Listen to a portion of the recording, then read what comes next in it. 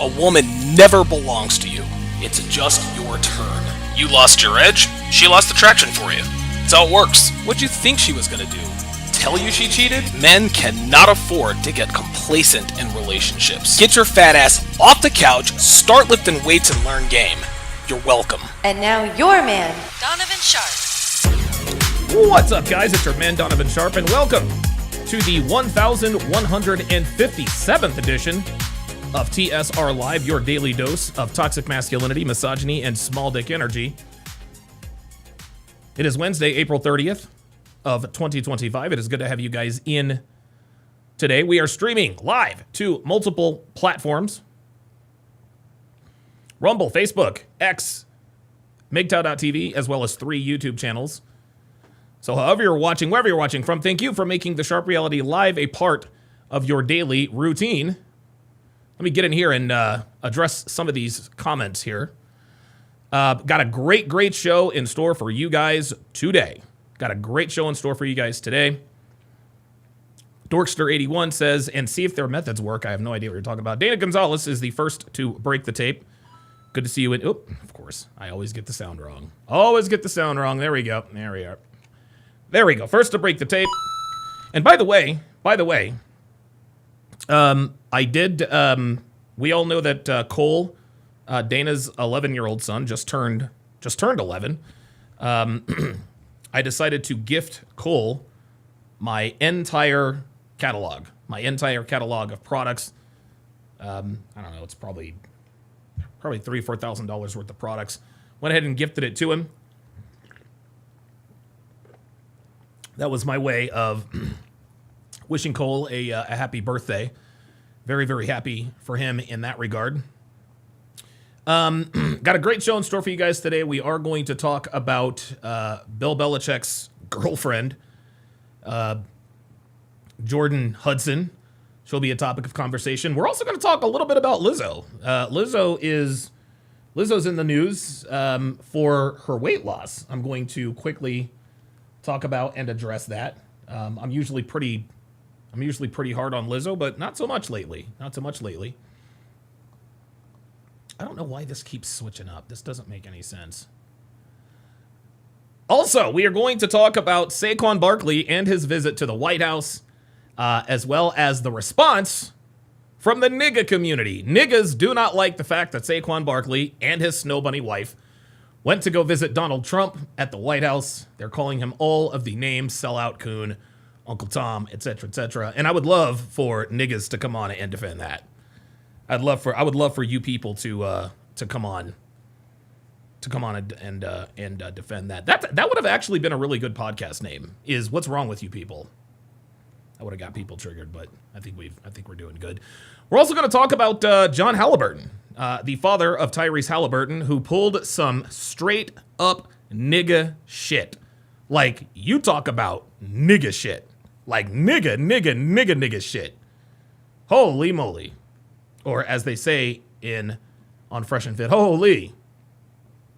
Then, of course, we're going to talk a little bit about Shedeur Sanders and why he fell in the draft, the real reasons why he fell in the draft.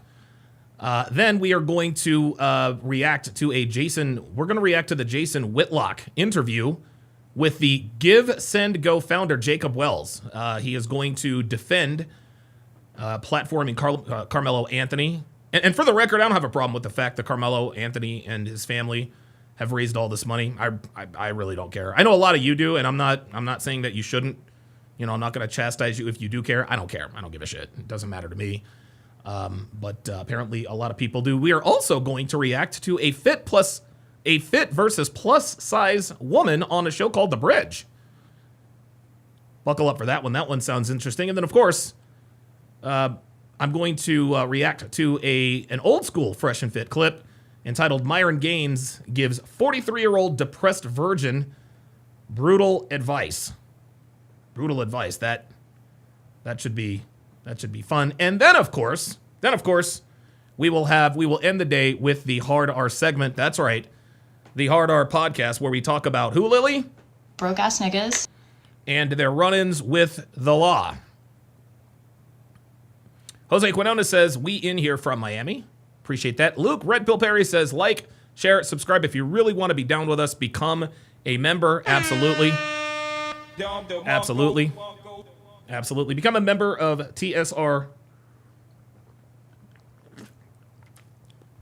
But actually, because of course I've got Patreon, but I wonder if I shouldn't do some stuff regarding members. That should be very, very, very, very interesting as well. So we've got a lot to do. We've got a lot to cover. We've got a lot a lot to talk about. But before we get into the videos, oh, wait a minute. Oh, Mike Hawk. Shout out to Mike Hawk with the 1 Donovan Sharp membership at Max Deplorable, hashtag 2A, to welcome, I assume, him to the TSR family. If you would, Max, go ahead and put your age and location in the chat, as is customary of all first-time channel members. Let's go ahead and do a chat-wide age and location check. You never know, somebody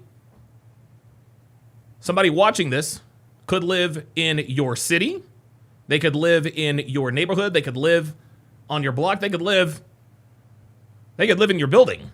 You just never know. This is how communities of like-minded men are built. Chris Williams with the $2 super chat. And by the way, Christopher Williams will be on the panel for the Real House Negroes of the so-called black community this Sunday at 8 o'clock p.m. 8 o'clock p.m. Eastern Standard Time. Says, random take, Lakers in 7. Okay, we'll see. All right. Want more says, hey, Don, all the advice we gave Cole, do you have all of that in your books? Oh, my God. Want more? You have no idea. Want more? You have no idea. All of the advice that we gave Cole, there's honestly, and I'm not exaggerating here, there's probably close to 500 times more advice in all of my books and courses, and goes 500 levels deep. Like, seriously, that birthday gift is going to change that kid's life. That's going to change that kid's life. And, I'm happy to be a part of that. I really, really am. One more who comes to us from Calgary. Shout out to Jerome McGinley. If you know, you know. Haroon Z-Man says, Oklahoma City to win the NBA championship. Rest are just filling in numbers. Shea doing Jordan numbers. Absolutely. Yeah, listen, man. OKC looks very strong. OKC looks very, very strong. And so, I don't really know of any team that can challenge the Thunder. I really, really don't. But I will say this, Shai Gilgeous-Alexander absolutely should not be the MVP this year. The MVP this year should absolutely 1,000% be Nikola Jokic. He's averaging a triple-double. He's the best player. I'm not going to say it's not close, because SGA's had a very, very good season, but the best player in the NBA for the last half decade has been Nikola Jokic. And listen, man, you guys know me. I'm a Sixers fan. Love me some Joel Embiid when he's healthy. He shouldn't have got that MVP a couple of years back. He shouldn't have. No, they gave the MVP to... Embiid's MVP, to me, is sort of on par with Derrick Rose's MVP. LeBron was the MVP of the league for 10 years, 10, 11, 12 years. The media just got tired of giving him MVPs, so they decided to give it to Derrick Rose.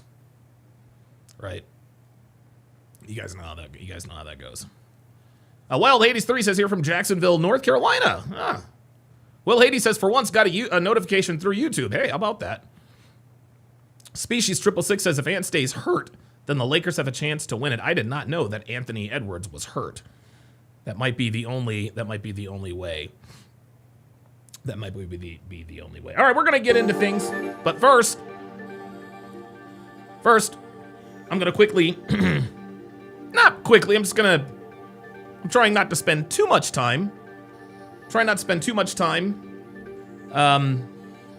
Just talking about things. You guys know me. I'm a marathon streamer. I'm going to try to condense it a little bit. At least in terms of staying on topic. And of course, as soon as I say the word MOVA Globe, you guys see this right here? You guys see this?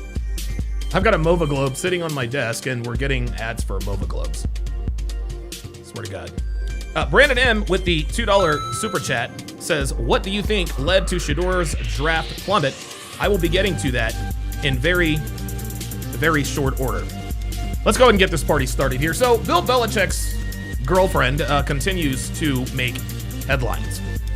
Apparently, the last, I think, 35 minutes, it has been reported that Jordan Hudson sort of derailed that whole interview. Let's quickly read this article that I found on Yahoo Sports. It says, even before this past weekend's embarrassing CBS interview, in which Jordan Hudson made it very, very clear who wears the pants in her romance with Bill Belichick, the legendary coach's friends were, quote, shaking their heads, one insider told the Post. They're talking to him about her, but very gently because they know how deep in he is. She saw an opening and took it, the insider added, of how Hudson, 24, has inserted herself into every aspect of her 73-year-old boyfriend's life and career. There, of course, is her having a little bit of fun. The consensus among people around Belichick, another source says, is that the relationship is, quote, alarming and Hudson is a, quote, runaway train.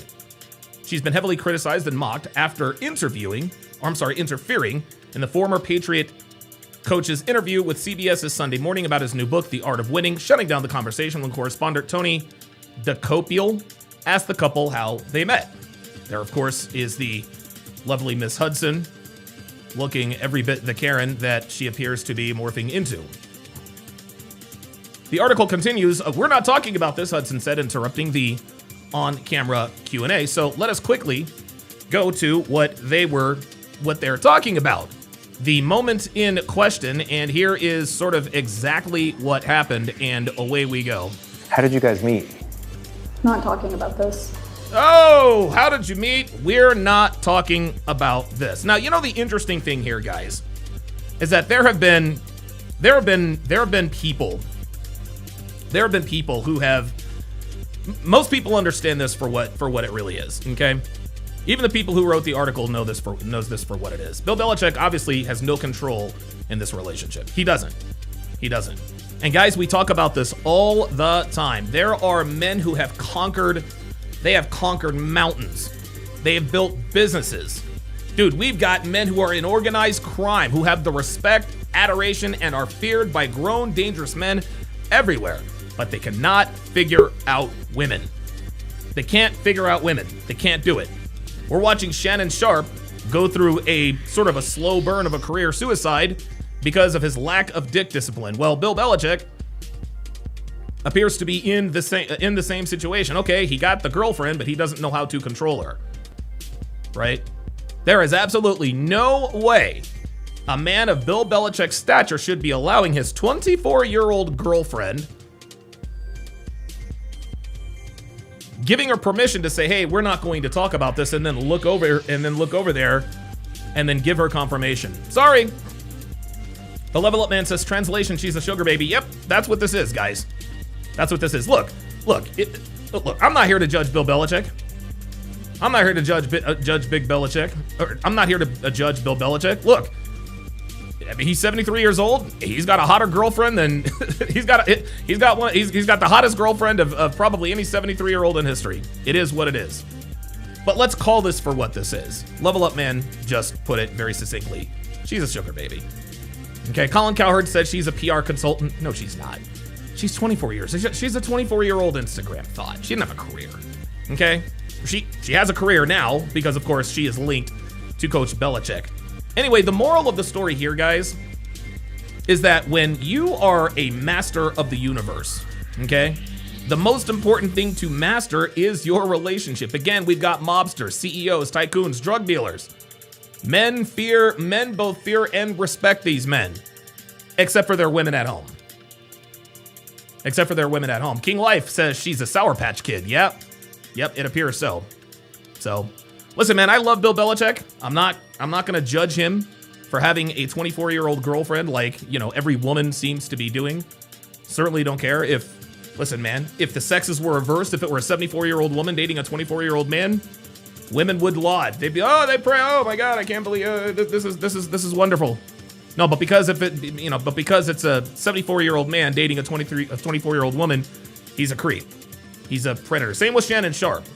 Shannon Sharpe is 54, 55 years old. He was fucking the 19-year-old, he's butt fucking her and all that shit. They're all into the BDSM. They're calling Shannon Sharpe a predator. No, he's not a predator. These are two consenting adults. Once you reach the age of majority, which means over the age of 18, you are considered to be an adult. Sorry, missed me with the shaming language. In the end, guys, Coach Belichick really, really needs to get this under control. He really needs to get this under control, because if he does not, things are going to get really, really, really complicated at the University of North Carolina at Chapel Hill. All right, let's talk a little bit about Lizzo. Let's talk a little bit about Lizzo.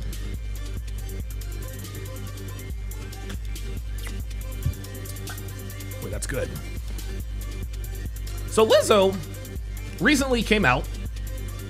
This was on page 6 via Yahoo Entertainment.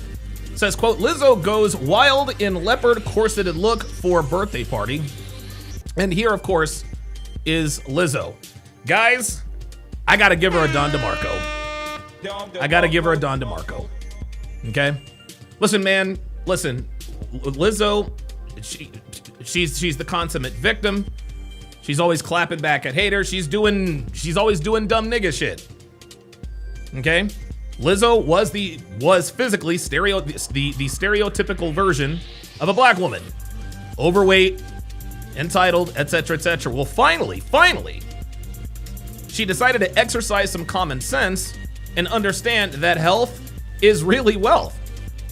Man, dude, shout out to Lizzo. I like the fact that she has rejected this whole body positivity movement and love your curves.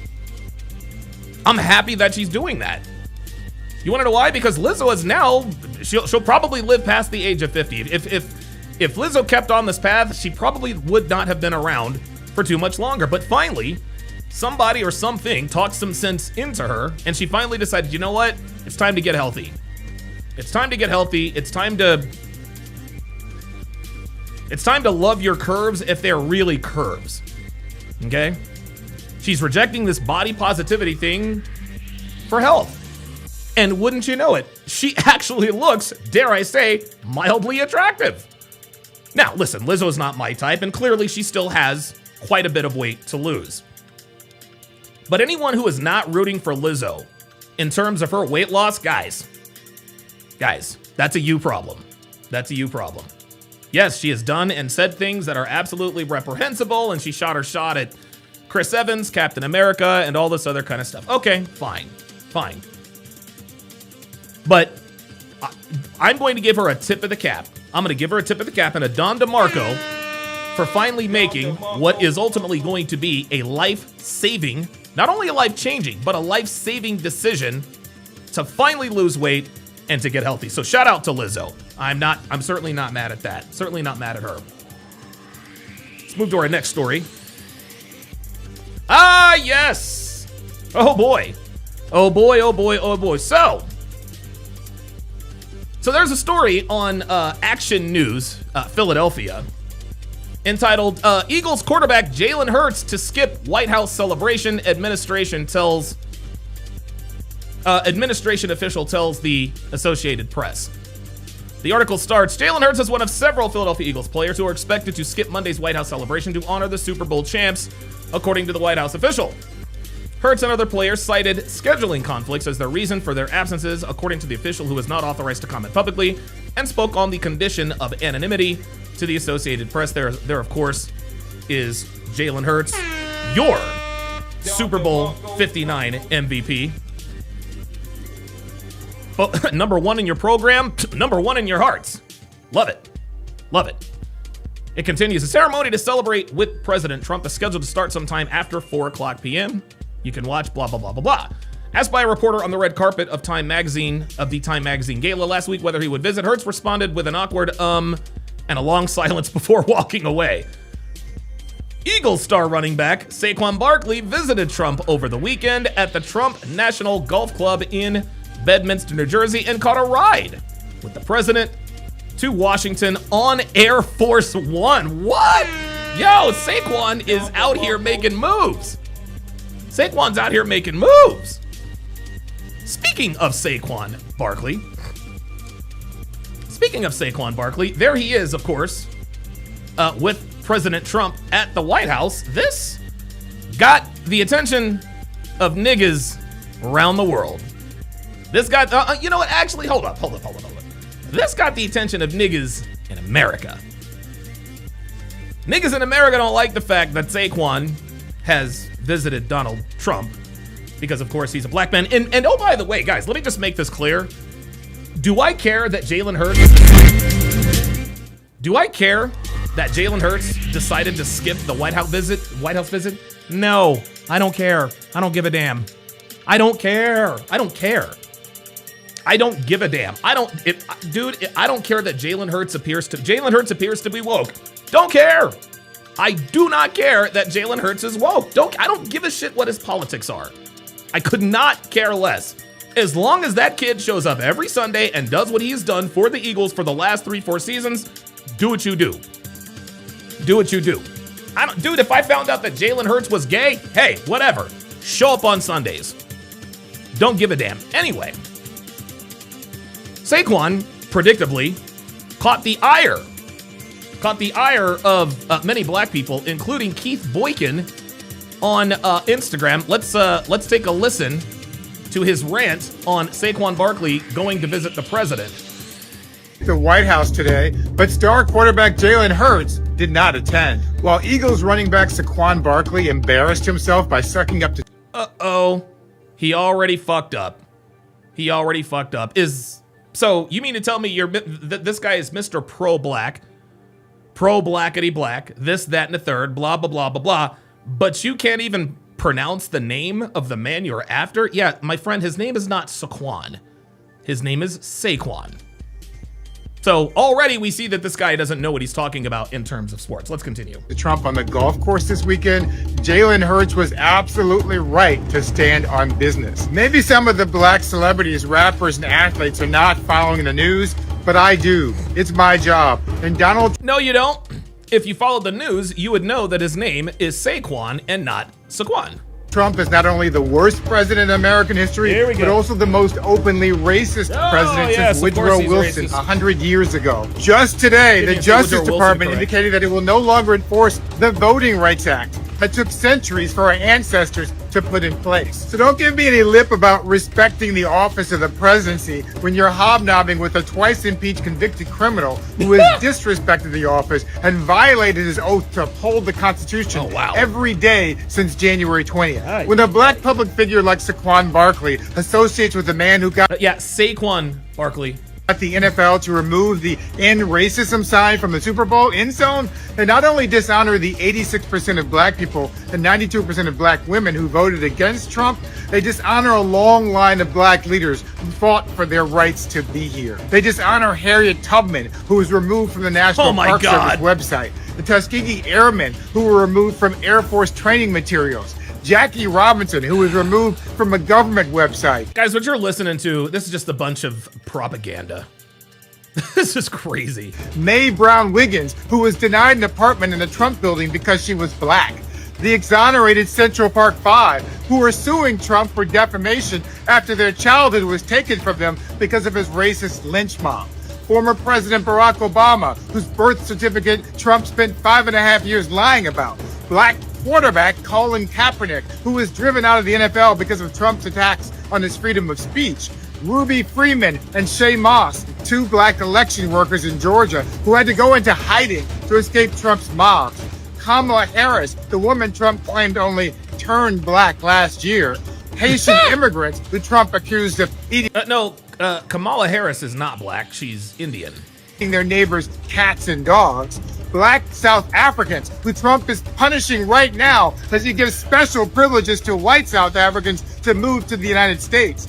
And black authors like me, whose books are being removed from government libraries. Trump is arresting judges, deporting American citizens, refusing to obey Supreme Court orders, erasing black history, attacking black institutions, and eliminating affirmative action, DEI, and black college scholarships. And after all that, some black public figures still seem to be more interested in worshiping the white man's money and power than defending their own integrity and decency. All skin folk ain't kinfolk, whether it's Saquon. You got that right. That's the first, dude. That's the first thing he has said that has made any sense. Not all skin folk are kinfolk, especially not with this nigga. Nigga, you can't even say Saquon Barkley's name correct. Unbelievable. Let's move to Jamel Hill's. Let's move to Jamel Hill's response to this. And listen, man, for those of you who are unfamiliar with who Jamel Hill is dude. She is a miserable black woman. She is a miserable black woman who does nothing but race bait all day and all night. She talked her way out of. She lost a bag at ESPN because while she was with ESPN, she encouraged football fans to boycott the sponsors from NFL teams. The NFL had a contract with ESPN. The NFL has a contract with ESPN, and so she was up out of there. And since then, she'll get in front of the microphone to anyone who will listen and talk about how quote unquote oppressed Black Americans are. Here's her response to what happened with Saquon Barkley. Is there a new presidential bromance brewing? It sure seemed that way today when the Philadelphia Eagles visited the White House to celebrate their big Super Bowl win. Your superstar running back who I met yesterday, and I want to tell you he's a handsome guy, but I wouldn't want to tackle him. Pause. Saquon Barkley. Where's Saquon? Oh, ain't that funny? So President Trump can say Saquon Barkley's name correctly, but Mr. Pro Blackity Black called him Saquon. And oh, by the way, just as a side note here, guys, a lot of you guys who are not sports fans probably recognize him. That's fine. That's Saquon. This guy right here, this guy is the MVP of the Philadelphia Eagles. That is Eagles general manager Howie Roseman, who is the greatest general manager of all time. Let's continue. But I offered him a ride on Air Force One because I was coming down, and usually they say, no, I don't think so. He said, I'll take it, sir. Yes, sir. And he loved Hell it. yeah. We loved being together. He's a great young guy. Eagles star running back Saquon Barkley took a lot of heat for his golf weekend and VIP ride on Air Force One with President Trump, but he brushed it off on social media. Dude, Don DeMarco to Saquon. I am not mad at Saquon. Yo, I'm going to tell you what. I did not know that Saquon rode on Air Force One. Holy moly. Maybe Saquon out here making moves. Not a hard concept to understand. Just golf with Obama not too long ago and look forward to finishing my round with Trump. Join me now, contributing writer to The Atlantic and host of the podcast, Jamel Hill is Unbothered. Jamel Hill also here is former no, Jamel Hill is definitely bothered. Definitely bothered. Former NFL wide receiver Dante Stallworth. Glad to have both of you guys here today with me. Let me ask you about this, Dante, because Dante Stallworth actually played for the Eagles for a short time. Saquon is defending his outing with the president. Trump seems, frankly, more than flattered by all this. What do you make of it? That deep side. Okay, that's his response. Go ahead. I love Saquon. I think he's a great player, and you can't deny his talent. One of the things that bothered me the most was that he was one of the players that, back in 2020, when the NFL players were really going after the NFL for not standing up against the NFL and the president at the time, President Trump. He was one of the guys at the forefront saying racism and injustice cannot exist. And then he goes today, 5 years later, and he's golfing with Donald Trump. And one of the things that he said was that, it's not about politics, or leave politics out of it. And by the way, guys, I know a lot of you guys know who Dante Stallworth is. Listen, man, yes, he hit someone and killed someone when he was in Miami. When he was in Miami, I think he had like an involuntary manslaughter charge. I don't care about that. One of the things I'm reminded of, and yes, Mac, Saquon definitely has a white girl. We're going to get into that in a minute, too. Quote that's attributed to the Greek philosopher or the Greek politician Pericles, where he says, it's attributed to him, it's a similar words, paraphrasing. He says, you may not be interested in politics, but that doesn't mean politics won't be interested in you. And so, as you see, they've used his tweet. Ah, there we go. See? There we go. See that? This is what niggas like to do when you try to stay out of these political conversations. Well, if you're not with us, then you're against us. The so-called black community chastises people who want to sit in the middle. They're like, hey, you know what? I just want to exist. I don't want to be confrontational. See, I'm confrontational. I speak out against niggas all the time. I don't care. But there are just some people. There are just some people who just don't want anything to do with these conversations. But the so-called black community still likes to rope these guys in. Well, here is Dante Stallworth doing the same thing to Saquon. He's saying to Saquon, well, listen, man, if you're a professional athlete, you might not want to be involved in politics, but politics might choose you. Yeah, sorry. Michael Jordan was never in politics. He was never a political guy. He's really not a political guy now. I think he's come out and said a few things here and there, but Michael Jordan has always been right on the fence, and I don't care. The White House, they posted his tweet. They posted photos with him. He's essentially being used kind of as a propaganda tool to say, hey, look, Saquon Barkley likes us. Everyone. A propaganda tool? Are you kidding me? Dante, serious? A propaganda tool for what? What is he trying to propagandize? And of course, you guys can see that you guys can see that Dante Stallworth has the uniform on of the pro-blackity black. All pro-blackity blacks, niggas like this, they all love to wear bow ties and horn-rimmed glasses. They all look the same. Everyone else should like us because he is, number one, a black player in the NFL, and number two, he's a prominent African-American. At the same time, it's evident where he says that he just respects the office of the president. It's evident that Donald Trump doesn't respect the office of the president. He only respects the power that it wields. So, Jamal, is there an unfair pressure and double standard being put on black players in the NFL to appear or not appear at events like this, for the reasons he's talking about? Oh, definitely. But a lot of that has to do with the fact that this administration has communicated so often about how they feel about black people in this country. You know, at the same time, while he is with the president, you have this administration taking away precious artifacts from the National African American Museum here in Washington, D.C. God. Here we go. Other things that show that they are more than willing to I swear to God. Just like the other nigga on Instagram, Jamel Hill is sitting here making shit up. You know what niggas like to do? Niggas love to just make shit up. They love to just make shit up to prove that somebody is racist or prove their point.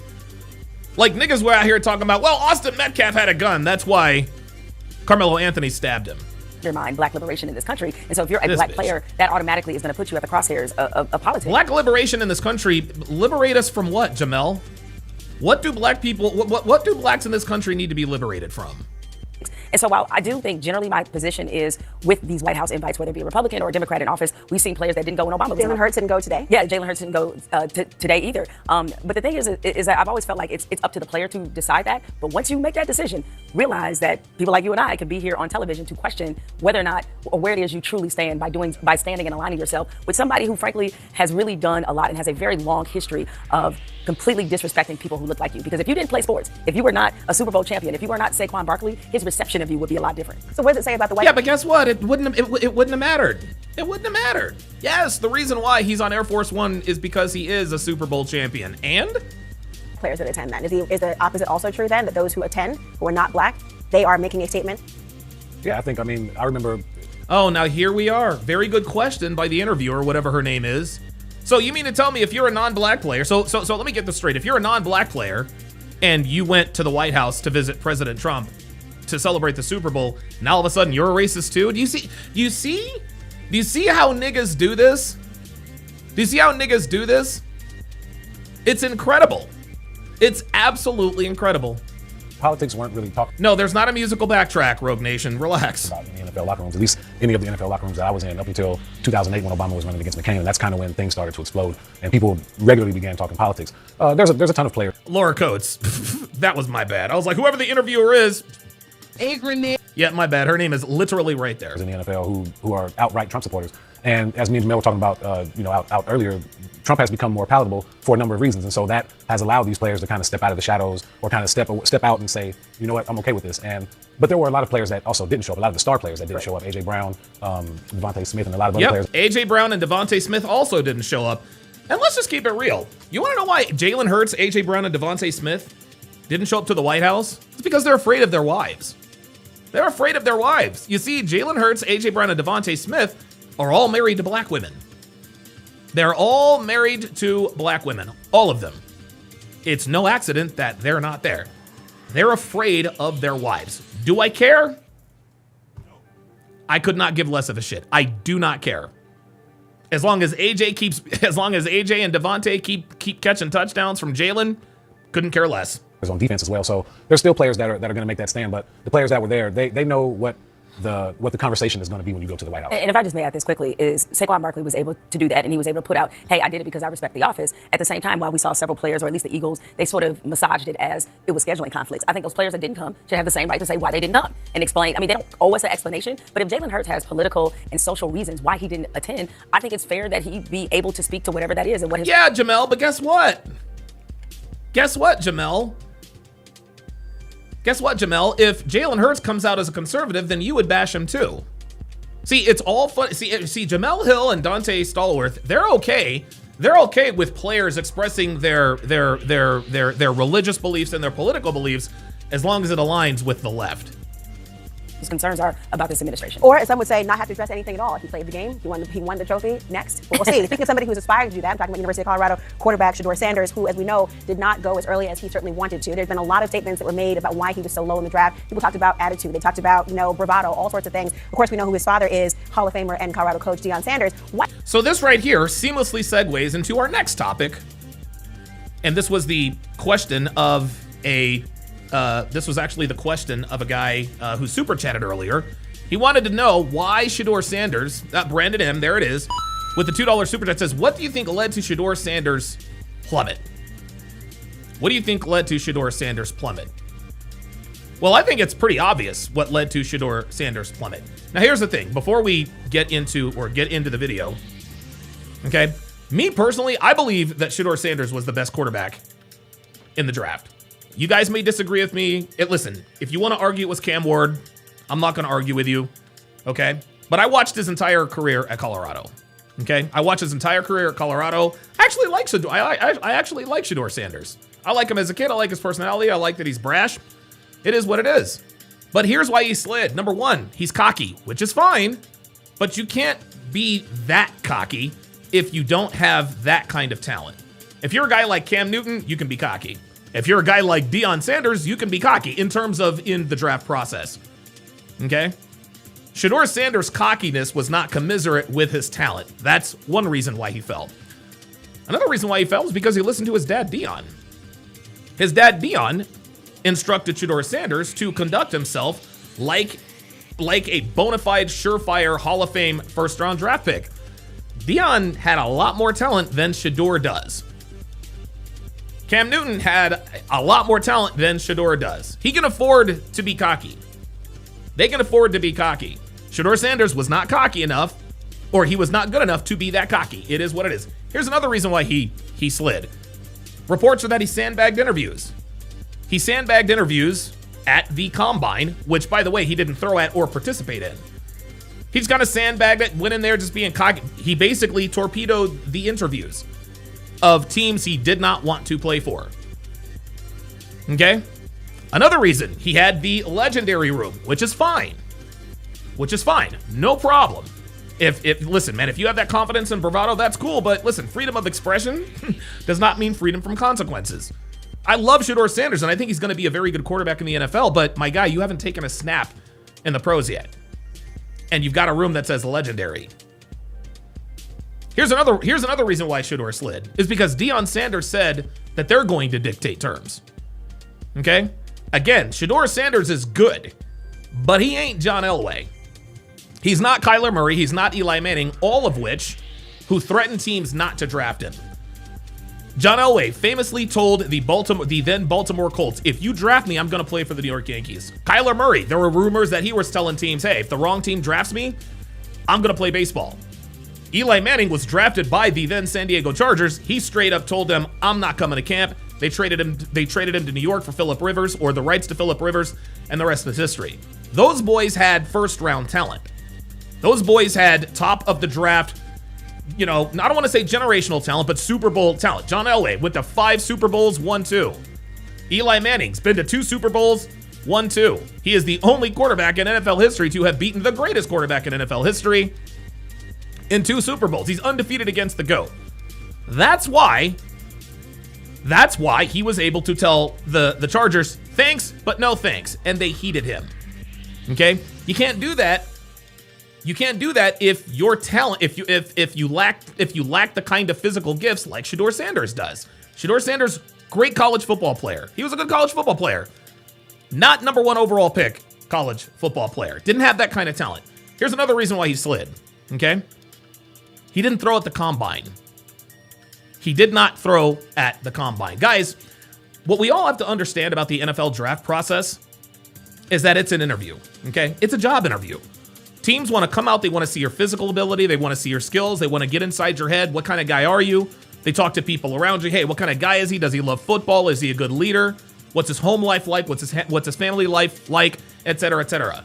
Bo Nix went number 10 overall to the Broncos. He went a lot sooner than a lot of experts said that he would go. And I believe it's because Bo Nix is a grown-up. Bo Nix, when he was drafted by the Denver Broncos, he's married. He's a grown-up. You don't see Bo Nix going to the... And again, there's nothing wrong with going to the club and having fun as a quarterback, but when you're the quarterback of an NFL franchise, you're the CEO. And you have to conduct yourself as such. This is why NFL owners like for their star players, their star quarterbacks, to be married. I.e., Jalen Hurts just got married. Jalen Hurts has all the accolades, he has all the money. Now it's almost like a presidential type of position, right? Bo Nix has the wife. He's a grown-up, went to college for 4 or 5 years. I think before Dylan Gabriel, who was actually drafted before Shedeur Sanders, Dylan Gabriel has like 61 NFL starts, or 61 college starts. That's like the most all time. That's why Bo Nix got drafted, right? But guys, this is a job interview, okay? What Shedeur Sanders essentially did, here's what he did. There's a company in town that is hiring. And Shedeur walked into the building like, you guys are going to give me this job already, so I'm really not going to take this job interview seriously. I'm just not going to. And NFL teams responded in kind. He was, I think, the 5th or 6th quarterback taken. He was taken behind Dylan Gabriel, who's nowhere near the talent level of Shedeur Sanders. So the reason why Shedeur Sanders had everything to do with what happened from the neck up, not the neck down. That's what it is. Does this make Shedeur Sanders a bad person? Of course not. I like Shedeur. I like the fact that he's got a French bulldog. And it's really, really cool that his brother Shiloh got picked up by the Tampa Bay Buccaneers. I love the Deion Sanders story. You know, you guys know black fathers, they get a bad rap for a lot of reasons. They really do. Deion Sanders, he's a good black father. He's there for his kids. Even though his ex-wife acted all crazy, Deion was there for his kids, much the same way LeVar Ball was, or is, for his sons. LiAngelo and, you know, Mello and all those guys. Right? But here is where this is going to take an unexpected turn. Guys, there are so many black sports pundits who are saying that Shedeur Sanders slid in the draft because of racism. Stephen A. Smith came out and said, this is bullshit, this is collusion. I'm sorry, Stephen A. Are you telling me that all of the NFL owners colluded and then the Browns just decided to say, you know what, we're not gonna collude anymore, we're gonna go ahead and take Shedeur? That was bullshit. That's ridiculous. Ryan Clark, I can't believe teams didn't take Shedeur Sanders. Rich Eisen with his white guilt, oh my God, I just can't figure it out. Rich Eisen had person after person after person come on his podcast and tell him exactly why Shedeur slid, which was basically my outline, but Rich Eisen wants to sit here and act like he doesn't know why Shedeur slid. No, my guy, you've had guys on all week telling you why. Okay? So this has really been drawn along racial lines. Surprisingly, Jemele Hill disagrees. Let's take a look and listen. How do you think he wasn't picked as high? I think it's really layered. I think there's a number of issues that are at play here. The NFL doesn't have a great track record for a lot of things. One of the things, though, I will say is that the NFL is extremely tolerant for talent, right? So the more talent you have, the more tolerant they will be. And we see, you know, you've had guys like Baker Mayfield, you've had guys like Johnny Manziel, Caleb Williams, who turned out to be number 1 quarterback or top 5, top 10 pick, who had a number of concerns and issues from league officials.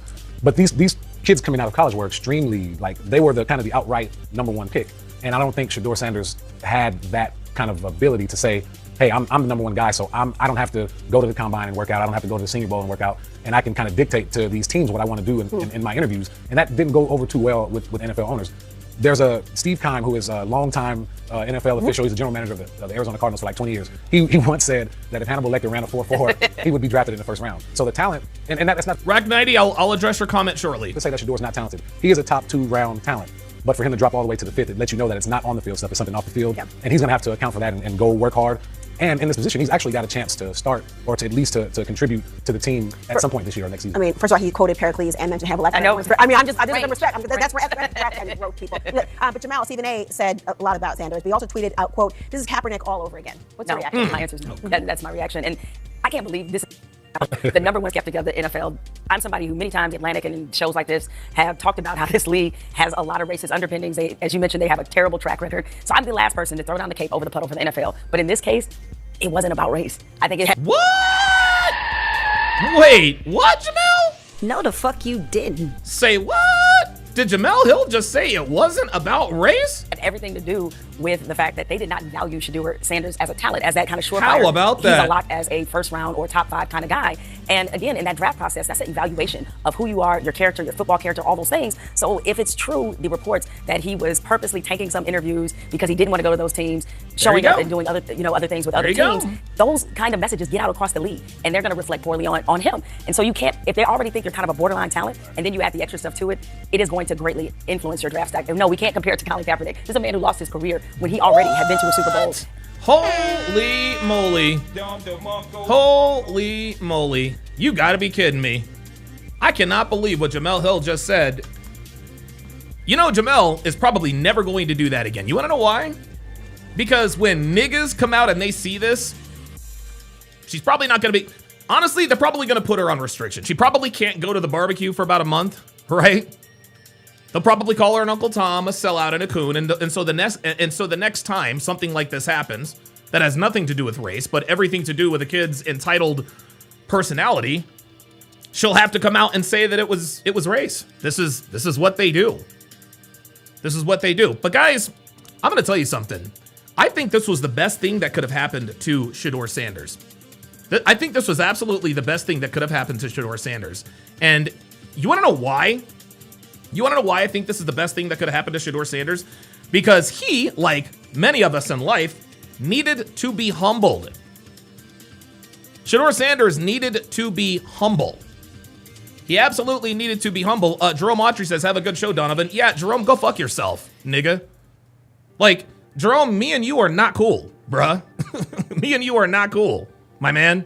You are a nigga. I will never forget that. Go fuck yourself, respectfully. The fuck are you in here telling me have a good show? Fuck is wrong with you, bruh? Swear to God, man, niggas.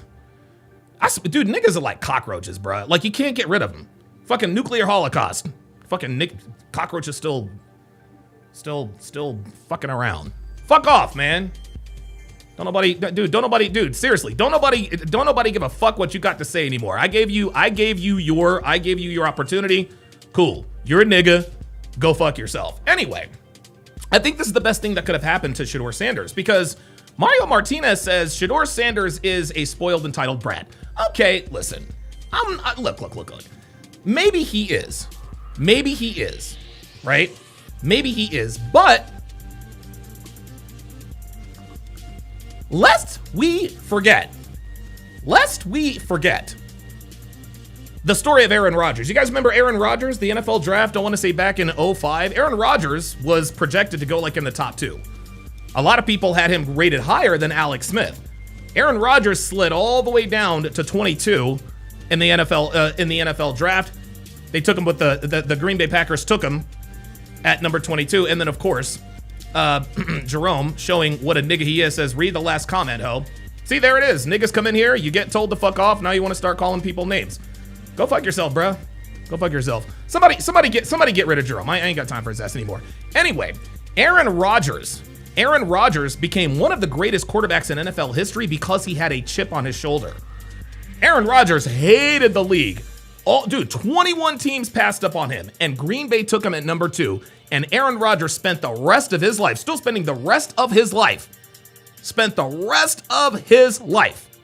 proving everyone wrong. Now Aaron Rodgers is a 4-time MVP, is a Super Bowl champion. He will walk into Canton, which is the Hall of Fame, exactly 5 years after he retires. You want to know somebody else who had a big chip on his shoulder? This guy. The greatest player in the history of the NFL had this to say about being drafted number 22 overall. I just want you guys just to listen. I want you guys just to listen to this. Round, and he says, I gotta get out of here. The poor guy, and the tension in the house is just really rough. And it was hard. I remember taking a walk with my dad and mom around the block. Look at this. Look at this. Look at this. Do you see? Guys, this is absolute pain. This is absolute pain. You want to know what was very unique about this interview? Tom Brady is crying about being taken number 199 overall. He's crying about going number 199 overall. Guys, he had already won 3 Super Bowls when he gave this interview. He had already won 3 Super Bowls when he gave this interview. The fire burned within him. Look at Tom Brady. He's sitting here crying after winning his 3rd Super Bowl. He is crying about the fact that he got picked number 199 overall. Holy moly. Holy cannoli. Guys, this is why Shedeur Sanders needed to happen what happened. He needed to be humbled. Shedeur Sanders needed to be humbled. And he was humbled. And I think it is going to benefit him greatly throughout his NFL career. All right, let's go to the next story. Oh boy, this is absolutely. Oh, wait a minute, hold on. I do apologize. And by the way, the reason why I've got the music on is because of the copyright. I don't want to do the copyright, and it helps me move the stories along. Okay, it helps me to move the stories along. I don't want to spend too much time on one story, so it's almost like, I'm sort of doing, I don't know, kind of like a lightning round sort of thing. Anytime there's like a lightning round, whatever the case may be, anytime there's a lightning round, there's always music. So that's kind of what I'm trying to. Get at here. Speaking of niggas and nigga shit, this happened last night after the Pacers defeated and eliminated Giannis Antetokounmpo. So as you can see right here, John Halliburton is in the face of Giannis Antetokounmpo. You guys see that? He is sitting there yelling and talking trash to Giannis Antetokounmpo afterwards. Of course, now there is, was that Grayson Allen? This was absolutely crazy. Guys, this is the most nigga thing. This is one of the most nigga things I've ever seen. It's one of the most nigga things I've ever seen. Man, like, what in the world are you doing? What in the world are you doing? This is 1000% nigga shit. What are you doing going up to and taunting Giannis Antetokounmpo when you aren't the one out there? And I understand, I get it. You're excited that your son, played well or whatever the case may be, but bruh, this is nigga shit. But let me ask y'all a few questions. Do you think that John Halliburton would have done that to Draymond Green? You think? Do you think John Halliburton runs out here and does this right here to Draymond Green? No, sir. Let's take a little bit old school. Do you think he would have done it to Charles Oakley? Do you think he could have done it? Do you think he would have done it to Charles Barkley? Let's ask another question. Let's ask another very, very important question. Because this always comes around to nigga shit, doesn't it? It always comes around to nigga shit. Let's say that he did that to, say, Luka Doncic. Or, I don't know, Yusuf Nurkic. Or Domantas Sabonis. Or wait a minute. What if he did this to Cooper Flagg? What if Tyrese Halliburton dunks on Cooper Flagg and John Halliburton runs out to taunt Cooper Flagg? You want to know what would happen? There would be justifications. See, this is what niggas do. Because a black man did it to another black man, now we're talking sense. But guess what? If Cooper Flagg had been involved in this, there would have been justifications. People would have come out and said, well, listen, his family called him the N-word.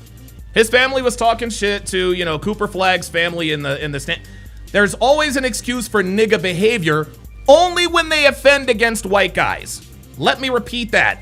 There is always an excuse for nigga behavior only when they offend against white guys. We're seeing that right now with Austin Metcalf and Carmelo Anthony. But only when niggas do shit to other niggas do we all of a sudden have sanity and common sense. When a black man does something to another black man, all of a sudden now we have perspective. Case in point, the girl on the track. You guys remember the girl that brained the other black girl on the track at the 4x100 relay? We chastised, but listen, black community came out, no, she shouldn't have done it. What if she brained a white girl? Niggas would have been making excuses from dusk till dawn, just like they are making excuses for Carmelo Anthony. Even Ryan Clark, a race hustler, talking about, we need to punish him. Like I said, would it be the same if he had done it to Cooper Flagg? Now, I want to highlight something here in the same vein. I want you guys to watch this. I want you guys to watch this response that Giannis Antetokounmpo had. I want to pardon me. I want to point out the response that Giannis Antetokounmpo had. And before I do this, guys, what is Giannis doing? Giannis is, and listen, later on he got in his face and didn't do anything, right? But look at Giannis Antetokounmpo. He is handling himself with a little bit of dignity. He is sitting, dude, Giannis is like, I don't know, 6'11", 7 feet. Just standing there. Just standing there. Right? He's standing there. He didn't respond like a nigga would have responded. Guys, I'm self-aware enough. I am truthful enough with myself to say that had I been Giannis, I'd have laid that dude out. I'd have knocked his ass out. Real shit. Real shit. Guys, I got a little nigga in me too. If I were Giannis Antetokounmpo, I would have knocked this dude the fuck out. I would have crushed this dude. You gonna come on here talking shit about somebody who ain't you to me? But Giannis didn't do that. Instead, he responded this way. And I want you guys to listen very, very closely because we should all aspire to be this kind of black man. Listen and watch. I don't really see you as someone that gets into it with people after the game. It looked like you were kind of standing there by the three-point line, and then all of a sudden you're in the middle of kind of everything. Just what happened kind of out on the floor after the game? Nothing. This is the last time I'm going to say it. I won't talk about the game. It doesn't really matter. One thing I'll say is that I believe like being humble in victory. That's how I am. Now there can be a lot of people out there that are like, no, when you win the game, you gotta talk shit, and it's a green light for you to be disrespectful towards somebody else. Yeah, nigga shit is what Giannis is talking about. I disagree. I've won the championship. They haven't. Okay, and that doesn't say anything. I'm not trying to minimize their effort, but I remember when I won. My mom, that she never missed the games from February 11th or 13th when she came in Milwaukee against the Knicks. She never missed the game. When we won the championship, I remember my mom. She was scared to cross. She was like, "Am I allowed to come and hug my son?" I see. Except now my brother does media for this year. He wants to come back and play, but like. Except in that, you've never seen my family like see course. I see this is not something that we do. We don't. I try to keep my family away from the game, but losing the game, emotions run high. Having a fan, which at the moment I thought he was a fan, but then I realized he was Tyrese's son, which I love. Tyrese, I think, is a great competitor. He was his dad. Sorry, coming in the floor and showing me his son a towel with his face. This is what we do. This is what we effing do. This is the F we do. This. I feel like that's very, very disrespectful. My dad, if you guys go and ask and learn, my dad's not with us no more. My dad used to come in the family room and was the most respectful person ever. There you go. When you see that? You come from nothing and you work your whole life to sell stuff in the street, and your whole life you'll be scared of the police of deporting you and sending you back to your country. You have to protect your kids with all means. You create this mentality of being humble your whole life, to not kind of disrespect anybody, not make the tension high, the emotions high, so anybody can snitch on you, say something bad about you. So when he came here, I remember I was like, Dad, why are you so humble? Why you go to the family room? You don't even say a word. You sit in the back. Why are you like that? Don't worry about it. Don't worry. That's how I grew up. That's what I had around. So when I see other dads, which don't disrespect, maybe if my son play basketball, I might be in the court. I might be the one on the court, and like 20 years later, you can play this interview and say, Giannis, you're contradicting yourself. But we'll see in 20 years. But I'm talking about right now how I feel. Having somebody's dad, which I'm happy for him, and I'm happy for his son, and I'm happy that he's happy for his son. That's how you're supposed to feel. But coming to me and disrespecting me and cursing at me, I think is totally unacceptable. Totally unacceptable. Okay? And I'm not the guy that points fingers, because in my neighborhood, snitches get stitches. So I don't want to say something, for him to say, get found.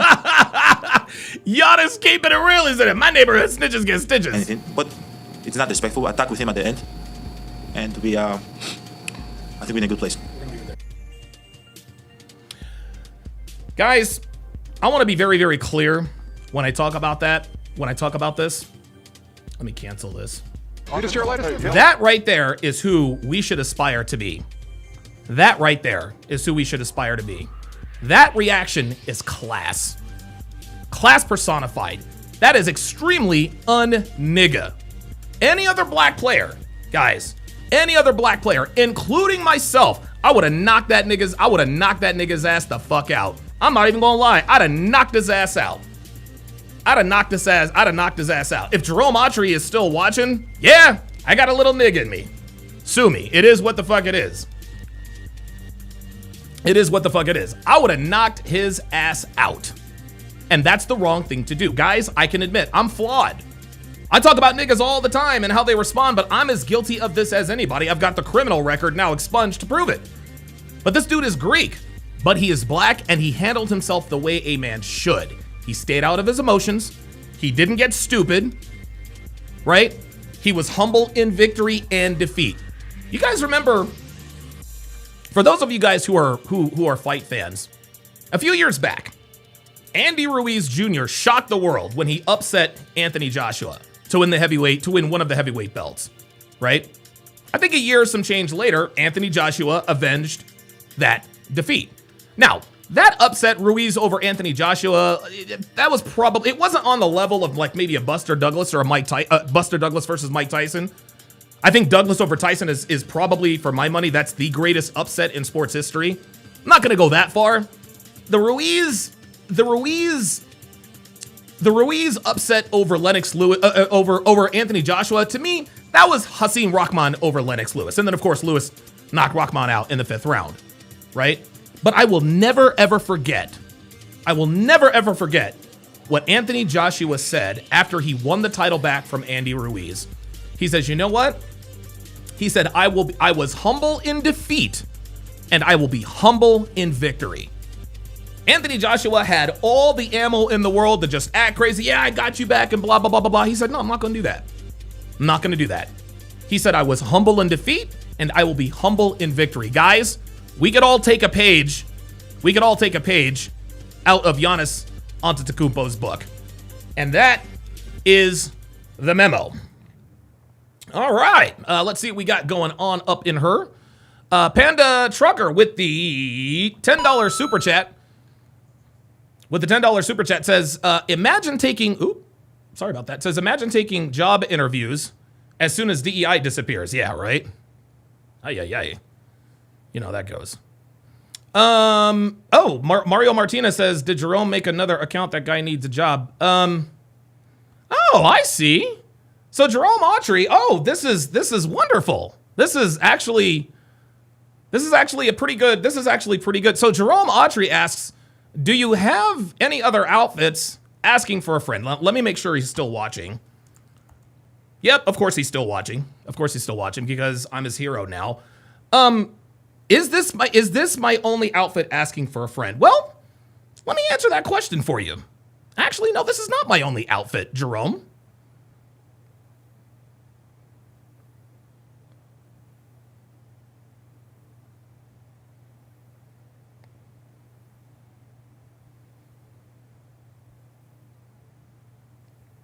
This is not my only outfit, Jerome. Actually, let me move this over here so you guys can see. Yeah, Jerome, you want to know if this is my only outfit? Like, dude, what are you doing now? What are you doing? You want to see, is this my only outfit? No, the answer is no, Jerome. This is my closet, nigga. What? There's my closet. You want to know? Hold up, man. Hold up. Oops, sorry about that. Hold up. My bad. Hold up. Because I got to flex on a nigga now. I got to flex on this nigga now. Stay tuned. You guys don't go anywhere. I'll be right back. Holy moly. Oh, this guy.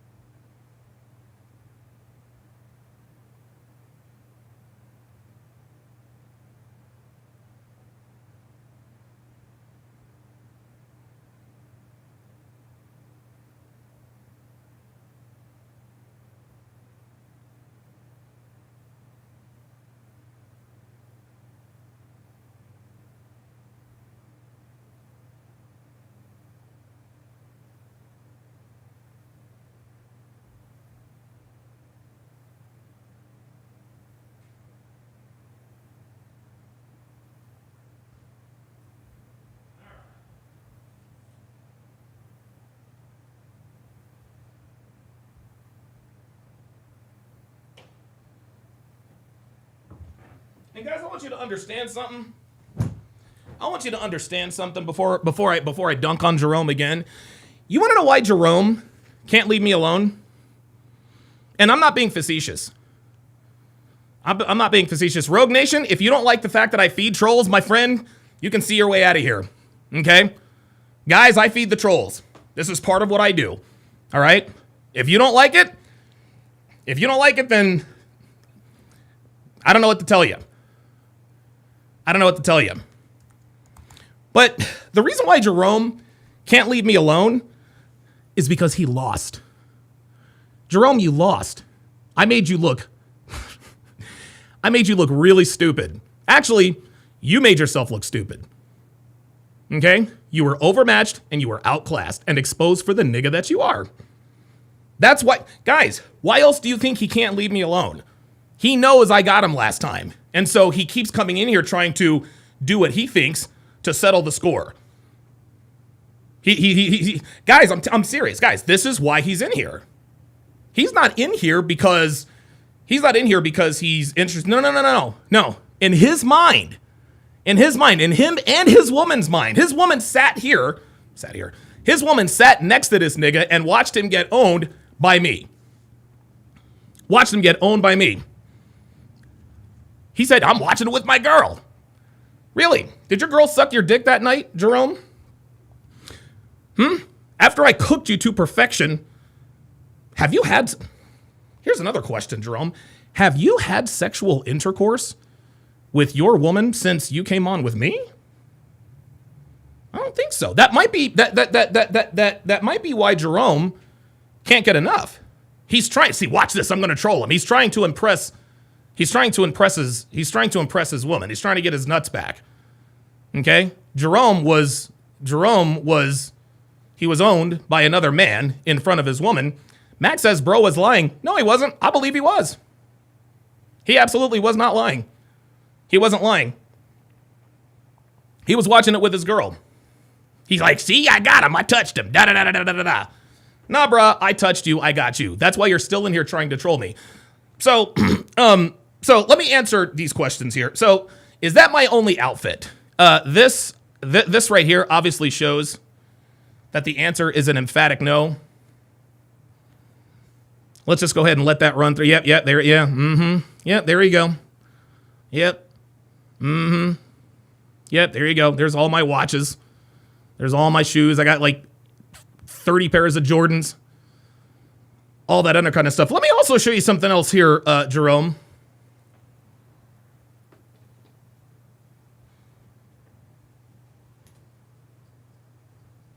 This is how great my life is.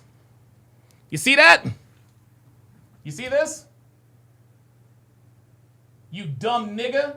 My clothes have my fucking name on them. My clothes have my name on them. You want to keep talking shit? Is this my only? Yeah.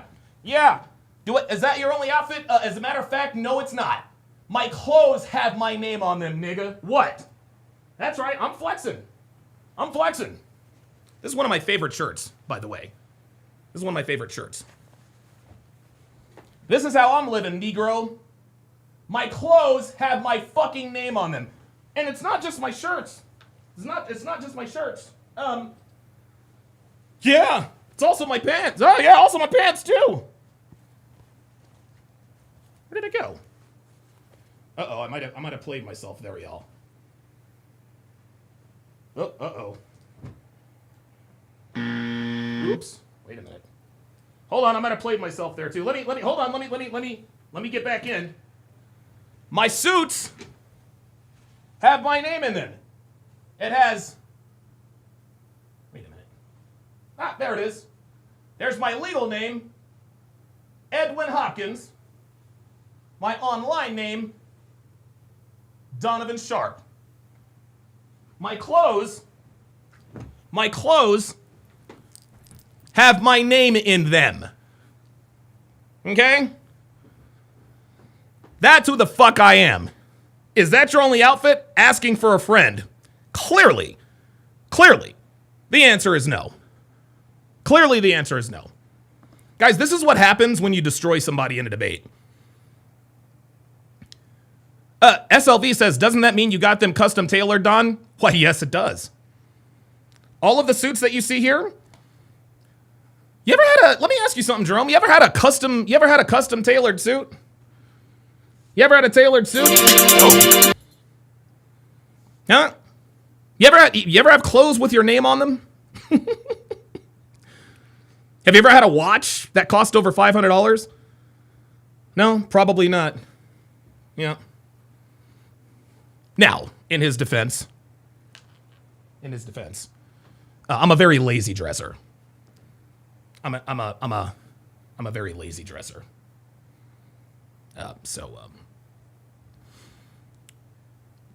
Yep, A. Worthington says, a custom suit is money, money, money. Vlad Chirac says, where can I watch the debate with Jerome? You know what? Since Jerome is in here, wait, hold on, let me see if he's still in here. Oh, he's still in here. All right, well, since Jerome is in here, I'll have my guy work on find that debate. I think I will replay that debate with Jerome because that was funny. That was actually quite funny. He got absolutely owned. Okay, what we're gonna do now while we're waiting for that, Jason Whitlock, who I love and admire very, very much, had Jacob Wells. He had Jacob Wells, who is the founder of Give, Send, Go. He had Jacob Wells on to talk about the truth behind the Carmelo Anthony. I think he's up to like $500,000. He's like $515,000 or something like that. He comes on to explain it. So without further ado, here is that interview. I'm going to speed it up so that we stay away from copyright, and away we go.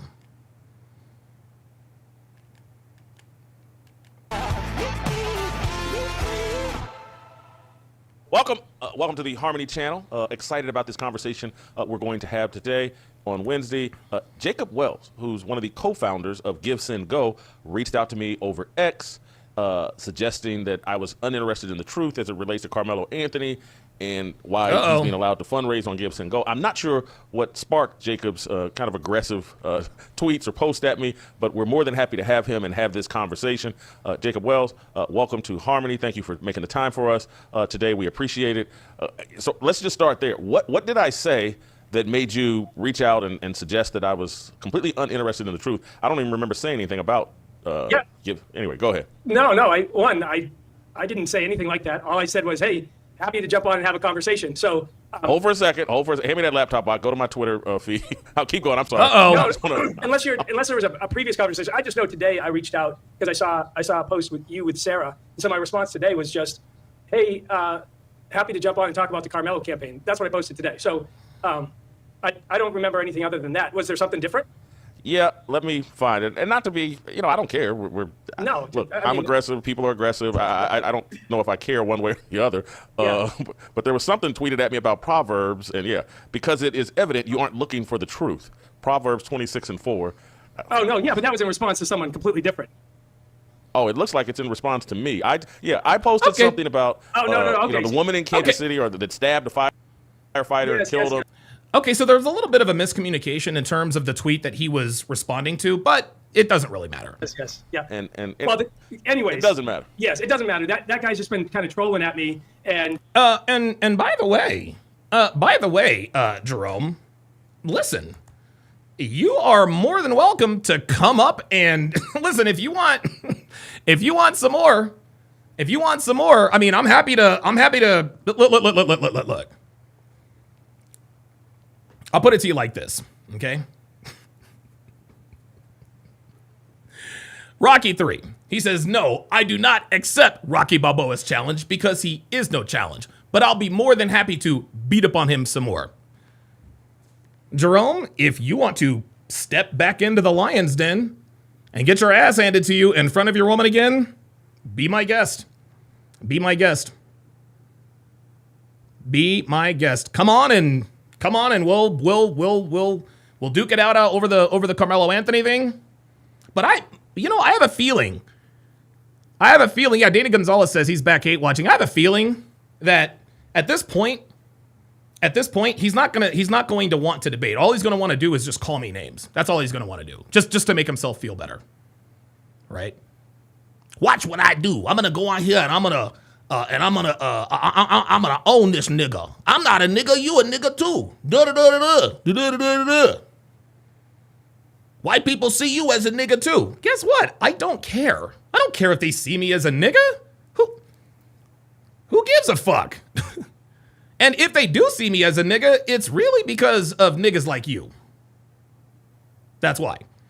So I have found both rounds 1 and 2 of my conversation with Jerome. We'll get back to Jason Whitlock here very, very, very, very shortly. So without further ado, round 1. Maybe not, but we know enough. We know enough. Okay? The reason why Carmelo Anthony was charged with first-degree murder is because his actions met all the elements of first-degree murder. This is why he's been charged with that. Oh, boy. Carl in the chat, I've never seen him before, says, did Myron keep it 100 about how Shannon Sharpe is a simp? Why are you asking me that? Go ask Myron. Jesus fucking Christ. Number 1. Number 2, Carl. A simp is not what Shannon Sharpe is. A simp is a man who gives an undeserving woman access to his time, energy, attention, and resources. A simp is a man who gives a woman all of this attention and affection, not commiserate with what he is getting in return. That's a simp. The reason why Shannon Sharpe is in the predicament that he is in is because he tried to cheat the game. He tried to cheat the game. Shannon Sharpe tried to cheat the game. Guys, I'm here to tell you, women don't come for free. Never have, never will. You are going to pay one way or another. You're going to pay one way or another. Shannon Sharpe tried to cheat the game. He tried to have sex with a sex worker for free without an NDA. And when I mean for free, without lavishing her with gifts, dude, Carl, Shannon Sharpe didn't buy her an expensive iPhone. He's not funding her lifestyle. Shannon Sharpe didn't do any of that stuff. What the word you're looking for, Carl, is that Shannon Sharpe tried to cheat the game. He got into a sexual relationship with someone who gets paid for performing sexual acts without paying for those sexual acts, and now he is going to pay the price. That does not make him a simp. A lot of people misuse the word simp. If you do anything nice for a woman, if anything happens between you and a woman, you're automatically a simp. Let's slow down and breathe, okay? Let's slow down and breathe. This is not Red Pill 1.0, guys. This is not Red Pill 1.0, okay? This is Red Pill 2, 3, 4.0 here, guys. Okay, let's go. And when the grand jury comes up, when the grand jury sees the evidence and hears everything that happened, including apparently some video, they are going to indict him. They are going to indict him. Period. Point blank. I'm going to say this, Roland. I don't know if you even remember this because I was on the panel for the DPO and it will liberate our people. This is just, Jesus Christ, that's ignorant. Yeah, it's kind of early. Okay, hang on, Jerome. All right, Jerome, what you got for me? Yeah, it's kind of round 1. Fight. Early. I kind of want to listen to what you want. Yeah, Carl, bro, like, okay, bro. Listen, Carl, if you want to come up and talk about that, that's fine. But dude, like, seriously, we're talking about this right now. You guys are fucking killing me. Yeah, well, this is not a doomer chat, dude. Like, Carl, this is not a doomer chat, my guy. Okay, fine. You're using a bunch of $25 words. You're right, Carl, okay? Do us all a favor, Carl, and start your own YouTube channel, and you can talk about how much of a simp Shannon Sharpe is. Let's move on. What you were saying about it, but you want me to hang around the back for just a little bit, and then we can speak. So no, we can talk now. We'll get your point out. No, we can talk now. Let's do it. Okay, yeah. The way we got different points of views on it. I feel that when the evidence comes out, I don't know everything, but first of all, Oh, he said, I don't know everything. Huh. So this was the first time he came up. This is the first time Jerome came up, and he sort of tried to hide his intention. And I believe that Jerome had good intentions. I think he just wanted to have a good, honest discussion about it. But it became clear to me that Jerome was a nigga based on the direction of this conversation. It became clear to me that he was a nigga because he doesn't think Carmelo is guilty. I mean, I'm in Texas and I'm familiar with the area. Yeah, I don't give a shit. I know hold on, let me stop you. Hold on, bro. Let me stop you right there. I don't give a damn where you're from, bro. Just because you live in Texas does not mean that you know something that the rest of us do not. Please continue. No. So let's go ahead and skip but that. I understand. But a lot of people, we got some different laws, and people might not be. I understand. We got some. Hold on. Let me stop you. No, hold on, bro. Look. Yeah, we got some different laws, my guy. But we pulled up the self-defense. We pulled up the self-defense in Texas, bro. Okay. Okay. Yes. Every state has different laws. Carmelo Anthony committed murder, my friend. Like point blank. Period. This is not self-defense. Austin Metcalf did not have a weapon. He got stabbed to death. Carmelo's guilty. I don't want to hear, well, I'm from Texas or no, bruh. Dude, murder is murder no matter what state, county, or city you live in. Yeah, but I understand. But in what I do is I respect everyone's opinion, and we both know that it hasn't been tried in court. And if you want to try it in court right now, that's something totally different. I know for a fact. Here's some things. I'm not going to do the hypothetical thing with you. Okay. I know that you have the ability to carry a knife, and when you say a knife, you got to understand in Texas. Yeah, it's intent. No. Let me stop you right there, bruh. Again. Okay. This is why. Hold on. Hey, look, this is what niggas do, guys. This is what niggas do. Anytime you sharp angle them on something, they go to something else. There's always an excuse. Hang on. This is why Carmelo Anthony is being expelled, my friend, because he brought a knife to school. It's illegal in the state of Texas to bring a weapon to school. Now listen to this. This is crazy. Did you know that? Oh, of course. Yes. There So are how do you laws justify that? about bringing a weapon to school, but unfortunately, they were not at school. That is not classified a school property where they were at. Now, let me clear this up before you say something. No, you ain't gonna do that. You ain't gonna do that. Okay, go ahead. This happened on campus, my friend. That's why they are expelling him. If this happened off campus, they would not have grounds to expel him. The kid brought a weapon on campus. So listen, you're 0 for 2, my friend. You can't bring you cannot bring a weapon on campus, number one. Number two, that was school campus. Please continue. Okay, let me explain this to you. There are rules, there are laws, there are policies. You are not allowed to wear certain things and stuff. I can expel you for this. What you see, and guys, what you guys are going to hear, what Jerome is doing is what niggas always do in these situations, is they try to pick apart. They try to look for innocence in many different ways. Well, he didn't technically bring a knife on campus. Yes, he did. Even if it didn't happen on campus, that doesn't mean that Carmelo Anthony isn't still guilty. That's the problem. I get in a fight on school grounds. I got the power to be able to expel you, but I don't have the power to send you to jail. Now, if it becomes to a certain extent to where someone dies and things like that, that's something different. It's a reason why if someone was selling drugs, if someone was selling drugs outside of that stadium, it's a reason why he would get punished differently if he was selling drugs outside of the schoolyard. There are different laws. What does that have to do with this case? And what does that have to do with this case? What does that have to do with this case? Because you're confusing policies and laws. Oh my God. That's a policy. See, I'm confusing policies and laws. Because it's a school policy not to bring a knife to school. He didn't break any laws. Do you see what he's trying to do there? He didn't break any laws. He broke a policy. You guys see what niggas do? Now, I will give Jerome credit here. The man literally just tricked me into laying my $4,000 suits on the ground. That is something you should never do. Laying a $4,000 three-piece suit on the ground is an L, and I will take that L. Chalk one up to Jerome. Let's continue. Let me ask you something. No. Hold on, bro. Dude, the difference between a policy and a law has absolutely nothing to do with this. The kid stabbed another kid to death. Let me ask you something. Do you think Carmelo Anthony is guilty? See, that's right here is when I was like, wait a minute, hold on. I thought we were like-minded on this. I thought he was just trying to bring a different perspective to the conversation. And then I said, oh, wait a minute. This dude might think Carmelo Anthony is innocent. Max says, Don, oh my God, Mac, Jesus. Max says, Don, your shoes aren't even on the floor. I know. That was bad.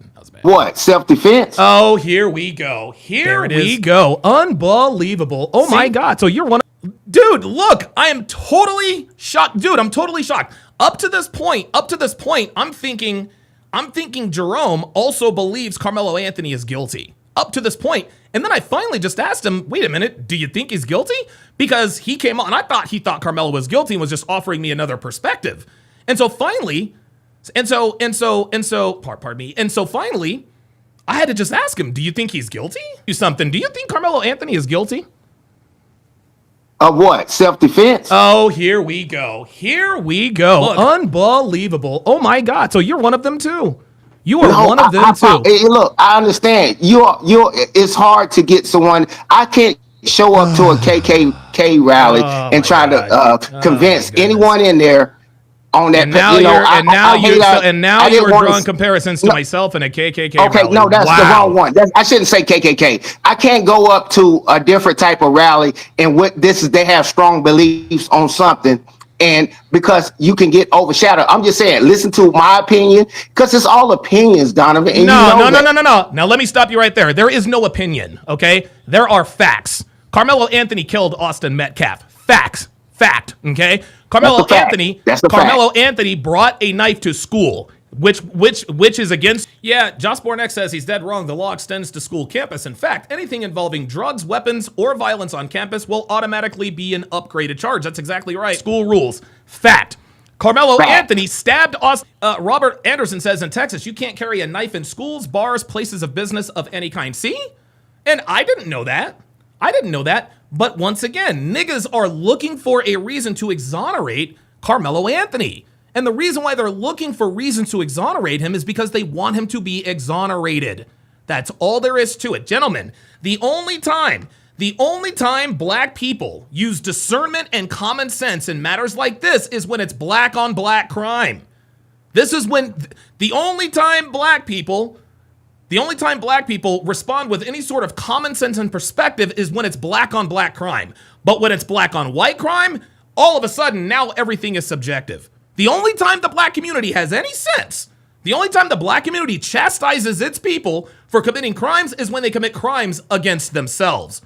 But if they commit crimes against non-black people, Asians, white people, Indian people, Asian Pacifics, we're good with that. No. When they commit crimes, when niggas commit crimes against niggas, the black community, the so-called black community, is surprisingly common sense aware. But then if you introduce another race, now we get niggas like Jerome here trying to justify the action. That's how it works, y'all. Let's go. Austin Metcalf to death. Austin Metcalf did not have a weapon. That is a fact. Are you familiar with elements of the laws, sir? Yes, definitely. All right, go ahead. But what you're not going to do is, I don't care if it was my sister. If two guys tried to jump my sister and she stabbed one of them and killed him. Do you hear that? Now, all of a sudden, see, I got him on all those other ones. Now he's trying to indirectly introduce, well, he got jumped by the twin brothers. That's why he stabbed Austin Metcalf. Right? Guys, in these situations, guys, niggas lie. Niggas and bitches lie to win arguments. Jamel Hill just sat up there and made up all that bullshit about Donald Trump. Why? Because niggas lie to win an argument. Niggas are going into these debates in bad faith. Now all of a sudden, so first of all, you live in Texas, so you know more than everybody, right? Then, well, he didn't break the law, he broke a policy, right? Number two. Now all of a sudden we're talking about, well, he wasn't on campus. Dude, every time.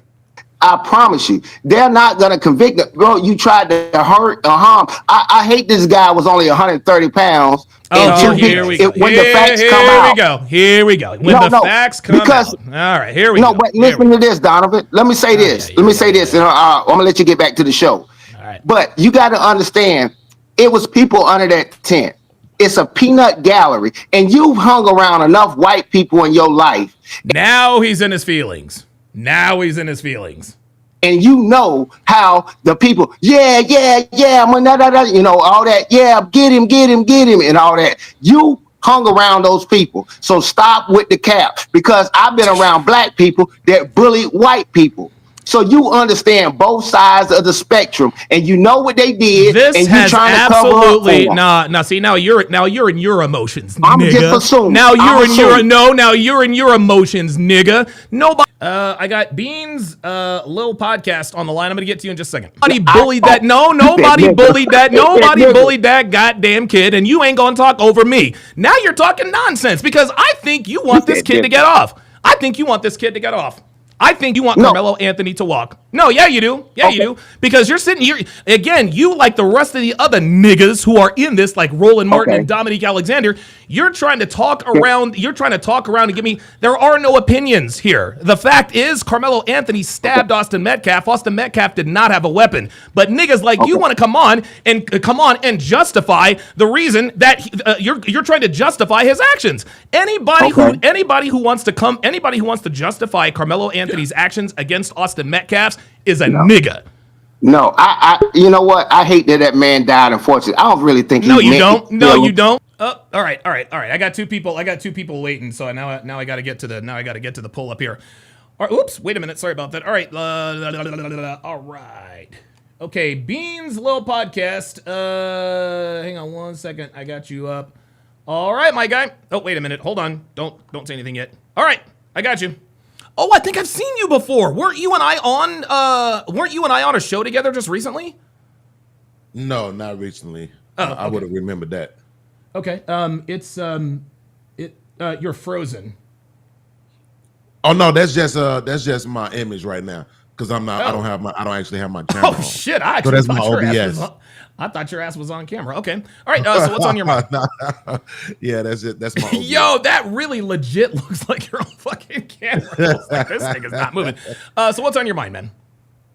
Well, I wanted to jump in right where you were at on the Carmelo case, because the issue that I'm having with the case is that it seems like black conservatives are having this conversation. It's like they're trying to convict the kid in the court of opinions. And the problem that I'm having with is that I only hear them having that conversation from the angle of the kid who unfortunately perished and like his sibling and anybody else that's talking. Nobody is having a conversation from Carmelo's POV. And I'm trying to understand why that is. I'm not Carmelo Anthony, so I don't know. My guess is that. Oh wait, hold on. That might have flown over my head. So you're telling us. So your contention is that nobody's talking about this from the point of view of Carmelo Anthony. Yeah, it's like. So what I'm hearing is people will say, oh, he stabbed the kid. He did this. He did that. Other people said this. Other people said that. Other people said that. But they I got you. Okay, that makes sense. He said. What about what he said though? He was in the inside of the experience. What he says doesn't matter at all. It does matter, and what he says is all over the police report. He told the cops, "I did it," and then when he says, "I've got the alleged stabber," he says, "No, officer, it's not alleged. I did it." He said he put his hands on me, and that's why I stabbed him. Then he told the story. I went into the tent. I don't know. I honestly don't know. I don't think we've heard his account of the story. That's actually a very good point, that we haven't heard his, I guess, detailed account, like step by step. Right. But be that as it may, that doesn't mean that he's not guilty. Now, I do agree with you. On this point.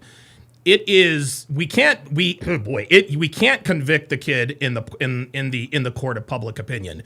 But guess what? We're not able to, okay? Because the court of public opinion, this case isn't tried in the court of public opinion, it's tried in the court of law. So yeah, we can convict him in the court of public opinion all we want to. What really matters is what happens in the courtroom. No, absolutely. But I'm just saying, like, for me personally, right, when we have these conversations, and I'm speaking, that's why I'm literally speaking specifically about black conservatives, because that's what concerns me.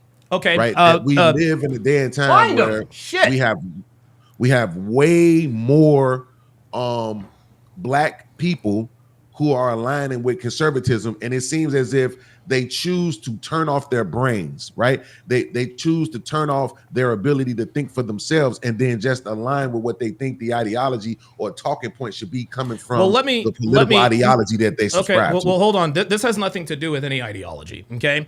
Carmelo Anthony stabbed an unarmed student to death. My ideology, my conservative values has nothing. And I'll give you an example. Here, okay?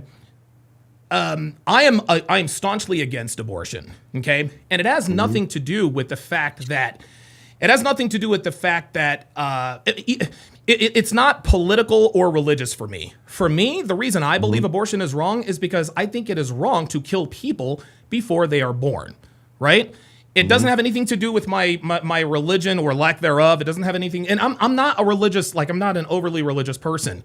I am formulating I'm formulating my opinion based on what I know. It has nothing to do with my conservatism.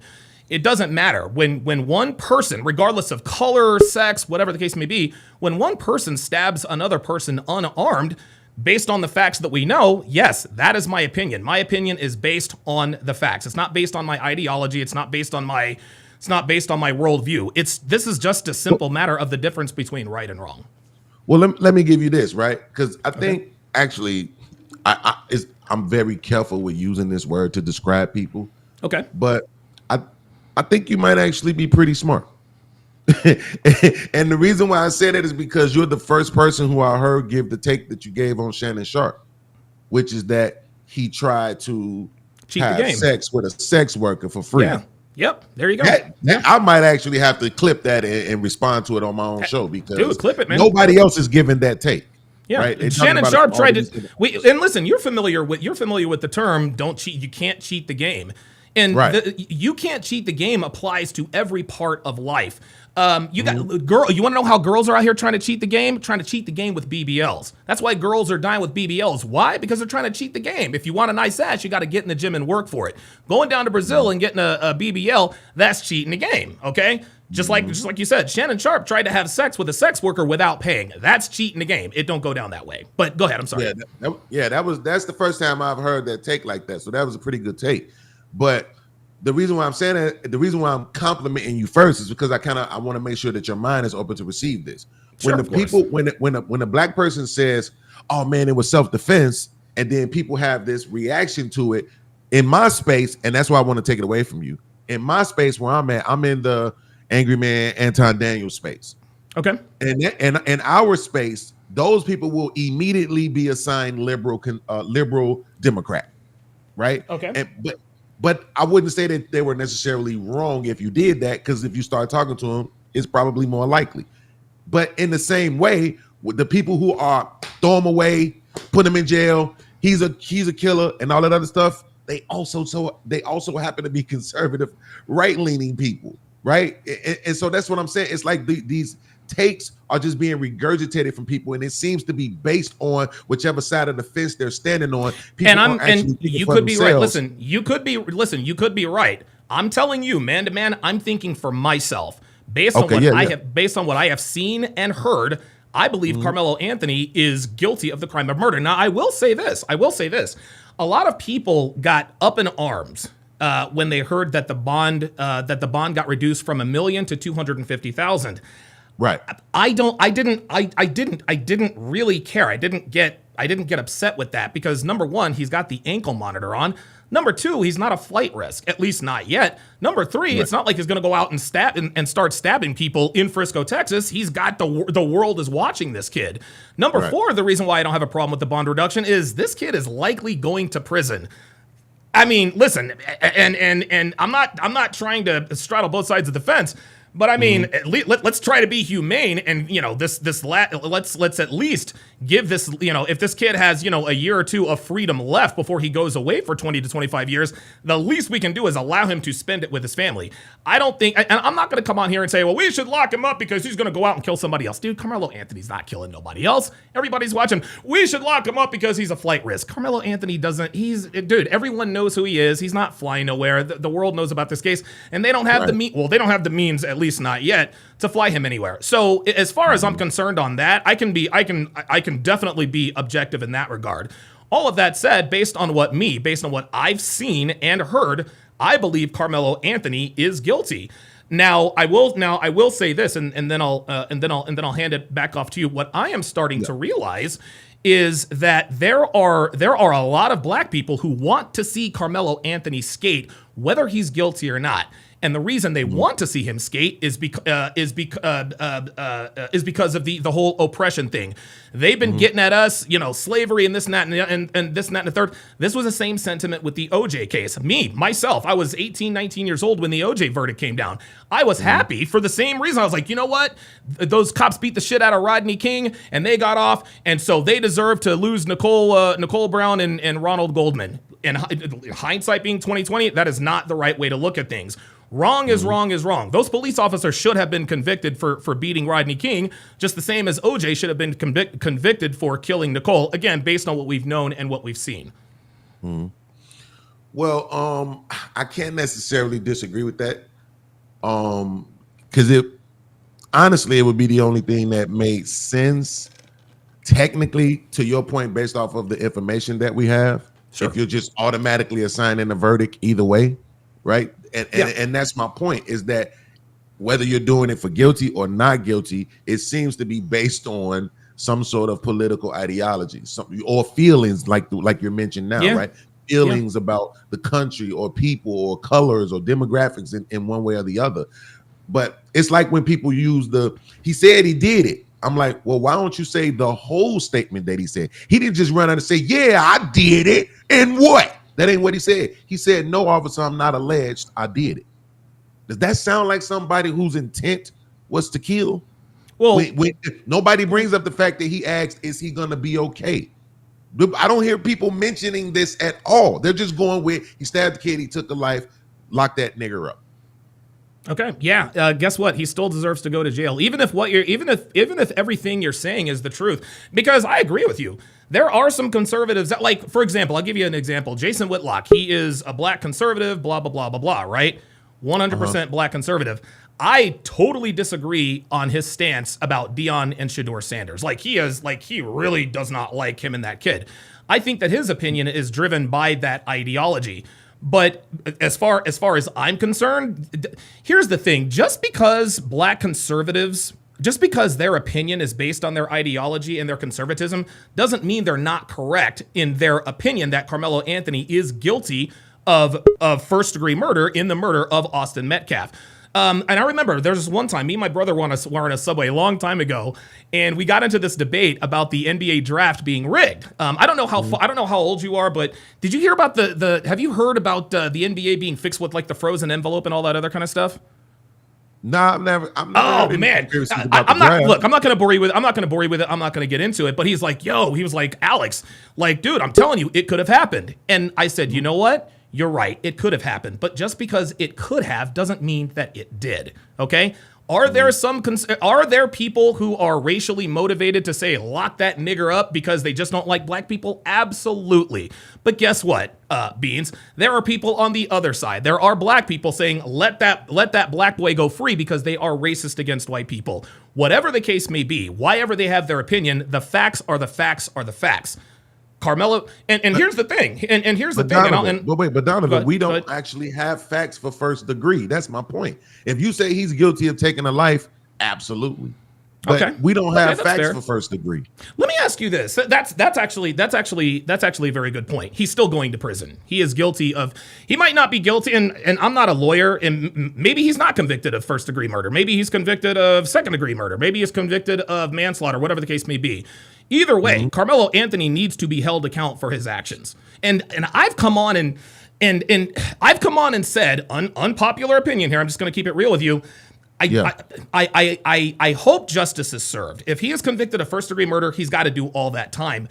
But I don't, and I am, dude, I've made a lot of mistakes in my life, and I've always been one that says, hey man, you can't use someone's worst moment as a referendum on their entire life. But all worst moments aren't created equally. This child killed another child, and he needs to be held account to that. But the human side of me says, you know what? I was a young black 17-year-old at one point, right? And I had a temper problem.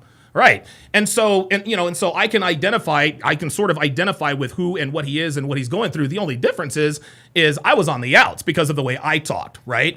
But the point is I was like, man, if I had committed something like that, I mean, I wouldn't want them to lock me up and throw away the key. And so now I'm actually thinking from Carmelo Anthony's, standpoint. If I'm Carmelo's dad, I want him to be held accountable, but I don't want him to never see the light of day again, right? But that's easy for me to say because I'm not the one whose son is 6 feet under. I'm sure that the Metcalf family probably wants them to lock him up and throw away the key. So I've tried to be as objective as I possibly can with this. But again, based on what we know, I believe that Carmelo Anthony is definitely guilty of murder. Whether it's first degree or second degree doesn't matter to me. He unjustifiably killed Austin Metcalf, and I think, and honestly, if I had to bet, I would not bet in the court of law. I wouldn't bet on his innocence or guilt because there is a better than average chance that he might get acquitted for reasons that have nothing to do with what he did. Well, in my opinion, again, like you said, I'm not a lawyer, even though I've stood in front of a judge several times in my life. Real shit. but the thing, if I would say this, first degree, I can see there where he might get acquitted. It just doesn't fit. Just off what I've heard, it doesn't fit. Even second degree doesn't fit to me. Manslaughter is a better charge in this situation. It fits to me. And to be honest with you, now I'm willing to give my opinion.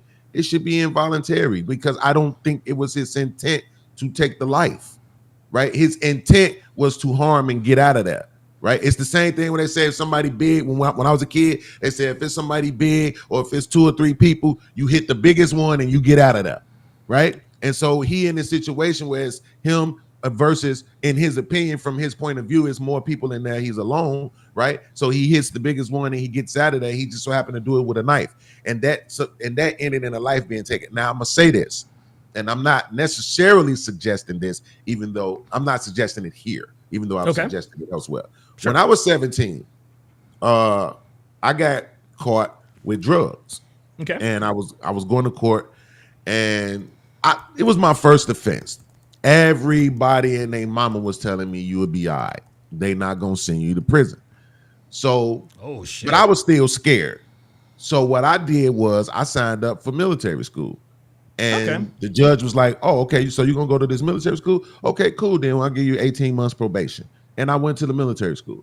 Now I ended up getting kicked out of the military school for fighting, and I loved it though. I'm not going to lie, I loved every minute of being at that military school. Okay. To me, they need to create more options like that. Now people might say that ain't good enough for a situation where a life was taken away. It's a start, I'm just right? In general, because I don't know what people think about prison, but the recidivism rate in prison is ridiculous. Of course. They get more prisoners back in there than corporations get people back on the job. Okay? You go in there, you got about a 70% chance of coming back.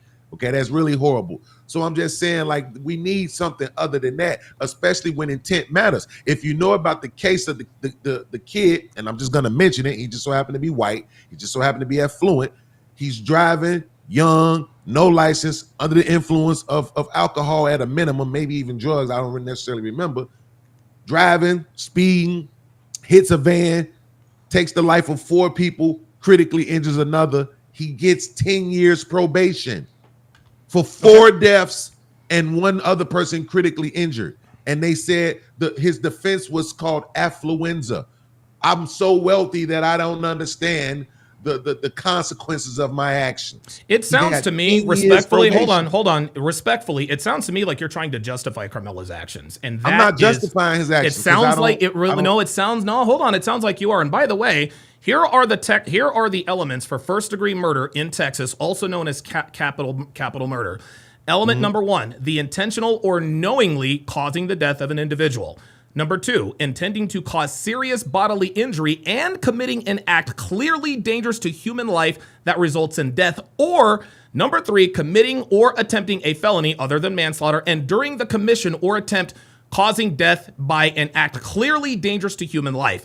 He meets element number. Wait, is it or and? Is it or? No, it's or, my friend. And that this is where they've got him. Intending to cause serious bodily and committing. I'm sorry. Let me repeat that. Intending to cause serious bodily injury and committing an act clearly dangerous to human life that results in death. That right there. Carmelo Anthony stabbed Austin Metcalf not in the foot, not in the shoulder, not in the arm, not in the stomach. He stabbed him in the heart. I mean, listen, based on who knows, maybe Google is wrong, but this is why they arrested him is because the actions he took met the element of first degree murder. Let me ask you another question. This is a good conversation, actually.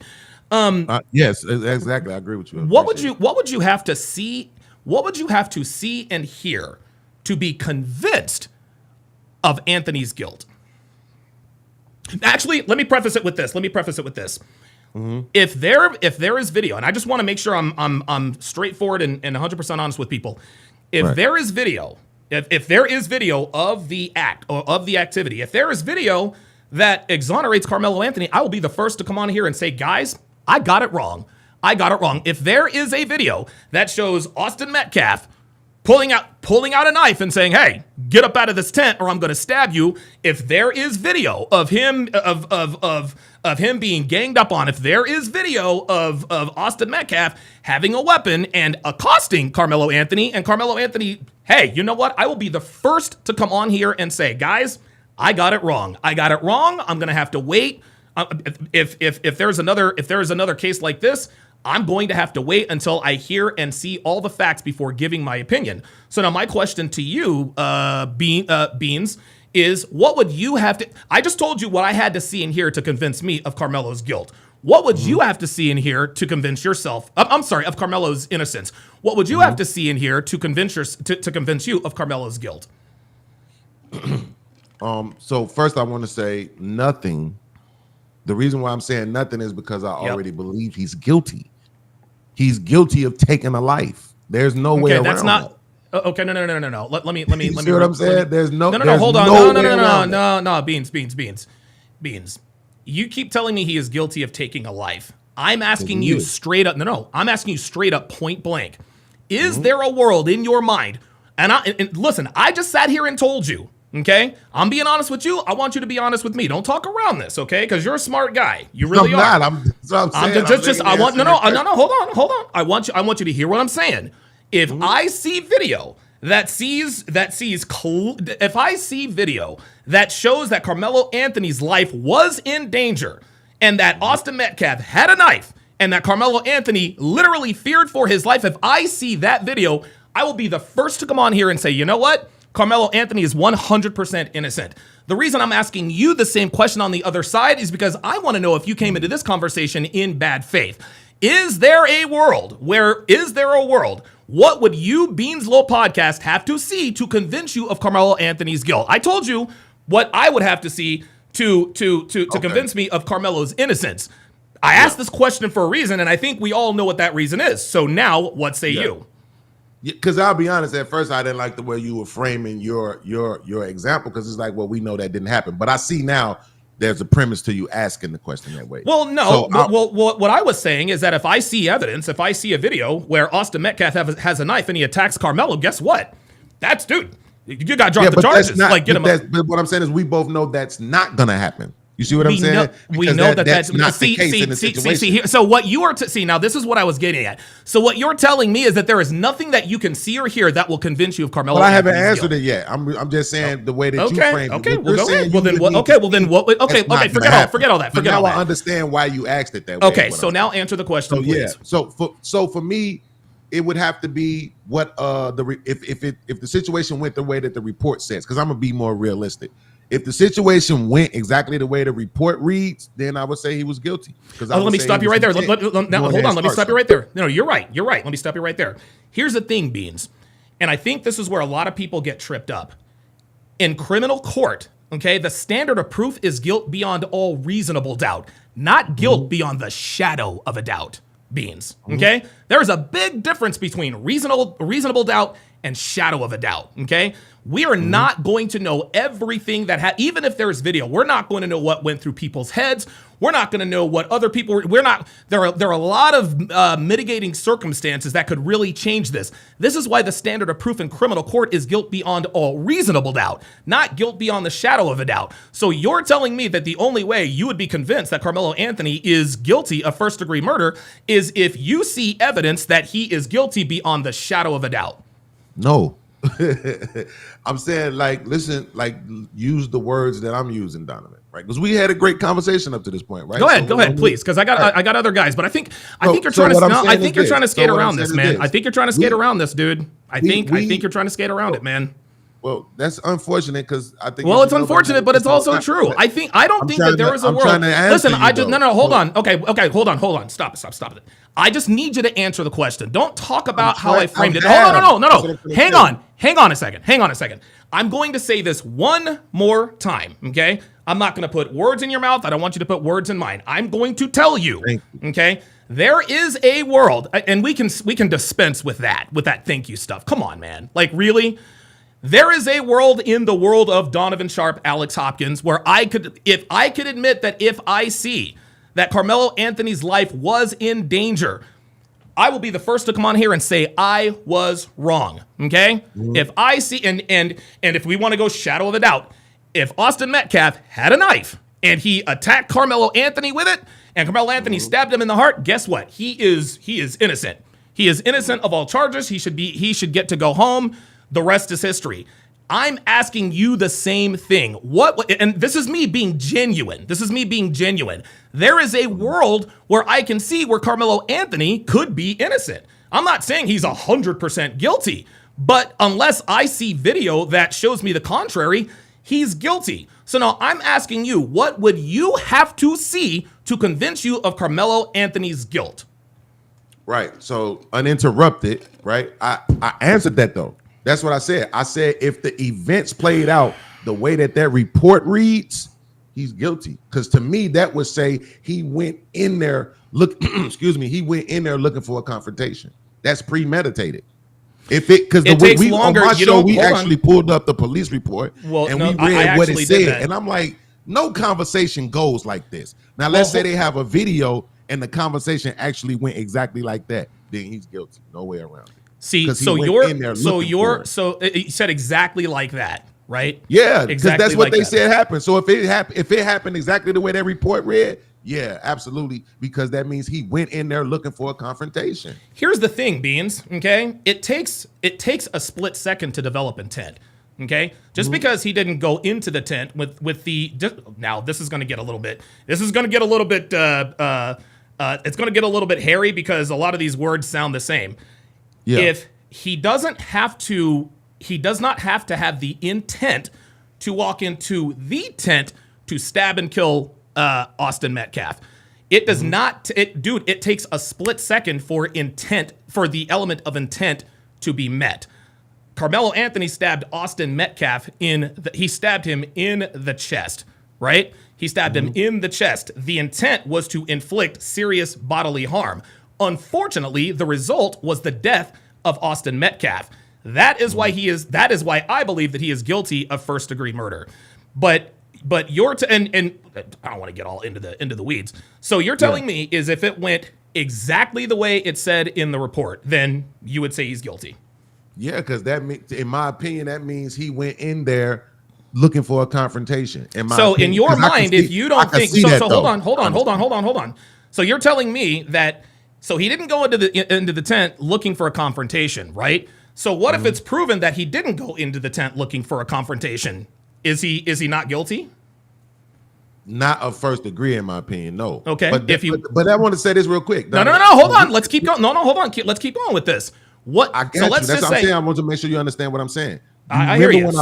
Remember when I brought up the teen kid who hit those people in the van? The reason why I brought that up is because what that shows is there is precedence, right? Set in cases a lot of times, just not with people who look like us. But what I'm saying is because when you think about it and you consider what they allowed, the grace that they showed for him, what I'm saying is in this same situation, it can be applied if you understand. You're saying now that intent can be just 1 second. That is crazy. First degree is that's the way the law. It's crazy, First but that's is no. Hold on, Beans, premeditated. brah.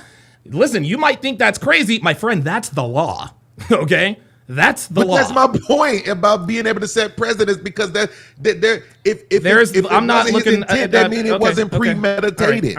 All right. You see what I'm saying? Okay, it doesn't matter. Okay. So you're telling me that because it wasn't premeditated, he's not still guilty of murder. Not of first degree.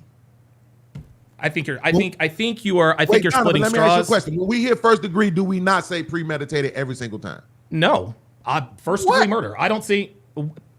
What do you do, dude? It says I'm right, asking dude. you, I'm being no, genuine. and I'm telling. Hold on. Just See, try. this is what I'm. Hold on. I really need you to stop talking. This is what I'm talking about. We're sitting here splitting hairs about what's first degree and what's intent. One of the elements that has to be met for first degree murder is intending to cause serious bodily injury and committing an act clearly dangerous to human life that results in death. Nothing in there says anything about premeditation. It says nothing about premeditation. That's true. I understand what you're saying. That's why I asked you, was it and or? You said it's or.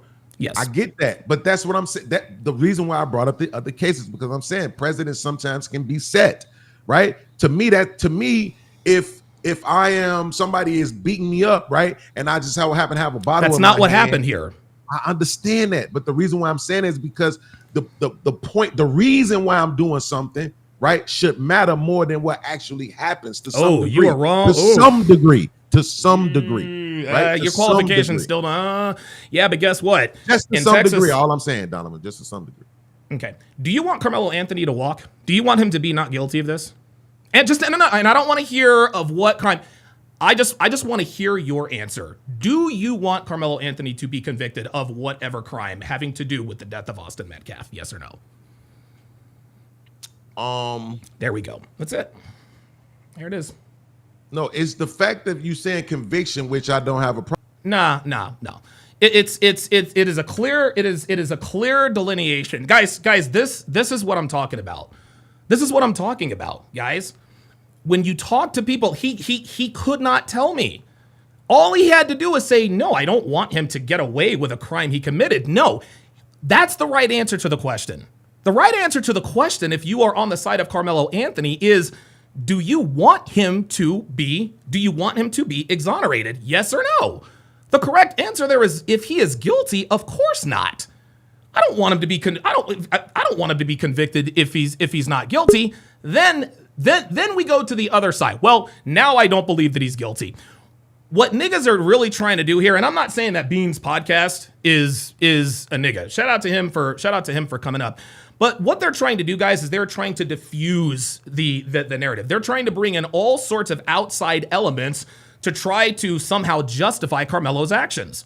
Okay? Beans was talking about if I'm getting beat up. Carmelo Anthony was not getting beat up. He wasn't. There were multiple accounts there that and it didn't say anything in the report about him getting beat up. The only thing Carmelo Anthony said is he put hands on me. He didn't say they put hands on me. He didn't say they were after me. He said he put hands on me. He put hands on me. That's what he said. That was his justification. There are no other details. Then I asked him a question.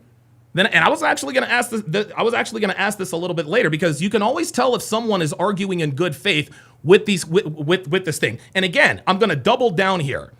Okay.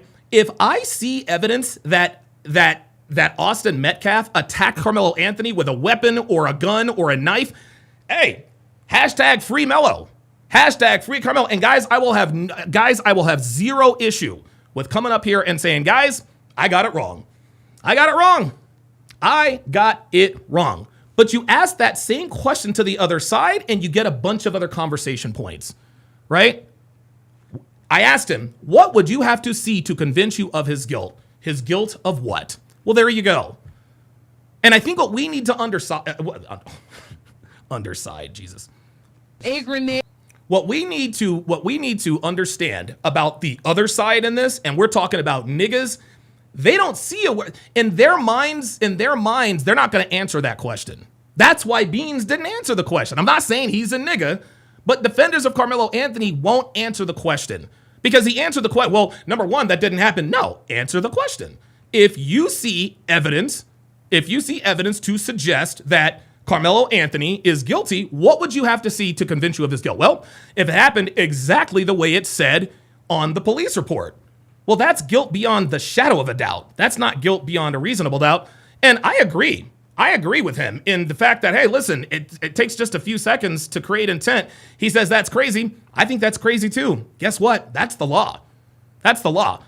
Marijuana is illegal, or non-medical marijuana, as far as I know, is still illegal in the state of Florida. That's crazy to me. But guess what? I'm not going to walk around smoking a blunt in South Beach. Why? Because it's against the law. Now, people are trying to bring in all this. See, then he wanted to try to bring in intent. Well, he didn't intend to. Premeditation. Then he didn't know what the hell he was talking about. He was talking about, well, every time we talk about capital murder or first degree murder, there is premeditation. Oh, so because he didn't go home and write a manifesto and come to school and carry this out, well, what, he has to do that to convince you of his guilt? That has to happen for it to be premeditated? Here's premeditation. He showed up with a knife to school, dude. Number one, and when you have a weapon, here's another thing to consider. I got Chongo, 2 cents, and Edward Cross on the line. Here's something else to consider. When you know that you are armed, why wouldn't you at least separate yourself, right?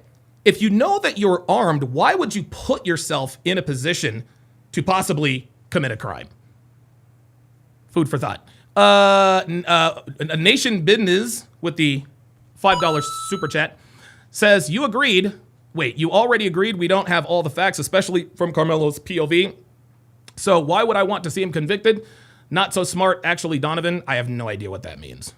I don't know what that. Oh, there's Walter. I don't know what that means. Nigga spoke in crayon. Terlonius with the $5 super chat says, what up, Donovan? What up, Beans? So I guess he's a Beans guy. Listen, Beans he's an articulate guy. He and I guess we have a few things in common, like our proclivities to get in trouble with the law. That was in the past. But yeah, like people are, Quato says, stop jumping to conclusions and wait for the facts to come out. Dude, the facts are already out, Quato. Carmelo's guilty, bruh. Carmelo's guilty. And I'm telling you, and I'm going to say this again, if Austin Metcalf were a black kid, black people would be thinking reasonably, okay? They're thinking emotionally under the guise of thinking logically by bringing in all of these other things. No, this is emotional for them. This is emotional. People feel a connection, a kinship, myself included. I was young, dumb, and full of cum myself. Guys, but wrong is wrong, man. Wrong is wrong. Dude, we all came out and we buried the girl on the track team. Why? Because she did it to another black girl. What if she'd done it to a white girl? Would the rhetoric be the same? No. People in the so-called black community only use logic when it's black on black crime. That's the only time the black community uses logic. They see things clearly when it's black on black crime because now their emotions are out of it, right? Their feelings are out of it. The only time, that's the only time black people, the people in the so-called black community, use common sense, rationale, and logic is when it's black on black crime. But when a black person commits a crime against a white person, all of that goes right out the door.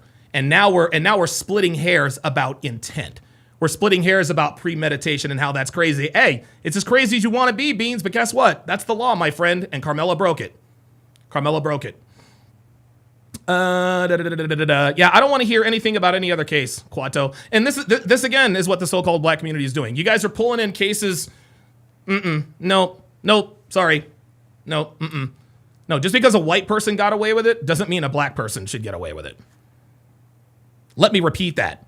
Just because a white person got away with it doesn't mean that a black person got away with it. Right? J-Pod says, why do people think they're in a community with people they don't even know? I guess that could be a thinly veiled shot at me. Oh, wait a minute. Well, I don't know. Oh, well, no. You guys know me. I'm a shoot first, ask questions later type of dude. All right, let me bring on Edward Cross. Edward Cross, what is up, brother? How you doing, man? Man, I was better until I started hearing all these sniggling jiggers talking all this crazy stuff. Jesus. And then listen, man, shout out to Beans. He came up, and those are the kinds of conversations I like to have. He was articulate, but then right there, but every once in a while, he's like, well, finally, uninterrupted, or a thank you. There's a little bit of sarcasm there. There's a little bit of sarcasm there because he started to get into his feelings a little bit. That's okay. That's all right. Say again. Sneak dissing. Yeah, he was. Yeah. Oh, see, I don't even know shit, man. That sneak dissing. Yeah, a lot of sneak dissing, but that's okay. He came up. I think he represented himself well, but he, like other people in the so-called black community, I'm telling you, there is not a world in which they want Carmelo Anthony to be they want him to be innocent. There is not a scenario that could convince him that he is guilty, and that's the problem. I agree with you. It makes me sad because I've actually had to go through self-defense before. All these people talking the self-defense stuff, you never even had to fight for your life. So what are you talking about? Yeah, that wasn't a situation. I want to know, when's the last time someone died from the rain? You're telling me the water is really that bad? Yeah. It's excuses. Again, it's excuses. And even Beans was low key trying to justify Carmelo's actions. I was a young black kid too when I was getting beat up. No. That's not what happened here. Why was he selling drugs? That was my question. Well, okay. Well, whatever. I'm not gonna listen, man. I'm sure he did what he had to do, but the point is that he is breaking the law, right? He was breaking the law, and he was held to account. I've broken the law. I've been held to account. So PLG, he said something, and it made me feel some kind of way, but it's been spot on because it's true. Niggas try to take the law and then they use it so that way they can go ahead and they manipulate the law. Oh my God, no, you didn't. And the reason why I know that he's on point is because I have a criminal traffic law manual of my state. That book is the book that the judge reads from, and that has the facts in it. And you're telling me that you know more than that book? No one does. The judge needs to read from that book. So that's why for the last 10 years, when I have been doing all that First Amendment audit, all that police stuff, I've never shared it because of what PLG said, because I never wanted anyone to abuse it. Anytime I've ever used that stuff, it was never as like, hey, I'm just trying to be a dick. It was a shield because I was protecting my rights. And I just wanted to make sure you were upstanding because the badge and the oath means something to me. It actually does. The police, the thin blue line means something to me. It doesn't mean anything else to these people. Sure. No, that makes sense. Thanks for coming on, Eddie. Love the hat, man. Thank you, brother. Absolutely. All right, I'm gonna get to the. I'm gonna get to Chongo, then 2 cents. Let's see. The generous fat man says, "Why are your mods blocking people for having different opinions? That really weak." Well, my mods can block whoever the fuck they. You want to know why? You want to know why they blocked you? Is because you're doing ad homs. That's why. That really weak. And bruh, don't speak nigga. Listen, if you've got something to say, come up and say it. Quato, you're another dude who thinks you're a jailhouse, who thinks you're a lawyer. Come on up and talk about it. Everyone talks about precedence matters until it comes to a white person defending their life. Nobody was worried about precedence with George Zimmerman, were they? Huh? Nobody was worried about precedence and elements of the law when George Zimmerman shot and killed Trayvon Martin. Nobody cared about precedence with the Kyle Rittenhouse situation, did they? Oh, now all of a sudden, black kid kills white kid. Now we want to worry. Now we want to worry about precedent. Now we want to worry about intent, premeditation. Guys, the law is clear in the state of Texas. Okay, if you meet one of these 4 elements or one of these 3 elements in the state of Texas, you are guilty of first-degree murder. Element number 1: the intentional or knowingly causing the death of an individual. We can't prove that he intended to kill Austin Metcalf, but the fact that he stabbed him in the chest makes a pretty compelling case. Number 2, intending to cause serious bodily injury and committing an act that clearly is dangerous to human life that results in the death. That's it. Guys, that's it. Okay? He intended to cause serious bodily injury. That's the element, guys. That's it. You can't, dude. Why would he not just stab him in the arm or no? He stabbed Austin in the chest. He stabbed him in the chest. When you stab someone in the chest, you are clearly and intentionally causing serious bodily injury that results in death. That's what it is. That's what it is, guys. Guys, this kid is guilty. Now, this kid is guilty. Is he going to get convicted? I don't know. I don't know if he's going to be convicted or not. Let me go to Chungo, who looks like he's driving a race car. Hell yeah. Can you hear me? Yep, I got you loud and clear. What's up, man? All right, what's up, bro? Yeah, I'm headed to work right now. I'm in Houston. I like that ink, man. That's clean, dude. Oh yeah, bro. I kind of overdid it, fool. I'm blasted everywhere. That's all good, man. What you got? I was gonna say, this is how you know that somebody's arguing in bad faith. Like you were quickly, hey, listen. Hold on. Able to overturn your verdict. You admitted to there being a world where you could see it being the opposite way. They can't do that. They refuse to do that. Nope. They refuse to do that. And that's why I was actually going to come on and ask this question to the audience. Fortunately for me, I had someone. I came on and I said, okay, I can paint a scenario in which I would be like, you know what? Carmelo's innocent. He could not do the opposite. It was this question that no, they can't. No, they won't do it. They won't do it. There is a world where Carmelo is guilty. They're just not going to tell. They're not going to tell us that. Right. They won't admit to that. And also another point I was thinking is like, it's premeditation off the jump anyway, just because you brought the knife. You spoke about that earlier. Yep. You brought the knife in the bag anyway, regardless to a place that it shouldn't be. It really shouldn't be a race issue. It should be a right and wrong issue. Yep, knives don't belong at the school anyway. So bro's already cooked. Yep. Number two, a slash is like self-defense. Like a slash is like get separation. A stab is I'm trying to kill you. Ooh, a stab is I'm trying to kill you. About that. That's a very good point. If my life is in danger and somebody's coming at me, and here's the thing: if he was really being attacked, how was he able? That's a very good point. He stabbed him in the chest. He stabbed him in the heart. The heart is the center left of the chest. He says he put hands on me. If his hands are on you, I've been in many, many fights. And when I grapple and wrestle with a guy, chances are I'm going to make contact with his arms and his hands, right? If Austin Metcalf really did put hands on Carmelo like everyone's trying to characterize it, then how did he break his hand free and stab him directly in the chest? No, I think that Austin Metcalf's hands were either down or at his side, either that or Carmelo Anthony had the clear path, which means that Carmelo was not being attacked. It's not like, let's say Austin Metcalf did push him because maybe something did get physical. If Austin pushed him, okay, that's when we get the stab. Him pushing Carmelo does not rise to the level of murder. Sorry. And this is after the vocal provocation of touch me and see what happens. There you go. There it is. Touch me and see what happens. That was not self-defense, my friend. That's intent also. When I tell you to do something, that's me looking for a reason to go ahead and use the knife. Yep. There it is. Yep. And that wasn't self-defense. That was a warning. Touch me and see what happens. That's right. He was ready. He knew he had it in the bag. He was ready to pull that bitch out. That right there is premeditation, my friend. That right there is not only premeditation, that's intent. Clean cut right there. Dude is guilty. Thanks for chiming in, man. And drive safe, dude. Drive safe. Hell yeah, bro. All right. Shout out to Chongo, man. That is a very, very good point. That is another good point that we have not thought about or heard about. That is a very good point that we have neither thought about or heard about. Okay? Is that a defensive? If somebody's attacking me and I have a knife, I'm not trying to stab him. I'm trying to, whoa, get away. Da, da, da, da, da. Right? Like if I had a knife and Brock Lesnar were attacking me, I wouldn't wait until I'm close enough to stab him in the chest. No, I'm trying to keep his big ass away. Get away. Get away. Yes, self-defense is slashing, guys. Self-defense is slashing. Murder is stabbing. Guys, it's over. It's over. It's over.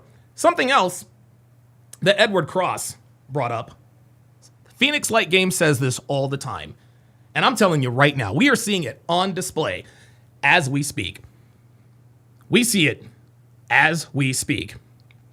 The only time black people really study the law, the only reason why black people look up and study the law is to try to find some loophole. to be, what did he say? It's the only time black people study or look up the law is to find a loophole to be confrontational with cops. Okay, it's the only time. It's like they're looking for a loophole for somebody to get away with something. That's what's happening here, guys. All of a sudden, black people are now, well, this element and intent and premeditation, the only reason why they're interested and they know this stuff is that they're looking for that loophole. Guys, if you have to go that far to say, well, if it wasn't premeditation, then it's not murder, your guy's cooked. You've lost the argument. You've lost the argument, man. You have lost the argument. I'm sorry, you've lost the argument. You've lost the case, man. You lost the case. The only time black people quote the law or look up the law is to give themselves permission to be insubordinate with police officers. I know my rights. You can't do this, I can do that. That's the only reason why they're doing the same thing here. They're doing the same thing here with Austin Metcalf and Carmelo Anthony. Two cents. 2 cents is Jerome. Jerome is back. Jerome, my friend, I see that you are in the pull-up joke. I see that you are in the pull-up. I'm not going to let you get away with this for a third time. If you want to go toe-to-toe with me again, your ass needs to be on camera. I give you two opportunities. To come on and debate with me, but under the shroud of anonymity. If you want a third chance, if you want a third opportunity, nigga, you got to show yourself on camera. I'll let you up if you show yourself on camera and keep yourself on camera, and I will keep a close eye on that. So if you want to come up in here and you want to cross swords with me, my nigga, guess what? Your ass got to be on camera. You ain't finna do this for free no more, my guy. Oh no.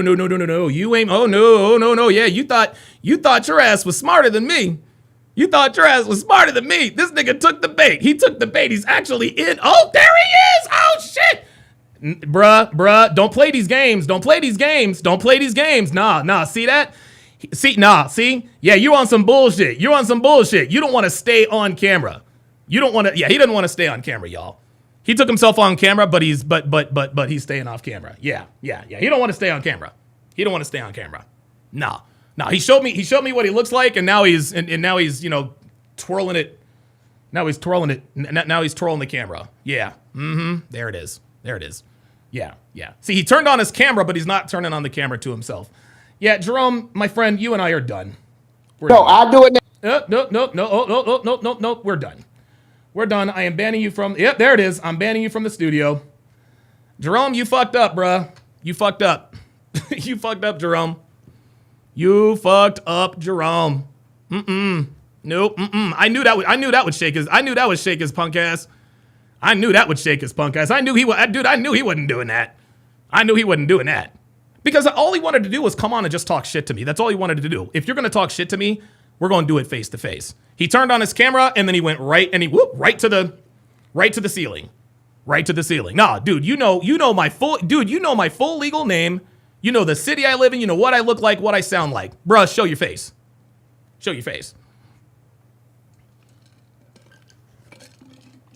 Yeah, the only time black people research the law is to look for an excuse or a loophole to break the law. All right, let me continue.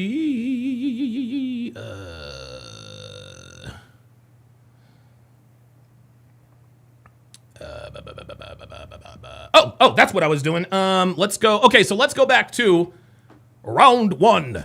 Fight. No, you don't. You don't hate that that man died. No, you don't, bro. No, listen to me, man. Just trust me. Listen. Unbelievable. You don't hate that man died, man. No, okay, let me say this. Listen, you don't believe, bro. Listen, you don't. No. I'm not letting you say shit because now you're off the rails, bro. Oh, don't sit here. Bro. No. I'm going. No, come on. I'm going to fucking do it. You don't give a fuck about. I don't care about Austin Metcalf. I don't give a fuck about him. It doesn't affect my life. No, hold on. I don't care about Austin Metcalf. Okay. And you're not going to convince me that you're sorry that he died. Get the fuck out of here. Bro, and I'm as adamant on the other side as humanly possible. Pass away. Yes, I am. But here's what I want you to understand, and you maybe. Oh boy, hang on, guys. What the hell? Test. You never understood. Hang on, guys. My Bose things came unpaired. Give me a second. Gotta plug these bad boys back in. Sorry, guys. I know this is bad radio.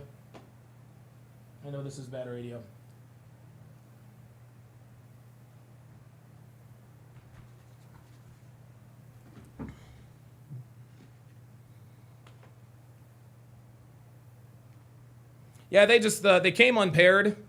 They just came unpaired. They came unpaired. So I need to hang on, guys. I do apologize.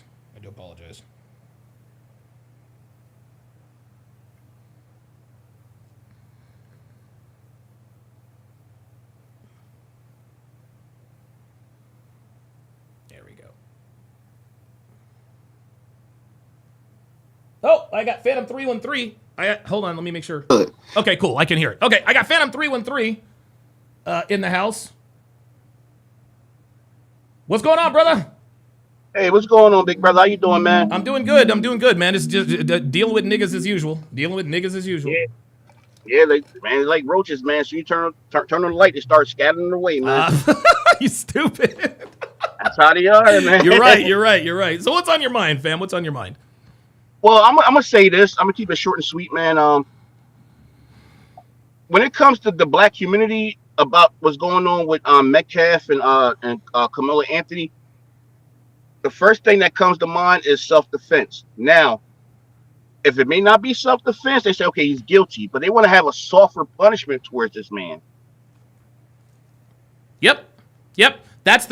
Are you frozen? Yeah, that's the see. Here's the thing. Dude. Oh my God, I'm gonna give you a Don DeMarco. You want to know why? I gave you that Don DeMarco? This is what the so-called black community is now doing. At first, it was self-defense. Not guilty.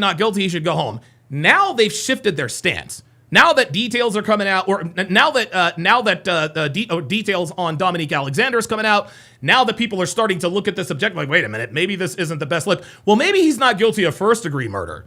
And the guy Beans came on. He took it all the way from first-degree murder to involuntary manslaughter. That right there. All he's trying to do is soften the punishment for that young man. Exactly, so man. To, get a lesser sentence and still get out maybe like in his early 30s or maybe his mid 30s. And at the end of the day, man, murder is murder, man. Yeah, bro. We talked about it a few weeks ago. I said, if the man grabbed the knife inside his house, that's already step one. Once you take that knife outside the house, that's step two. You're already asking. You already got a crime right. You already committed a crime right there. And people want to talk about, well, he went to the tent. Are you telling me that his team doesn't have their own tent? Yeah, right. Exactly. And they're acting like, oh, well, the reason why he was in the tent is because it was raining. It's like, dude, I swear to God. Yeah, I mean, rather than rain or not, like, come on, man. Like, you're an athlete, you get wet, so what? We play football, you get wet, so what? You're outside, you get wet, so what? You don't have, and you're carrying a knife going to someone's tent. Your intent is basically to try to stab this person. That's right. That's why you brought a knife to school. What did you think of my? What did you think of my question to try to? And the reason I phrased the question, and I didn't here's the thing, and again, I didn't give this example just to sort of flip it. No, if I see details, or if I see a video, or if there were other accounts, I don't even have to see it. If more than one person under that tent said, yeah, you know what, Austin Metcalf had a knife, or Austin Metcalf had brass knuckles, or yeah, Austin Metcalf had a gun, or Austin Metcalf had a weapon, or something like that, I'm like, okay, all right, well then guess what? Carmelo's got to go home. Like, I admitted that. But then I flipped it back on them and said, okay, I know I'm coming at this argument from good faith. Now what say you? And he couldn't answer the question. He could not answer the question. And if you cannot answer that question, if you cannot admit to me that there is a world where you could see evidence that proves that Carmelo Anthony is indeed guilty of first-degree murder, that means that you want this kid to get off. That plain and simple. At the end of the day, they can come on your podcast and have a meet, and have talk to you like I'm talking to you, as we're live.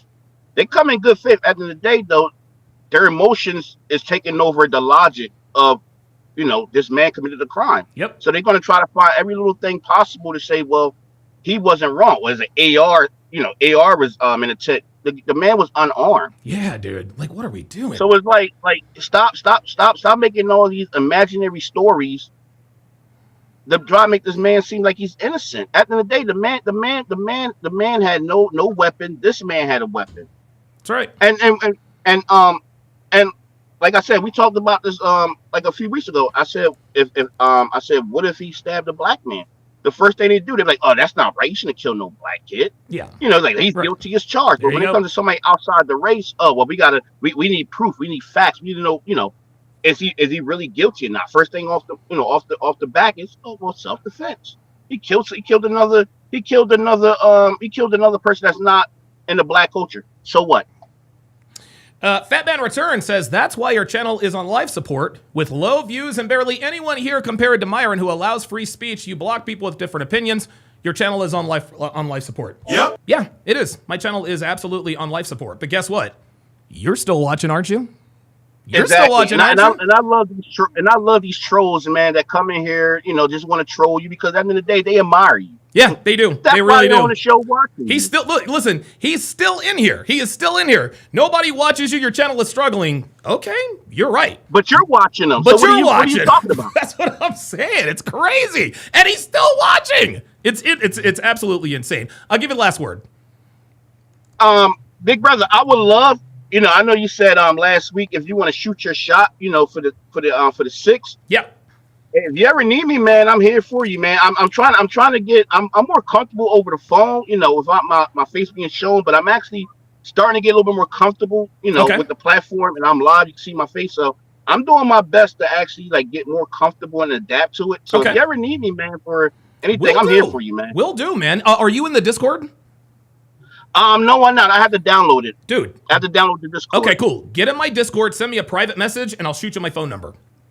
I appreciate it, big brother. Awesome. Man, keep doing what you're doing, man. Let these trolls make you money, man. Let's go. Let's get it. Love you, big brother. You too, man. Take it easy. Oh, can I say one more thing? Yeah. Go ahead. Yes. I gotta say one more thing. Yeah, about when you showed the video about the basketball player from Indiana. Oh yeah. I made a comment, but I don't know why. When I make comments, my stuff is being deleted. I don't know why, but I said that. Listen, I think Shaq was wrong because. Just like the fans shouldn't go on the court, just like the athletes shouldn't go into the crowd. Yes, right. Oh, dude, 100%. And the way that Giannis handled that, oh my, dude.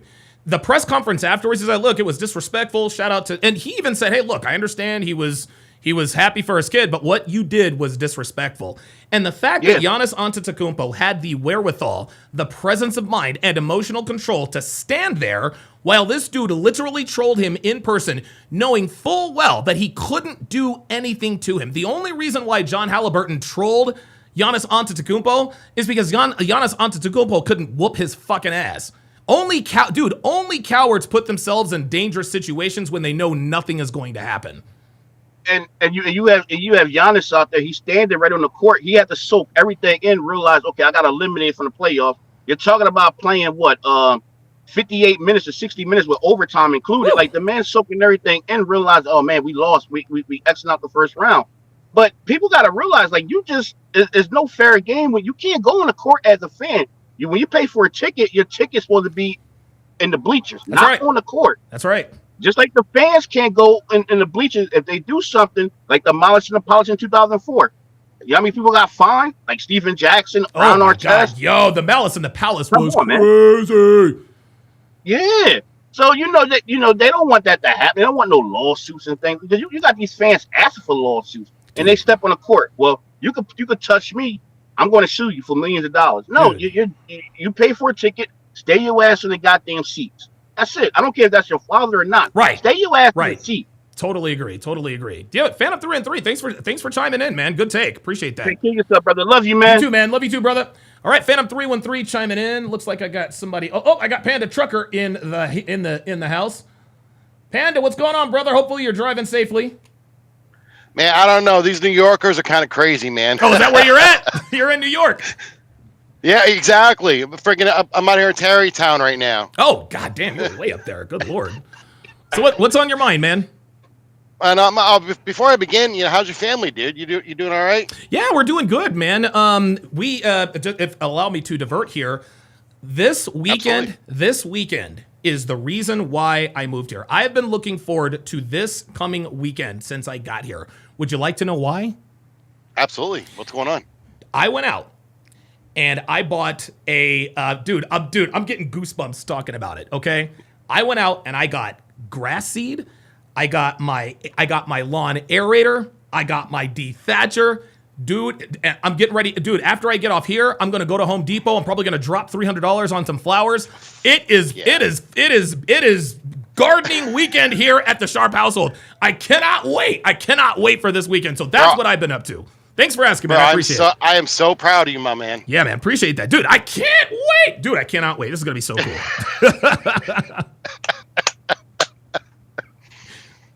So I've been listening. I've been listening in. Okay. I haven't really had a chance to text much today because, well, doing the job. You're driving, right? Right. One thing that did come to mind, a couple things actually, is the court of public opinion is fucking brutal. Yes, it is. The court of public opinion. So when Michael Jackson, he had the allegations of being a chomo. Yeah, man. Ooh, regardless of what happened in court, he was still labeled a chomo to the day he passed. That's right. OJ, regardless of what happened in court, same deal. That's right. He was labeled as a red rummer. Yes. Very good. Very good. I'm trying to be nice.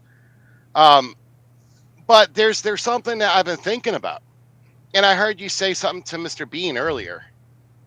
Is that the community? Mm-hmm. They have this mentality of, oh, we got one back on them. That's right. Or whatever it might be. Here's my question: if Metcalf was black, would the community still have the same opinion? No, of course not. They would not have the same opinion. The only time the so-called black community exercises reason, logic, and perspective is when it's black on black crime. If Austin Metcalf were a black kid, the black community would be uncharacteristically reasonable in the situation. So it's the only time the so-called black community can speak with some sense regarding these issues is when it's black on black crime. But if it's black on any other race crime, they go and they do this. So maybe when you're approaching these trolls, if you will, maybe you throw it out there. Well, so if Metcalf was black or if they were both white kids or whatever, would you still have the same opinion? There you go. Now, and the thing is, for me personally, I don't care race. I don't care what someone's intentions were. Sure. What I care about are hard facts. There you go.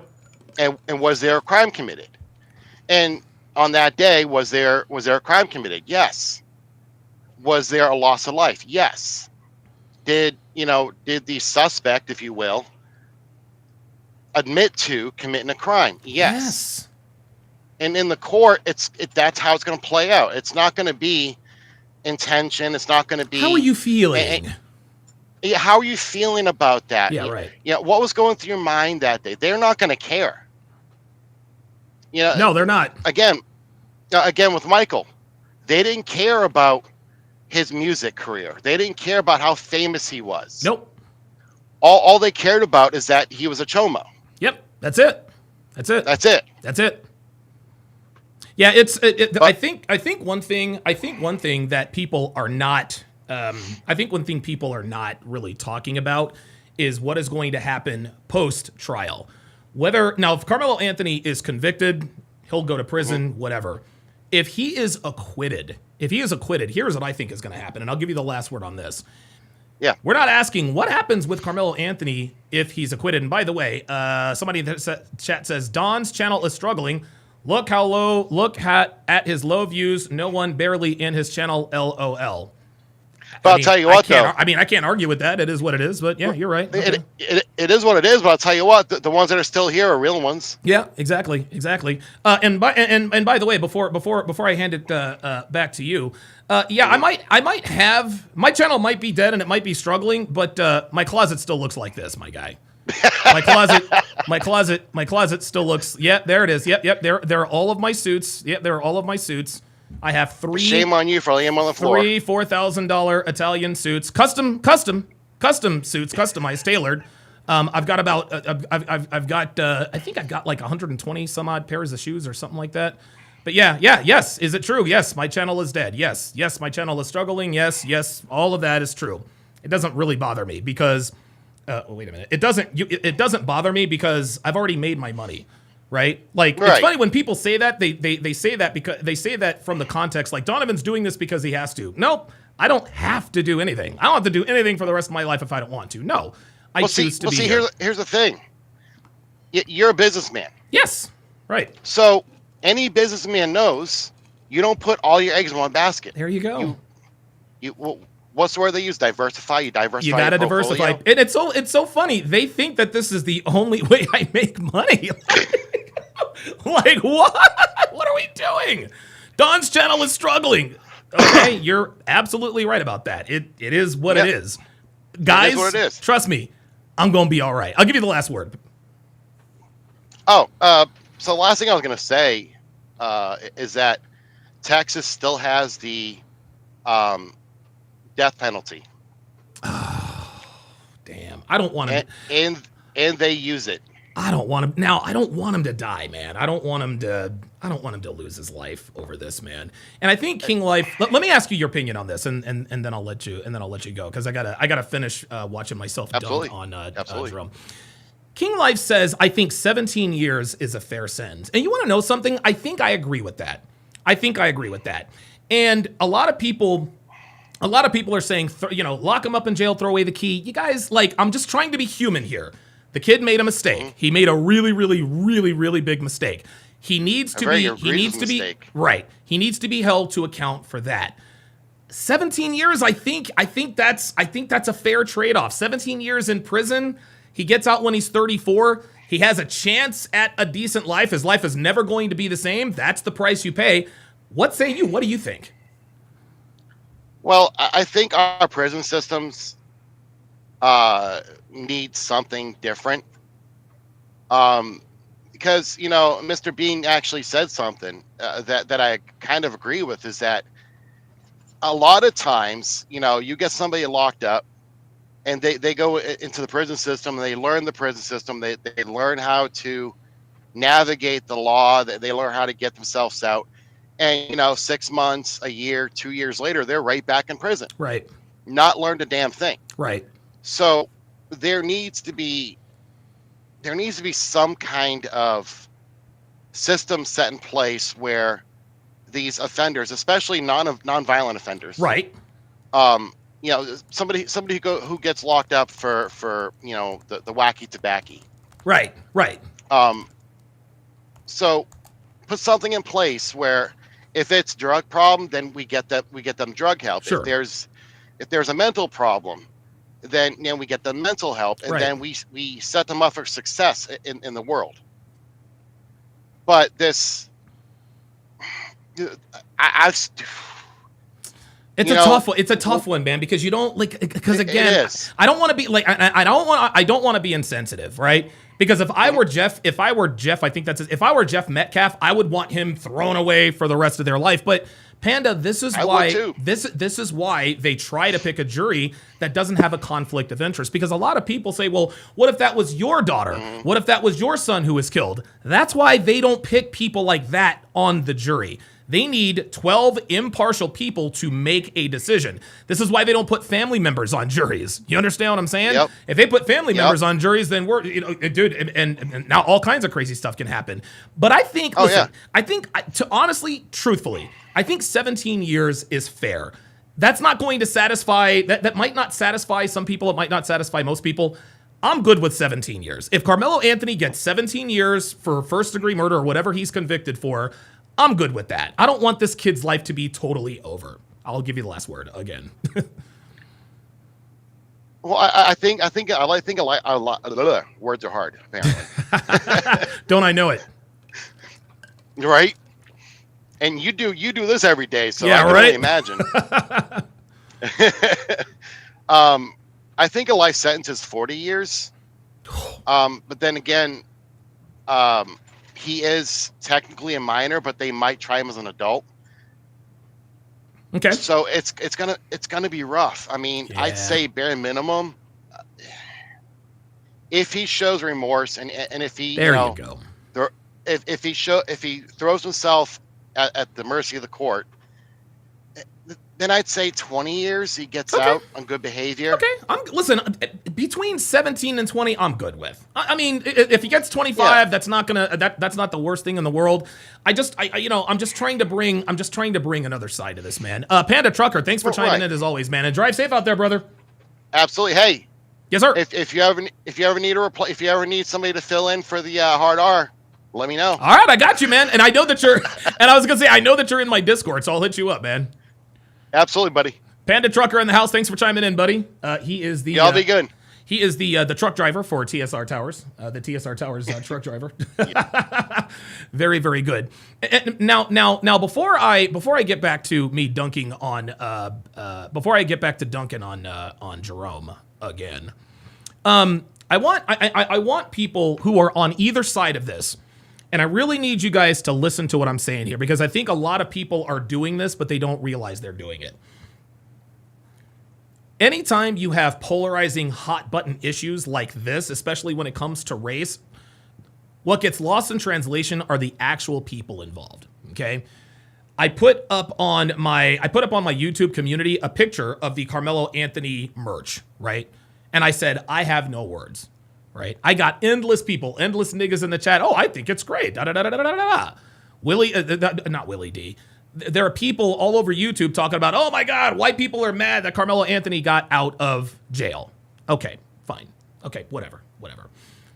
Think of the people involved. Okay, and that's what I mean when I say I'm good with 17 years.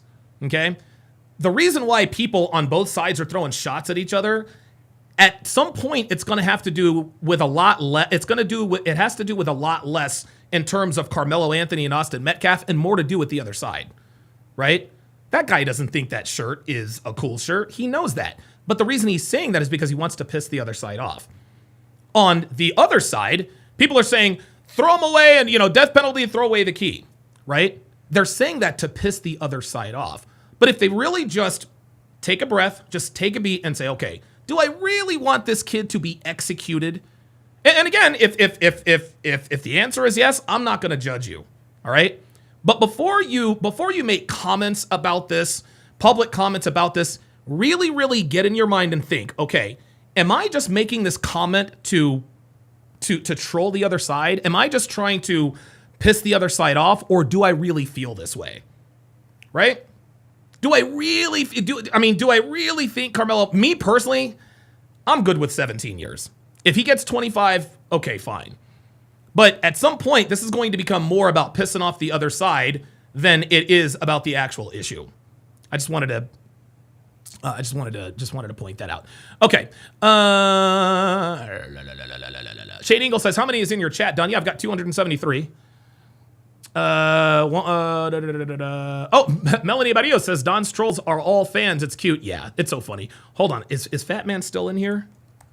I swear to God, Fat Man Returns is still in here. Like, dude, it's like coming to somebody's channel and saying nobody watches your channel. That's the same thing as saying, you want to know that restaurant? The reason why that restaurant is so busy is because you can never wait. Hold on. Oh, never mind. That's just a nonsense. It's almost like self-contradictory, right? The reason why nobody eats at that restaurant anymore is because it's always busy. What? People that come in here and say nobody watches you, Donovan. Your channel is dead. Now they're correct. My channel is dead. I've got 171,000 subscribers. I got 274 people in here. It is what it is.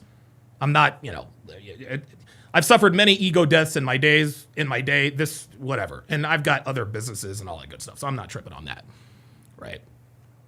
I'm not tripping on that. Right. But coming into somebody's chat and saying, nobody watches you. Well, you are. Your channel is dead. Well, you're watching. Right. This is why your channel is dying. Yet I'm saying this and you are still in here as I am telling you the very contradiction of your very presence. Trolls are your biggest fans. Trolls are your biggest fans. What you just told me is, well, the reason why nobody goes to that restaurant anymore is because it's always crowded. Yeah, sounds pretty fucking stupid, doesn't it? These people. All right, let me go back to me dunking on your boy. Hang on a second. Did I lose it? Oh, nah. No, where did it go? Hang on, y'all. Hang on, guys. We do it live. We do it live. Did I lose it? I'm gonna find it, damn it.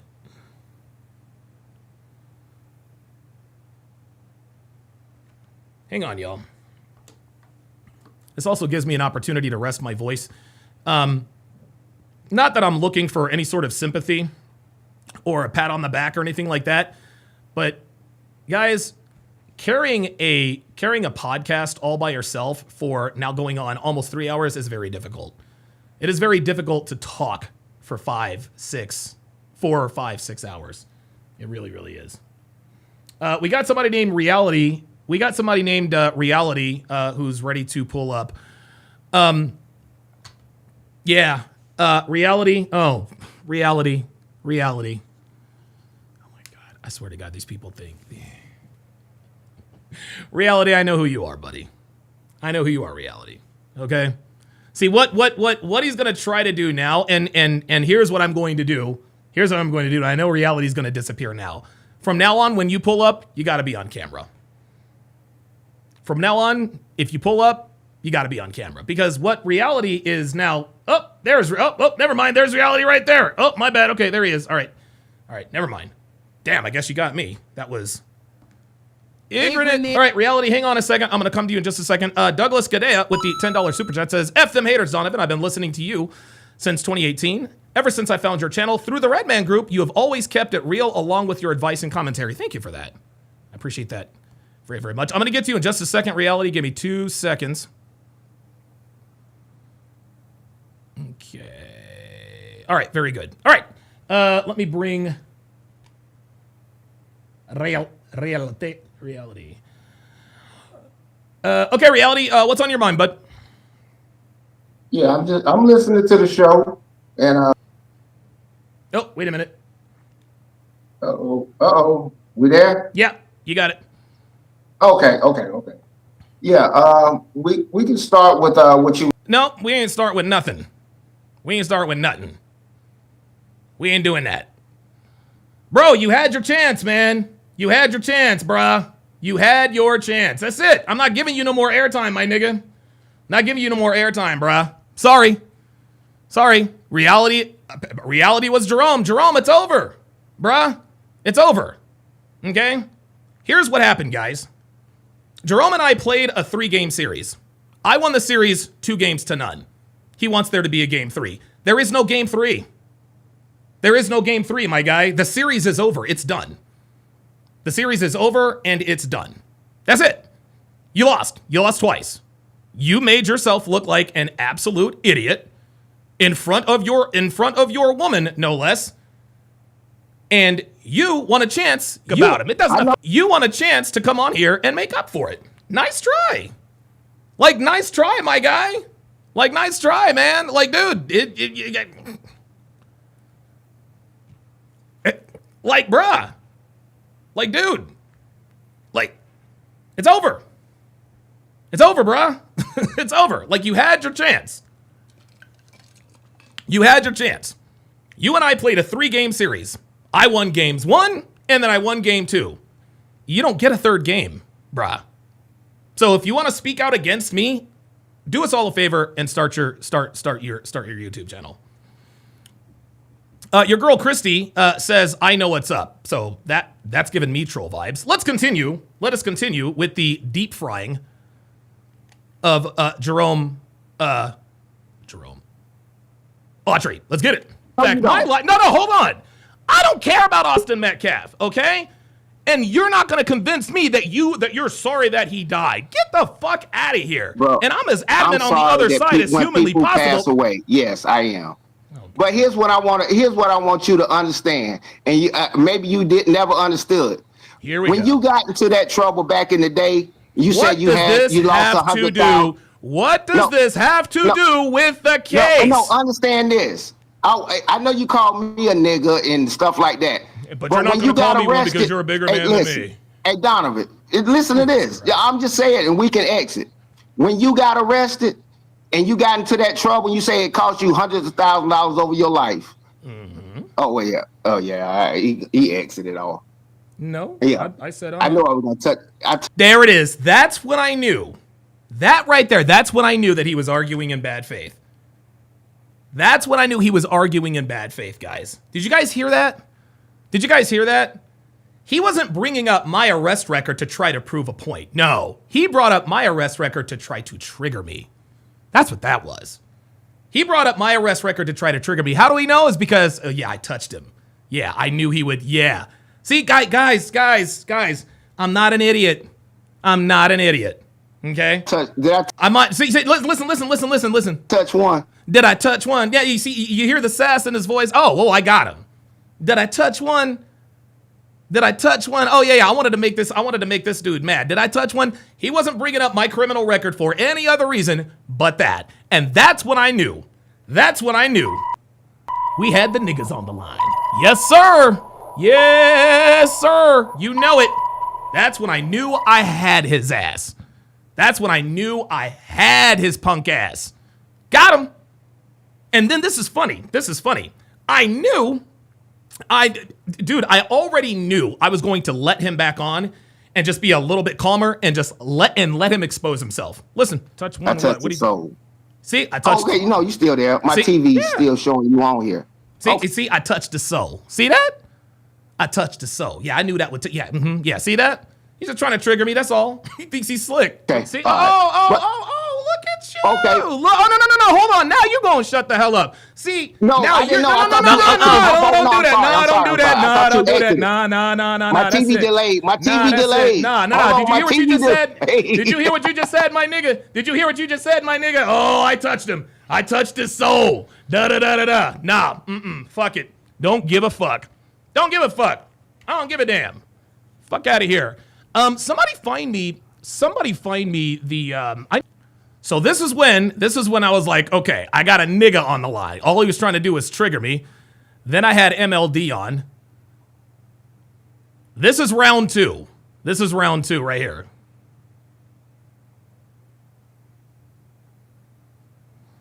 Oh, let me do a little bit of flexing here. Oh, that's not what I wanted to do.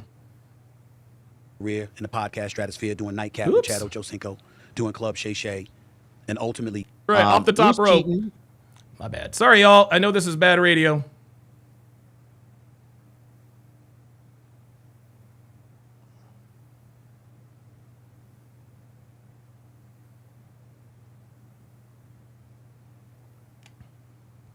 Now I'm gonna do a little bit of flexing here, y'all. For those of you who don't know what my studio looks like from the inside, people shouldn't be harassing them. They shouldn't be doxing them. So that I'll agree. It shouldn't be like that. The lies and false accusations that have been said about us. Oops. Where's the reader? Flex. Yeah. All right, I'm gonna flex. Oh, here we go. Look. Here comes another flex. By the way, Devin, if you're watching, I guess I can hear myself down there. Yeah. I'm going to flex here a little bit, guys. Just stay with me. I'm going to make sure that this is awesome, dude. I got to make sure Devin's not naked down there. Hold up. Here we go. All right, I'm going to flex a little bit, guys. This is hopefully this will reach. But this is in the background of my studio. This is my phone that I'm using. That right there, that is my living room. That is my living room. Nice high ceilings. Nice high, look, see that? You see that? Okay? Hey, what can I say? I'm proud. That's what wives do, Jerome. That's what wives do. All right? She supports me 100%. She's watching me from down. She's watching me downstairs. You want a big screen? There it is. Look. That's my place. That's my place. Right? Oh yeah. Oh yeah. There's one of the balconies in my house. There's one of the balconies in my house. So, let me stop. People like to. Why do you flex so much? Because I get trolled. I get trolled. When people troll me, I just flex. People come in here talking all this crazy talk. Oh, your channel is dead and this and that and the third. Yeah, it's dead. It is what it is. Let me bring it. I'm trying to find the second time he came on.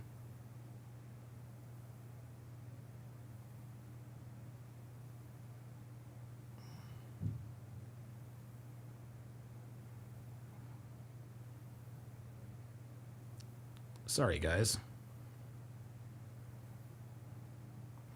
I know I had him on twice, didn't I?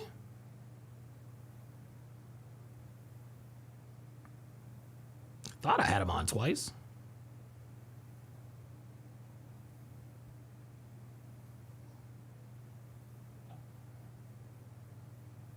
At the end of the day, man, you don't know me. This is the anti-black stuff that I'm talking about. You would no one to go to jail.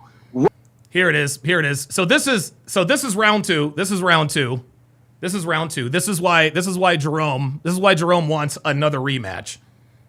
This is why Jerome wants another rematch, is because I absolutely just cooked him here. See, he's one of these secret haters. He's one of these secret haters. Oh. And by the way, Jerome. Oh, yeah. He's back up here. Jerome, by the way, you said that we don't like black. No, we love black people, but we hate niggas. Niggas like you. Please continue. Okay. Yeah, I understand the difference. Okay, guys, what you guys are about to see is a nigga exposing himself as a nigga. That's what it is. Let's go. Because, yeah, it's a difference between a nigga and a black person. Because at the end of the day, when you got arrested, you didn't put down white. You still black, but you ain't a nigga. And I ain't a nigga. And at the end of the day, I'm not a nigga. But what you're saying, but all I'm saying to you, just be rational. But what you're saying with me, I don't want no one to go to jail wrongfully. It'll play out in court. But what you're saying to me about Carmelo Anthony, I'm looking at it because, like I said, I stay in Texas. I understand the dynamics on what's going on. Yeah, of course you do. Because you live in Texas, things are different. Listen, no matter. Look, now let me hold on. Let me give you a rational thought. Just because you live in the state of Texas and I don't, doesn't mean you know more than I do. That's rational. I didn't say Please that. Continue. I don't think I said that. Well, okay. Oh my God. I didn't say that. I didn't say I know more. You see, he didn't say exactly that. No. He didn't say that, but that's why he said he lived in Texas. Well, I live in Texas. Guys, like, let's not be ingenuine. The reason why you said I stay in Texas is because you wanted to imply, didn't have to say it, but you wanted to imply that you know more than us. Stop it. No. See, the context was that he's down there, so he knows more. Come on, man. But when you say I live in the state of Texas, what you are implying is that you know more than me or my audience. Why else would you tell me you live in the state of Texas? Okay, that's like me talking to you about something, and I stay in Africa. Fine. You know what? You're fine. You're right. Please continue. You're right. See, and then he said, I stay in Africa. My guy, we live in the United States of America, fam. Murder is murder. Yeah, it's just context. It's just context. Yeah, I can understand. You live in Texas. I understand when people get into when they say things like that. I can walk into a room and say, "Hey, man, you look nice today." This person over here is going to look at me and say, "Damn, I don't look nice today." So I forget. I have to tell people like you look nice too. Okay, bro? So quit getting in your feelings about things that I say and this implied things and stuff like that. Basically, what he is saying, this implied things and stuff like that, guys. Yeah, quit speaking articulately. That's all that was. That's all that was. Man, I outsmarted you on that one, Jerome. That's why you got mad. I outsmarted you. And you told me quit being that. Guys, that's what he said. Quit being smarter than me. Okay? I tried to sneak tip and sneak diss. I tried to make myself the authority in an indirect way. You called me out on it, and now I'm going to tell you, stop being smarter than me. Can you please stop being smarter than me? That's what that was. Come on, man. Chill with that, bro. You are my peer. I'm older than you. So bro, chill with that stuff that you keep saying. You are my peer. Nigga, you and not your peers. wife. We are not. No, we are not peers. We are not peers. We are peers. Yes, we are peers. I graduated in 1992. You graduated in 94 or 95. So hush your mouth. Now he's telling me to hush my mouth. Now he's really in his feelings. See, Jerome looked really dude. He went completely off the rails. Walter, god damn it. Come on, man. Jesus Christ, dude. He's trying to turn off the podcast. What are you doing? Anyway, now he is definitely in his feelings. We're peers, you and your wife, blah, blah, blah, blah, blah. Ay. But Jerome gets dude, what he is going to do here in the next few minutes, guys, this is who these people are. This is who these people are, man. Say again. Anything else? You graduated in when? 95. That's what I just said. I said I graduated in 92. Okay, fine. I don't know you from a can of paint. See, there it is. See, getting caught up in the details. And this is what Beans was low-key doing too. This is something that niggas like to do. They like to talk about the process. Well, I wanted to answer the question, but you wouldn't let me answer because, nigga, talk, Just talk. God damn. And I said you graduated in 94, 95. Okay, we got it. You Can are we my get back? peer. Okay, we are not peers. Okay, can we get back to the Carmelo Anthony case? You're right. Hold on. Okay, just get back to the top. Hold on. Get back to the top. I'm going to make this statement. You want Carmelo Anthony to skate. You do. You don't want to admit it, but you do. You and niggas like you want this dude to skate because he's black and Austin Metcalf is white. I will give you the last word. That's nice that you are implying because I'm implementing justice. I'm implementing justice. He is completely flummoxed at this point. He is implementing justice. That made zero sense. None at all. Not been to court. I know you want to convict him. All I did is said, I believe, in my opinion, that it was self-defense based upon what I've heard so far. If you want to go off on me about my opinion, that's fine. You can do that, Donovan. But all I'm saying to you is just my opinion. The man hasn't even been indicted yet. Oh God. You have. Hey, look. I get your dynamics. Yeah, that's what I was saying. You can have your opinion about me. That's fine. But I did not say those things just like you implied that I want him off. And this, you do. Another. No, I'm not implying it. Okay. I'm flat out telling you. I'm flat out telling you. Well, no, hold on. Hold on. Fine. Please, let's not talk at the same time. I'm not implying anything. I am flat out telling you, you want this kid to walk. That's it. He was arrested. He was arrested and he was charged with murder. He will be indicted. Okay. How about ask me, do I want him off or do I want? Number one, I'm not going to act. This is when he really gets pissed. He really gets pissed off here. Listen to this. Oh, this is delicious. Watch this. Do I want him off or do I want? But number one, I'm not going to ask you anything. Ask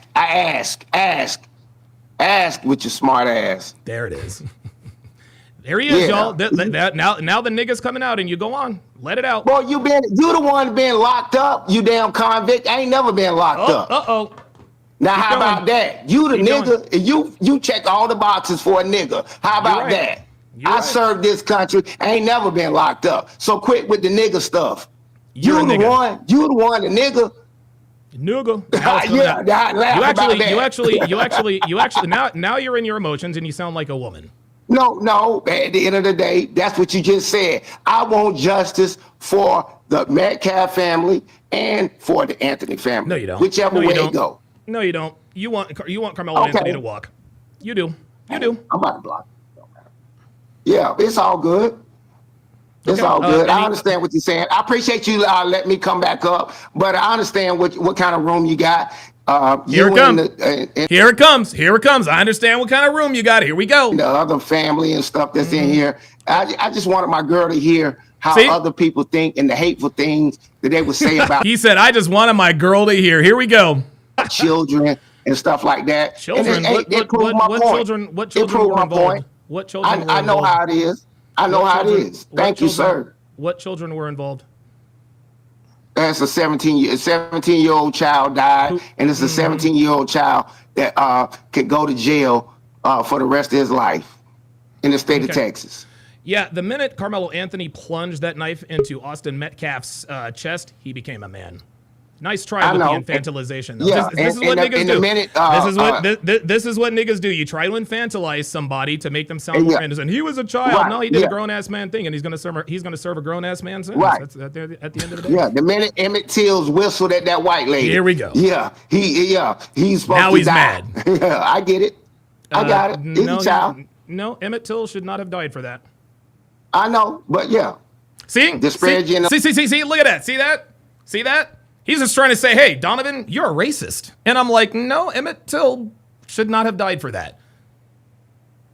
Like, what are we doing? Let me let you go, bro. Appreciate you. Thank you for bringing me back up. Yep, thank you for proving that you're a nigga. That's what I'm talking about. See? Yep. He's showing his colors. See, he's talking to his girl in the background, y'all. He's talking to his girl in the background. Yep, showing his colors. Yeah, go watch. You should go watch Dr. Umar or Dominique Alexander. Let me ask you this before I let you go. How much did you donate to the Carmelo Anthony Give Send Go? Just out of curiosity. The same amount that you donated. Man, I know you don't like black people, man. There it is. There it is. There it is. There it is. This is what I was trying to get him to do. This is what I was trying to get him to do. Hey, look, see, there it is. I know you don't like black people. There it is. Man, I know you don't like black people, man. Quit. You ain't here with your white buddies. You ain't here with your white buddies, man. Stop it. I love black people. I hate niggas like you. No, you ain't here with your buddies. You supposed to do this. Yeah. That's why you got on that Crocodile Dundee and all them braces stuff, because you let people know. That's a dog whistle to let people know. I don't like black people and this, that, and the other. You doing exactly what you're supposed to do. Live your happy life with your wife. And that's what you're supposed to do. I'm just saying, man, stop with the hate. My wife. No, I'm not stopping. You don't have to hate, Donovan. No, bro. No, I'm not stopping. You're a good guy. You don't have to hate people. I'm not stopping. I'm not. No, I don't hate. I do hate niggas. I hate niggas like you. I can hate whoever the fuck I want. I live in America. This is what it is. I love black people. Dude, I'm a big fan of How can you call me a nigga, man? You don't even know me. That's what I'm talking about. You don't even know me, but you're calling me a nigga. I don't know you, but I know enough about you. Okay, you know enough about me to call me a nigga. That was his girl. That was his girl in the background. Yo, that's his girl in the background.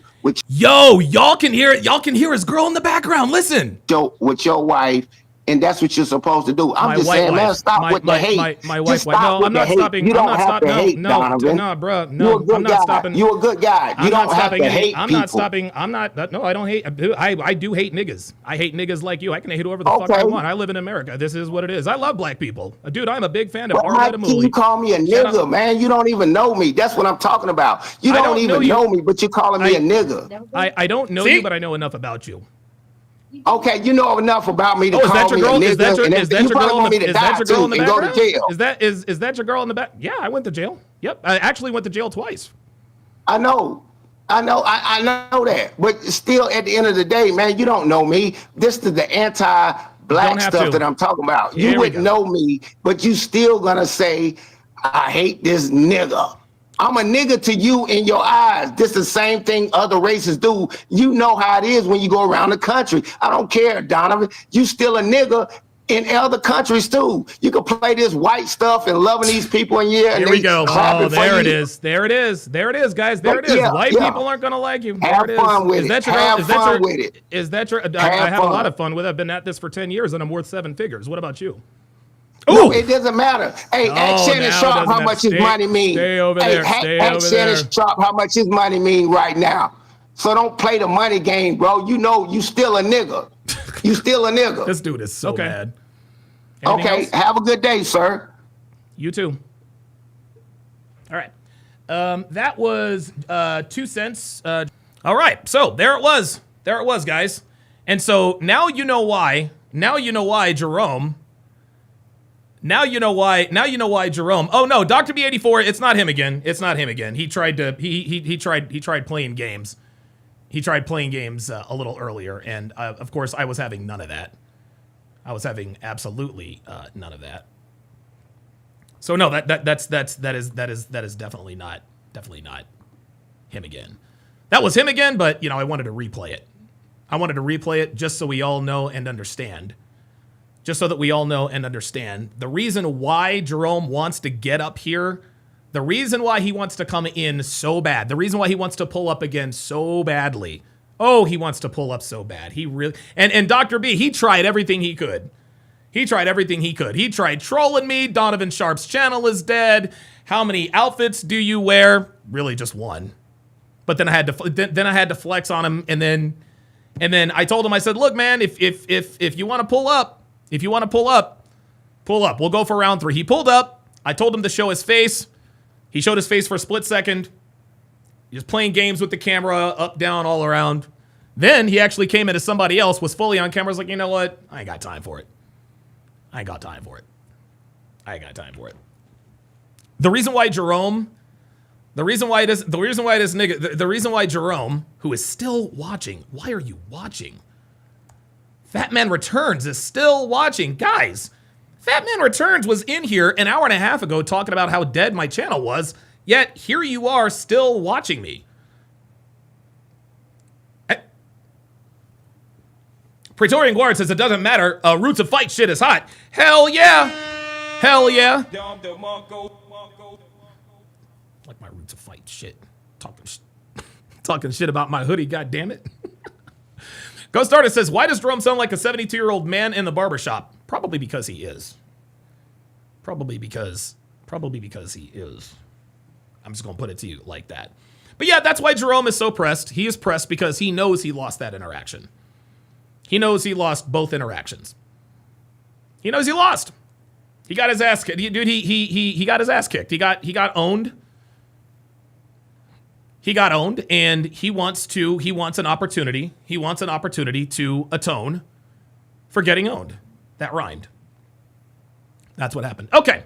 The video that we're going to react to now, in lieu of the whole Lizzo thing, this particular video is called Fit versus Plus Size. Oh, God. Fit versus Plus Sized Women. And apparently this was a discussion that talked about how difficult it was for plus size women to lose weight. And of course, I am all about watching women make excuses for their bad decisions. So without further ado, wait a minute. Away we go. I'm your host, Dr. Michelle Dav. Welcome to The Bridge. Today we're going to have a conversation with fit women versus plus size women. In a world where body image and beauty standards are constantly debated, the conversation around fitness and size has never been more relevant. Today, we bring together two groups with different perspectives to discuss fitness, health, confidence, beauty standards, societal expectations, and self-love. Is being fit always about discipline? Can you be plus? Guys, there's no such thing as self-love. There's no such thing as there's no such thing as self-love for women. Okay, there's no such thing as self-love for women, guys. A woman cannot love herself unless a man loves her first. Why do you think that girls who grow up without fathers have daddy issues? They don't love themselves because their father didn't give them that unconditional love. A woman cannot love herself unless a man loves her first. That's always the way it's been, always the way it will be. A size and still be healthy? And how do these identities shape the way women are perceived and treated? In this episode, we explore the truths, challenges, and misconceptions on both sides, seeking to build a bridge in a conversation that goes beyond the scale. I'm your host, Dr. Michelle Dav. Let's get into it. Okay, I don't really understand what, okay. And the first prompt is, your physique is in your control. Yes. Look, this is funny. Oh, look at this. Oh, your physique is, look at this. Look at this. Your physique is in your control. So fatty number 1 says no. Fatty number 4 says no. Fatty number 2 is finally keeping it real. Fatty number 3 knows the answer knows the answer is, wait a minute. Yeah, fatty number 3 knows what the real answer is, but she's too embarrassed to show everyone her delusion. Okay? She knows that her size is directly correlated with her decisions. That's why she's smiling. Look, I think there are a few things. there it is. There it is. Do you see that? Look. Oh, this is so, dude. It is so funny. Is that art? It is so funny to see female delusion. Want more says, gonna be a ton of excuses. Oh no. Oh no. Oh no. Oh no. Oh no. You guys have done already started. You guys have done already started. Fit versus fluffy. Kegels versus cake. Chin-ups versus chips. Cardio versus carvels. You guys can't do this, man. This is not cool. Is it cardio versus carvels? Oh my God. Oh my goodness. Oh my God. You guys are killing me. Dre Raven says jumping jacks versus jack. Y'all, I can't. Look, hold on. Y'all gotta stop. I'm not gonna get through this. Oh my God. That dude said jumping jacks versus Jack in the Box. Y'all really gotta stop, man. Y'all gotta stop. Because if y'all don't stop, I'm not gonna get through this shit. Chin-ups versus chips. Jesus Christ. Deadlifts versus donuts. Dude, hey. Now I gotta take a potty break. I literally have to pee. God damn it, y'all. Jesus Christ.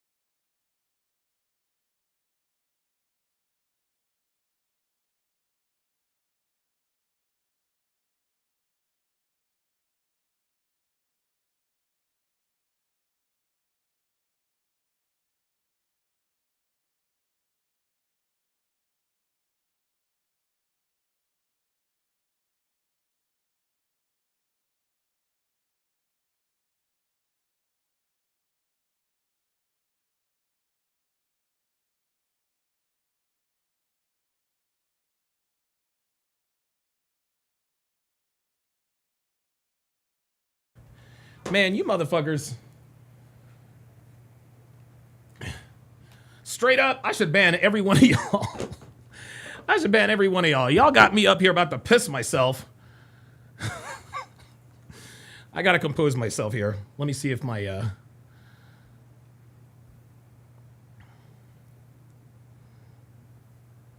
there we go. Cool. All right, we got the bows back. I have no idea why Joy Taylor is still on TV.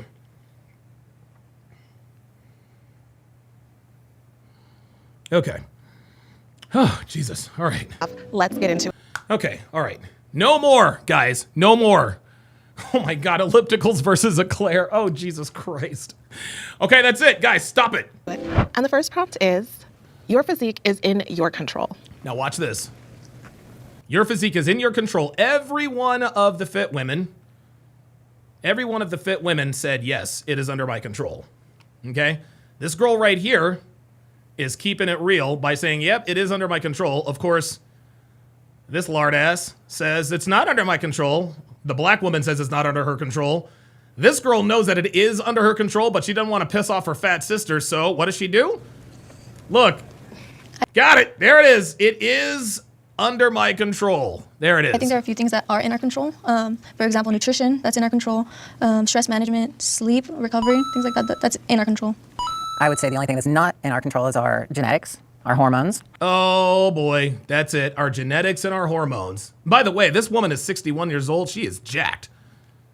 Holy moly. Which play a huge part for females. And our environment. I mean, environment can be in control a little bit, but it really depends on the environment. I agree. Also having like a stable state of mind, at least for people who are. Ooh, Ryan Schumacher says, I'm a bit behind on the live, but Don, the gardening excitement is awesome. I do flowers every year. Yeah, Don DeMarco to you. Don DeMarco to you. I cannot wait for this weekend. Oh my God. Like this, I've been waiting for this weekend since I got here. Overweight, at least in my life, it's very hard to, how can I explain this? Have my brain in the same set that I want to have my heart. So there's times that I'm really stressed out and I tend to do things that are not healthy for me. And that comes even from not working out to sleeping in to avoiding exercise. And it's not healthy. So I think a lot of factors can contribute to you being overweight. It doesn't just necessarily have to do with nutrition and food, but it is a good point to have a good nutrition system around you, even family. Yeah, the answer is yes, you are. And Myron says this all the time, guys. He says this all the time. You have direct control over every morsel of calorie that enters your body. No one is force feeding these women. No one is black bagging. No one is kidnapping these women and taking them to these concentration camps where they feed them, where they feed them until they get fat. No, they're doing this of their own free will and volition. Going off that, I think access and knowledge is a huge thing too. Like, do you? Oh my God, the level up man said, "Oh no, I can't do it." He says with a heavy heart, "I will no longer weigh down the pod with obtuse jokes." All right, that's it. That's the last one. Live somewhere where access to more nutritious and healthy foods isn't as accessible, and then also the environment you grow up in. Like, what does your family do? Those are all things. And the medications, you have no control on side effects of medications. That's out of your control. But yes, all the things that you guys mentioned in your control. But then there's so many other things that just are not within your control. I definitely agree that. You know what, Pearl recently lost a whole lot of weight. She lost a whole lot of weight. Guys, the only change she made is what she ate. That was it. Certain things about our body can be in our control, but like you were saying with the genetics, those aren't the things that we can. I knew it. I knew one of these fatties was going to walk right through that genetics door. I knew it. That's why when the jacked woman said genetics, blah, blah, blah, blah, blah, I was like, oh boy, she opened the door and one of them walked right into it. Control. Those are things that we are born with, that we inherit from family members that are passed down. We can't really control our height and how tall we are, or our bone density. We can't control certain things like that. So to an extent, I'm like, I agree that there's certain things that we can control about our physique, but then there's other factors that come into it that are just absolutely. Holy shit, Juan Martinez with 5 Donovan Sharp memberships. Holy smokes. At Yannick L'Italian. At Jason Bernardino, at Metal Fingers, at Michael Mara, to welcome them all to the TSR family. Go ahead and put your age and location in the chat. Impossible to change, like our genetics, like our height, like those things can't be changed, like by ourselves. It's not possible. I wanted to just say, I kind of agree in the sense that like there are things that might arise that like we don't. Victoria Gutierrez, plus size woman. John Simone says, I'm proud of the chat for making Don lose it. Good God, man. Like where it affects how we can control our things. Like, for example, if you're going through depression, I experienced depression in college where like you said, I literally couldn't get up out of bed. Like I had no motivation to cook. Like I would go eat fast. Yeah, still not an excuse, sweetie. Still not an excuse. See, these are all excuses. Guys, I want to define to you guys. I want to make sure we understand this definition. The difference between an excuse and a reason, okay, is control. Let me repeat that. The difference between an excuse and a reason is control, okay? An excuse is, well, Mr. Wilson or whatever you're, well, boss, the reason I'm late is because my alarm clock didn't go off. The reason I'm late is because of traffic. The reason I was late was because of, drama with my husband, right? That is an excuse. A reason is, well, the reason why I was late to work is because I got T-boned at the intersection. That's a reason. Okay? So the difference between a reason and an excuse, a reason you don't have control over, an excuse you do. These women are giving excuses. Food because it would give me like kind of like a rush where I was, feeling good, but in reality, I know it's causing more harm to me. And now, since I think like October, I've been working out. I lost 50 pounds, and I've just been on a good kick, a good journey. But I have the time. I have like a local like yoga studio where I clean and they give me free classes. And I know not everybody has that access. And I can only imagine if I was a mother, how hard it would be to be able to do all that stuff. But yeah, like I sometimes feel like I don't even have time in the day to take care of all the things that I need to take care of. So like I can only imagine being a mother of like. Dr. B80, I'm sorry. Dr. B84, if you're still in here, could you give me your opinion on the carnivore diet? Because I've known people who have gotten absolutely shredded on the carnivore diet. Because Terlonius is talking about, yeah, meal prepping is life for me. Yes, meal prepping. Oh my God, absolutely, absolutely. 1, 2, 3, and having like to make the time to care for yourself. Like sometimes you won't even have that time. And also consider what you're trying to lose weight for. Is it healthy or is it because you feel like you need to look better? It doesn't matter why. It matters that. Okay. Consider what is the reason why you're trying to lose weight. I want to lose weight to stay healthy, not necessarily to stay in a body that I'm probably not going to be happy because Stop the cap. No. Let me let you guys in on a little secret. Women don't lose weight for their health. They don't lose weight for their health. Okay. They don't. This is just not something they do. Women lose weight for men. And the reason I know that is because I know that this scenario is 100% true, even though it's hypothetical. If there was a magic pill out there, that a woman could take that would make her a perfect 10, a hard 10, great ass, huge, firm tits, just a perfect 10. But being a perfect 10 came with high blood pressure, right? Crohn's disease, some sort of autoimmune disease, and a slew of other sicknesses. And I had 10 of those pills. 100 women would fight for those pills. A woman would rather be hot and unhealthy. Women sacrifice their lives for BBLs. That's why I know that they don't work out for their health. Come on, guys. Juan Martinez says big back versus six pack. I've been thin before, and there was certain treatments that I got different, but in person, in my inside, I felt very different, and I was more happier. Not saying that I'm fat. I'm not trying to. No, you're fat, sweetie. And here we go. Her rationalizing. I feel better as plus size than I do at a healthy size. That's cap. You always feel better when you are healthier. Make unhealthy living a good thing, but I was happier because I didn't have to fit a certain size. And now I'm just working on staying healthy and making sure that it's going to work for me, and I'm going to spread that positivity to everybody else who's trying to lose weight. Yeah, that's bullshit. No. I'm sorry. Nope, not a chance. Hold up. Nope. That's cap. Mm-mm.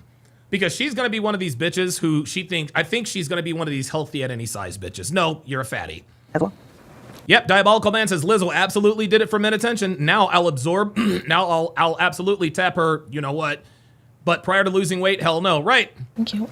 You said that you were thin at. Yeah, there it is. Level Up Man says Myron asked the question on the girls on After Hours. Would you rather be pretty, broke, or ugly and rich? 11 out of 10. The girls pick the former. Absolutely.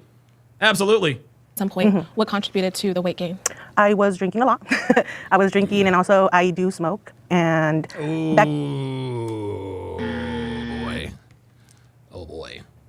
Oh boy. King Life says Lizzo realized Chris Evans wasn't responding because he gets looks from fitness chicks. I think that was probably the straw. In the day, I didn't. That broke the camel's back, and not Lizzo. Understand it. I didn't want to accept it. That being intoxicated was driving me to overeat, and it wasn't necessarily a problem because when I was sober, I wouldn't get cravings to eat, and it was more after I had drank and I had smoked, and probably if I hadn't had a meal in all day, I would wait until night after the party and I would overeat. So it's a lot of things that contributed to that, but I sat with myself and I looked at what I had done to myself. And I said, this is what you need to change. This is what you need to work on, but if you're not ready, just wait for it. But I definitely accept that it was me who drove me to that point. I see. Thank you for sharing that. Question for the ladies on this side. Do you believe that you can be born overweight? Some people believe that. Oh my God, dude, oh my God. Are you kidding me? Born overweight? Seriously? Can't be naturally just overweight. What are your thoughts? I do believe that you're with genetics. You can be. See, there she is with the genetics again. These women are afraid to keep it 100. Stanley Frederick, the frenemy of the show, $5 super chat says, do you think the Lakers will be eliminated tonight? No, I do not. I think Anthony Edwards being compromised and the Lakers' backs being against the wall, I think the series goes at least 6 games. born with a certain amount of, I don't want to say fat cells, but kind of sort of in a way, you know? So genetics. I don't want to say fat cells, but kind of sort of in a way. So we got a fit woman giving these fat women excuses. Will play a small role in that. But at the same time, you can, besides your height, switch those genetics. You know, you can do things to help prevent whatever genetically your disposition is to that particular, you know, whatever that is. So you can kind of a little bit, I would say, but See, she's afraid. See, she's afraid to say it with her chest. And listen, she's a woman. She's a woman, guys. She's a woman. I don't expect her to be direct, right? She's a woman talking to another woman. She doesn't want to, you know, piss off the apple cart, whatever the case may be. But now she's giving them excuses. It's kind of touchy. It's a tough one. Yeah.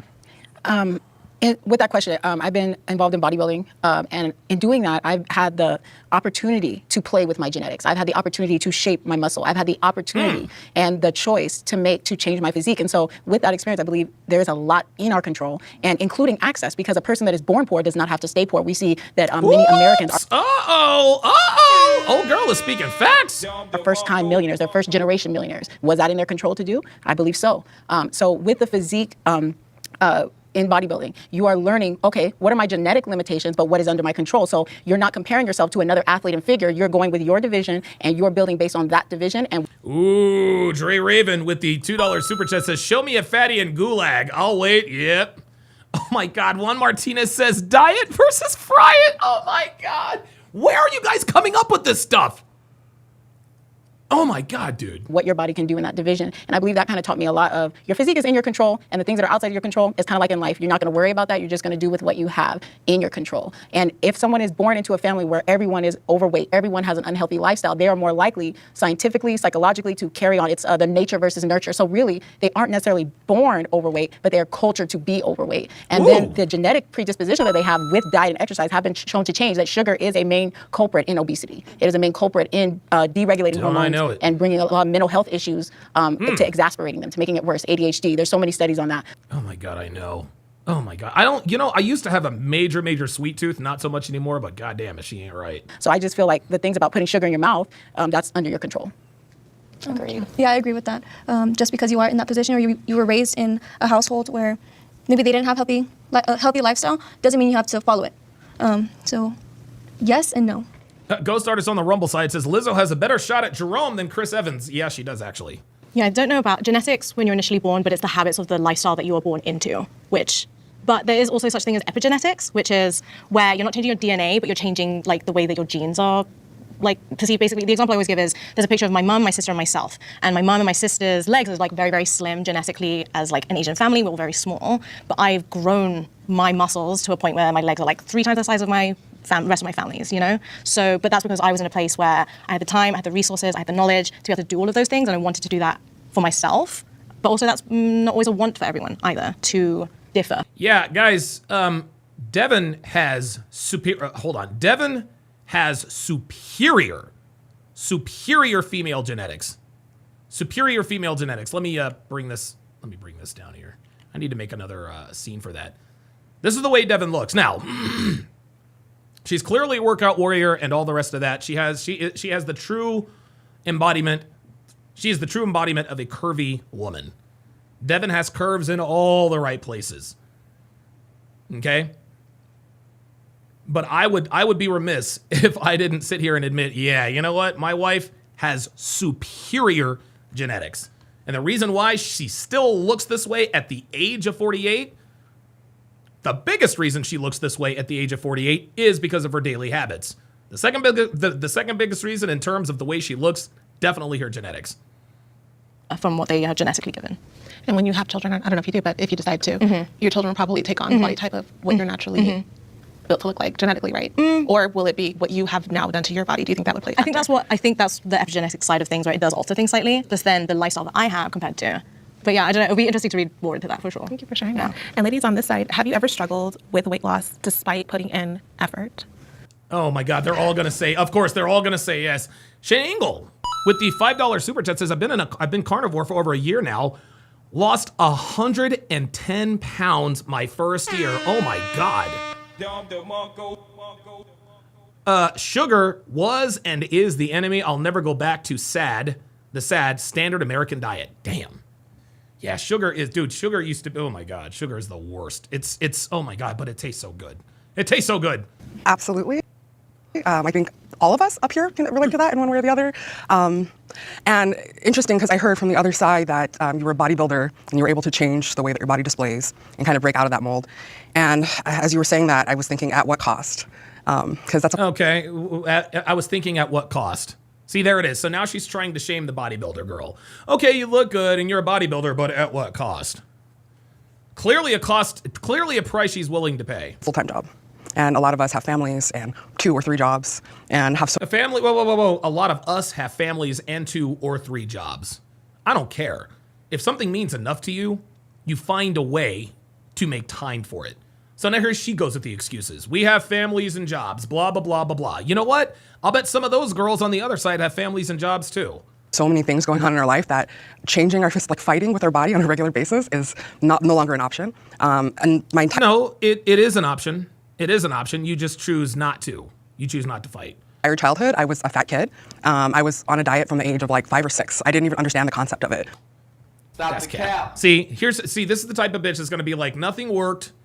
I was on a strict diet. I tried, restricting my calories. That didn't work. These are lies. These women are lying. This is an excuse. I just knew that I was in ballet and I was bigger than everyone. And there was a recital and I had to lose weight to fit in, to look like everybody. Oh, boo fucking who?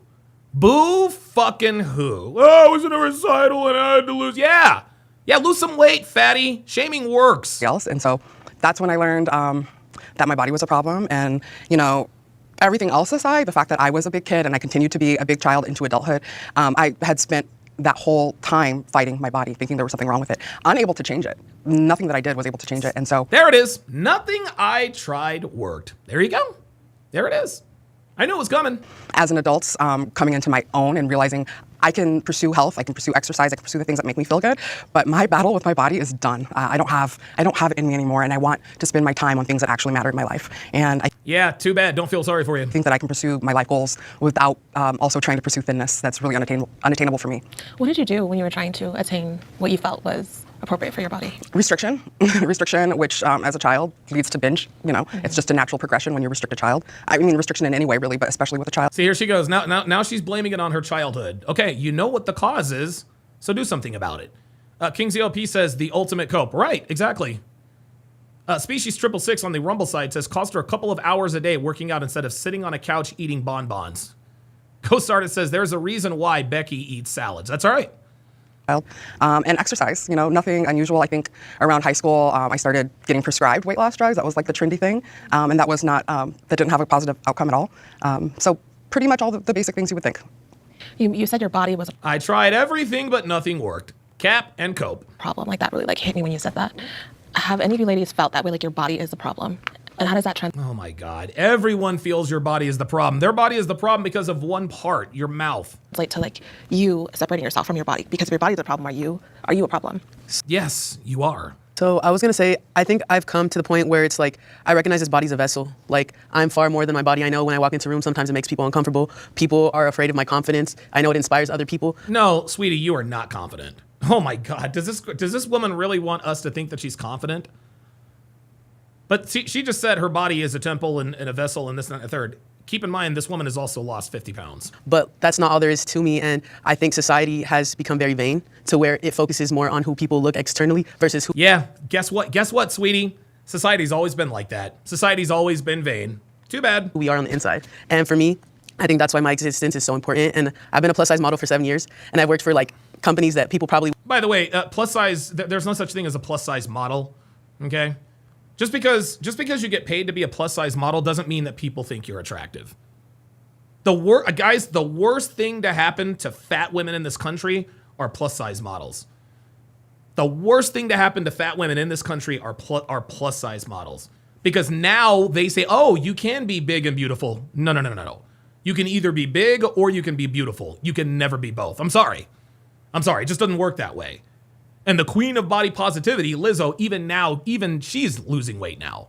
wouldn't think that I could model for. And I've noticed that sometimes when I go into spaces, people make me feel like I'm not that, like I'm not a model, like I haven't made my space. And I realize like I don't have to prove myself because it's more like how you view yourself. And that's like a battle I had to make peace with. Because no, it has nothing to do with how you view yourself. It has the reason why. See again, they have to tell themselves this stuff to cope with it. It matters the way I view myself. Well, if it mattered the way you view yourself, if you viewed yourself, why did you lose 50 pounds? Oh, it was your health, was it? Oh, really? So if it didn't matter the way you viewed yourself, why are you a plus-size model? Huh? Come on, man. Because I've been a bigger body my whole life. This is never going to change. My mom's 5'2", my dad's 5'7". How did I come out like this? I don't know. Yeah, my mom's 5'2", my dad's 5'7". Doesn't matter. Doesn't matter. You don't have control over your height, but you do have control over your width. But when... Chester! Oh boy, is he okay? Oh, Chester had to go. One of the things that makes me so happy and content with myself is that when I was younger, I used to hate that I was big. I used to hate that my voice was deep. And I was like, why is my voice deep? Why am I so big? But I'm like, my message is powerful. My mission on this earth is powerful. That's why God gave me a deep voice because I'm not meant to have a high-pitched, squeaky voice for whatever message I'm getting out there. And same with my body. I'm not meant to. Your voice has nothing to do with your body, sweetie. Your voice has nothing to do with your body. Remember the first time we all heard Mike Tyson talk? We could not believe that voice came out of that man. Couldn't believe it. Not putting anybody that's a smaller body down, but where I'm meant to go, the places that this body's meant to take me. And I've been through a lot of physical pain. So I think that's one of the ways where I've come to embrace myself versus tearing myself down. There's so many people in this world that try to do that to me every single day. I can't be one. Yeah, you tear yourself down to build yourself up. That's the only way to build yourself up is to tear yourself down. Okay?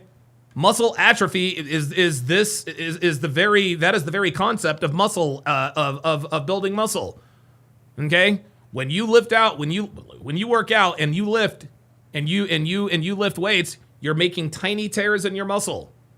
You're making tiny tears in your muscles. During that recovery, the muscle repairs itself with more muscle. Literally the same thing. You have to tear yourself down to build yourself up. One of those people. Doing it to yourself. Absolutely.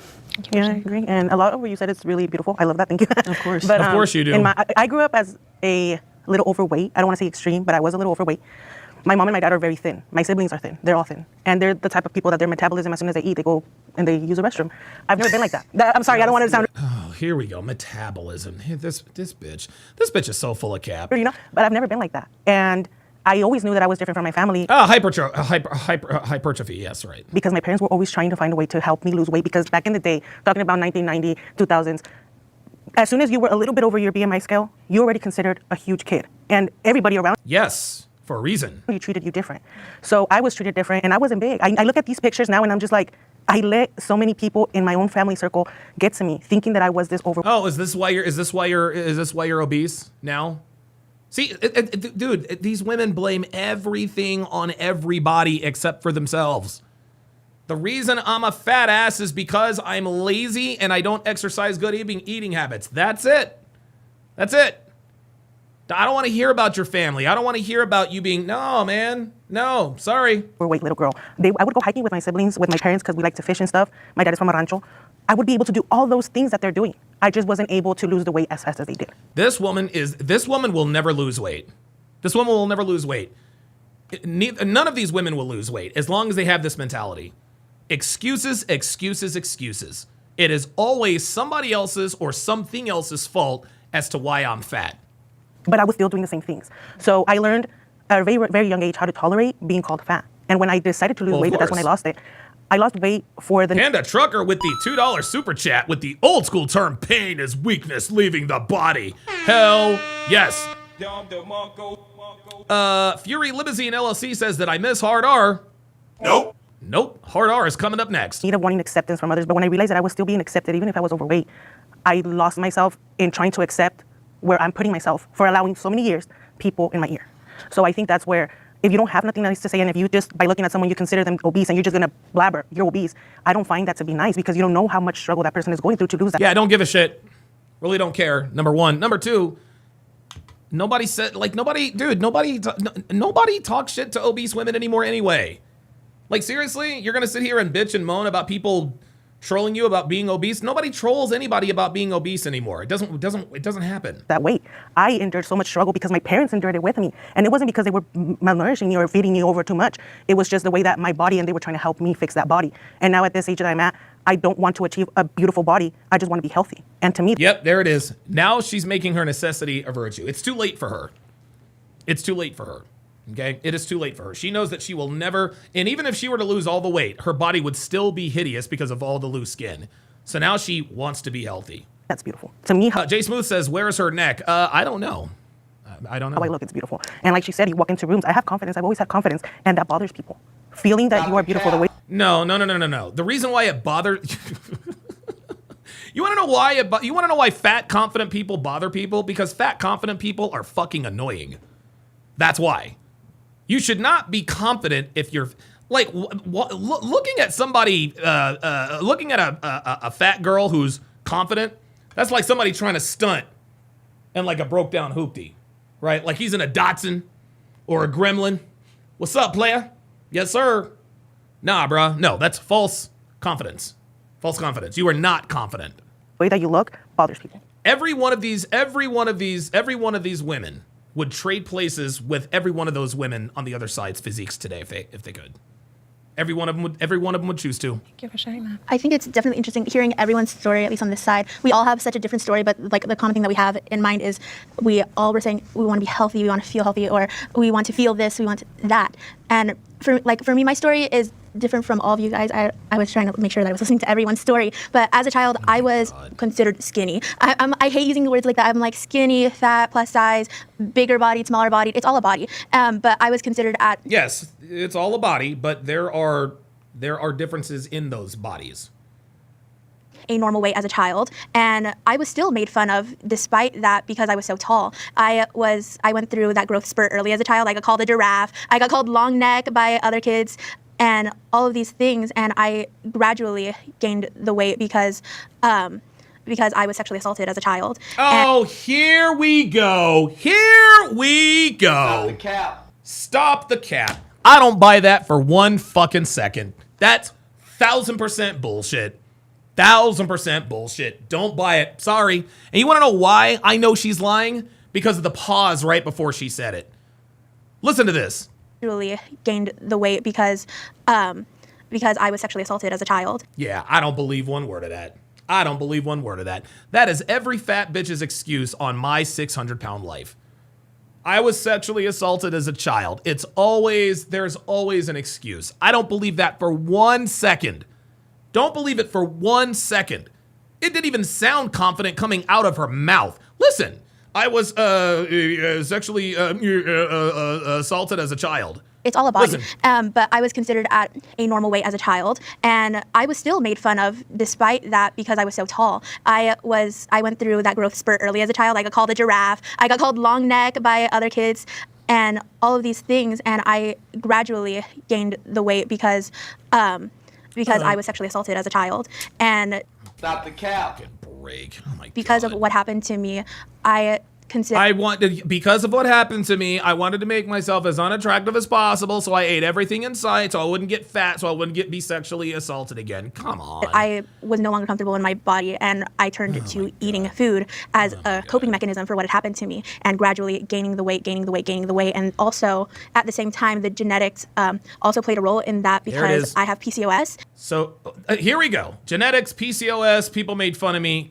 Jesus Christ, the excuses. And it runs in my family, but I did not know that at the time. So, yeah, it runs in your family. Is the rest of your family fat too?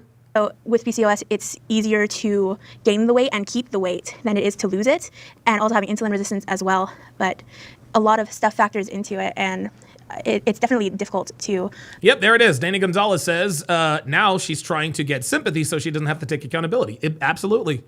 Lose the weight, but it's not impossible. Thank you for sharing that. Yeah, Dana Gonzalez says, OMG, she's diagnosed with everything. Yeah, exactly. Holy God. Hi, loves. It's me again, Dr. Michelle Dav. We really been enjoying... Wait, hold up. Tell me this bitch is not Arlette Amouli's sister. Look at this. Hi, love. Look. This bitch looks like Arlette Amouli's like older sister. Damn. Loves. It's me again, Dr. Michelle Dav. Yeah, don't care. Okay, well, hey, good for her. The bodybuilder. Will bless you as much as they've blessed me. And the next prompt is, I have struggled with body image issues regardless of my size. Oh, every one of these fat bitches is going to say, well, yeah, even when I was hot, I struggled with body issues. Oh my God, Brutman says no one runs in her family. Everything runs in her family but her family. Okay, go ahead and share. I don't know what that has to do. Something. I don't know what that has to do with anything. I think a lot of people automatically think that if someone is, normal size, whatever that is in the culture that you grow up in, because it's different everywhere. But in America, they think, well, if you have a small waist or if you have, you're not considered, plus size, that you didn't have anyone making fun of you or anyone talking about you. I was constantly, because I put on muscle very easily, so I was a competitive cheerleader in school. Constantly, guys would come up to me flexing, like, "Oh, are you really a man?" I've even had guys come up to me randomly, like, "Don't," and women. I don't want to get too muscular, and people coming up to me that. Will say things like, "Oh, I don't want to work out my shoulders because I don't want them to look like a man." And so I just feel like a lot of times because someone is fit or they have a certain body aesthetic, they are not included in that body positivity movement. And it's really sad because if we're... Right. They're not included in the body positivity movement because people who like the body positivity movement hate people that look like her. Women supporting women, we all rose up the green. That just is an attack against women. It's not just an attack against plus size. It's an attack against anybody that anybody wants to attack at any point. And I've definitely been called manly, too muscular. You're not going to get a man. I don't want to look like you. I don't want to ever, that's too much, like you're doing way too much. And I just think it's not appropriate. It's not an appropriate way to put people in a box and say, you need to be like this. And I'll share my story. That's interesting. I like that. Okay, because being in the fitness industry, people would think that, oh, you guys don't get any criticism. You guys are all beautiful. No, not at all. When I was coming up in bodybuilding, first of all, I was talking to her and I go, oh, what division do you compete in? She goes, bikini. She goes, you compete? And I said, yeah, I competed before there were any divisions. It was all just female bodybuilding. So I'm 61 and I've been doing this since. This woman is 61 years old. Look at the way this woman looks. Wow. I was 25. And yes, I had a boyfriend that I was training with and we were in Venice Beach and we were walking along the beach and I heard this. Wow, her arms are bigger than his. So then I started feeling insecure a little bit because, okay, this is going to attack his masculinity first and foremost. And, so that story right there, and all of a sudden I kind of felt like I just wanted to shrink. I wanted to get small. Then another time happened. I actually was on the American Gladiator television show. I played Ike. Oh, I knew. Oh my God, I knew she looked familiar. Now, I thought she was Zap, but she is Ice. Wow. Now, interesting enough. That's where I realized it. Yeah, I knew, dude. I knew I saw her. I knew I recognized her. I was like, where in the world have I seen this woman? That's Ice from fucking American Gladiators. Wow. My hair was a little longer. But anyway, it was interesting because I was walking down into the mall and this was all of a sudden, it's like same scenario. Oh my God, she's big. Why does she want to? Yeah, there it is. King Life says no, she just didn't feel feminine enough. That's exactly right. There you go. Look like a man. She's way too muscular. Oh, that's terrible. I turn around, I kid you not, has no offense to anyone, is a very overweight woman behind me. And I was like, that's not fair because I know that you feel the same thing sometimes. And yet you're talking this smack behind me. I could hear you. Then somebody tells her. This is funny. So Ice from American Gladiators. Dude, American Gladiators for the W. Dude, I fucking love that show. Dude, my guy in American Gladiators, I was all about Gemini. Gemini and Nitro. Dude, Gemini and Nitro were fucking, dude, oh my God, dude. Dude, that was the squad. Gemini and motherfucking Nitro. Those were my dogs. All right, sorry. Her, by the way. Who's your favorite American Gladiator? Oh, Turbo. Yep, I remember Turbo. Dude, there was Turbo, Laser, Nitro, Malibu, who only lasted one season. Guys, I'm gonna tell you what. I think there might be a 30 for 30 on American Gladiators. You guys gotta watch that. I think there are 2 or 3 documentaries on American Gladiators. It will blow your mind. Dude, there is shit that happened in American Gladiators that you're like, wow. Fascinating story about how it started and all that. Okay, let's continue. You know who she is. That's an American Gladiator. The whole persona changed. Why? Just because I'm on television on a show? Now it's okay to look muscular? You see how it changed instantly? And it's just our culture and it sucks. Let's just be real. It just sucks all around how people judge one another. And they shouldn't. I mean, just because we're muscular, we want to look muscular. Let us be. Let us be buff. Let us be buff. Let us be buff. Let us be the badass girls we want to be, But we get the same talk. We do. I think that's an interesting point that you bring up because we see people, and we're all guilty of this, and we have this expectation of how they're supposed to perform, right? So she saw you and like, oh, you're muscular, you have a masculine physique, but then somebody clues she's successful, she's popular. Oh, well, that changes everything. So it's like you change the performance for her. So I think that's important to be cognizant of that with ourselves, and when we see other people and we have those thoughts to kind of think like, why do I expect this of this person? I want to say I respect bodybuilders because honestly, it's a commitment. It's like a relationship. It's a commitment. Okay, guys, this conversation is not going to go anywhere. This is going to be a bunch of hobnobbing. It's going to be a bunch of glazing because girls are just not. Girls, guys, dude, girls just don't. They're just not going to call out other girls.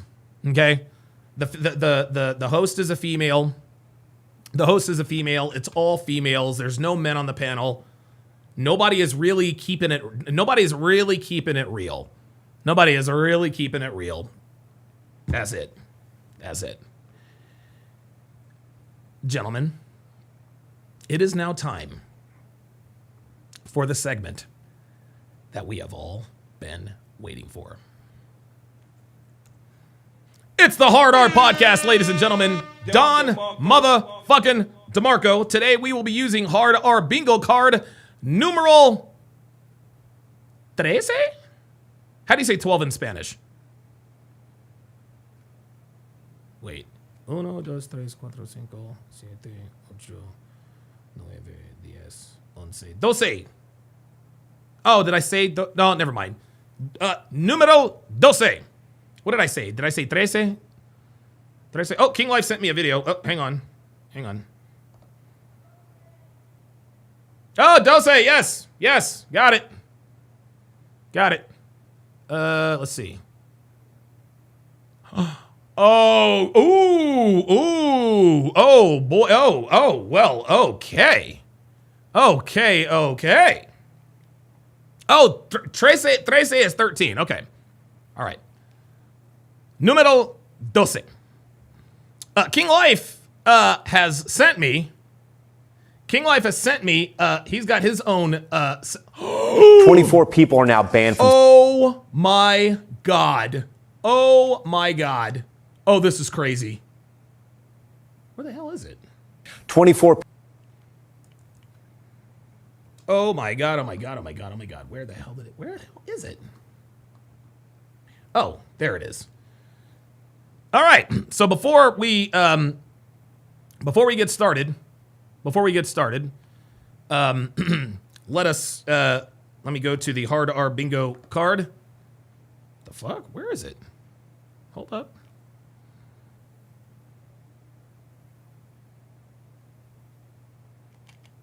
Oh, nope, that's not it. Nope, that was me. Hang on, y'all.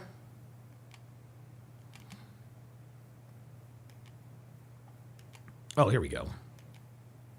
Nope, that's not it. There it is. There it is. So before we get started, this is Hard R Police Video Bingo card numero 12. Ghost Artist on the Rumble side says the Hard R is going to make you famous. I said it first. Well, maybe infamous. My brother's a cop. I hate cops / white people. Loosen the handcuffs. Call your sergeant. I don't have ID. I should probably check that out already. Oh, I was on my way to work. I have to go to work. Let me call my mom. I'm gonna sue. Where's my phone? I didn't do nothing.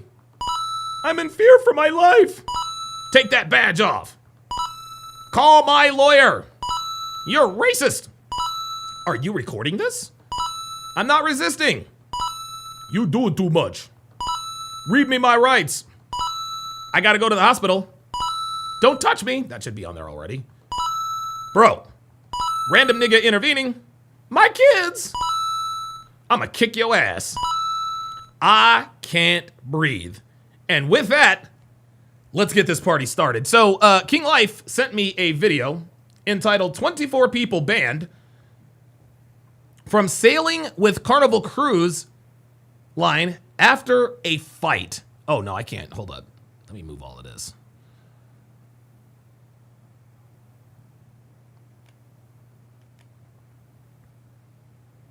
My kids. Oh my God, look at this. 24 people are now banned from sailing with Carnival Cruise Line after getting into a fight. The video from Saturday appears to show a group of people, you see them here, shoving each other while disembarking a ship inside of a terminal in Galveston. You can see people being pushed to the ground. In a statement to NBC News, Carnival says this happened in an area under the authority of U.S. Customs and Border Patrol and has been turned over to law enforcement. Oh my God. Like, dude, what? Like, dude. The U.S. really? Supreme Court heard. Guys, this is why we can't have nice things. This is why we can't have nice things, y'all. I've been telling y'all, this is why we can't have nice things, man. You don't, dude. When people see large groups of what? You know what? When people see large groups of black people, it makes them uneasy. It makes them uncomfortable.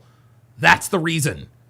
That's the reason. Because when you got large groups of black people in one area,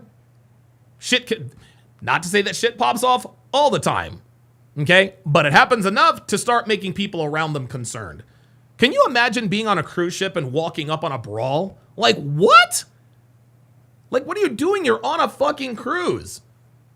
Now, me, I've never been on a cruise before, but I can tell you this. I most certainly will not be going Carnival. Will not be going Carnival. I also remember, Devin. Actually,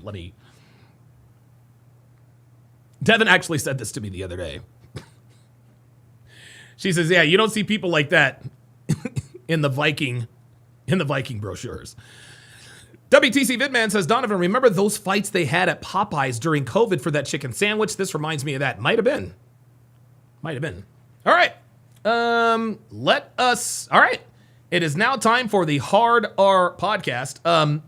She destroyed a hotel room. Now she faces the consequences. Oh boy. And away we go. Argument. Oh, sorry about that.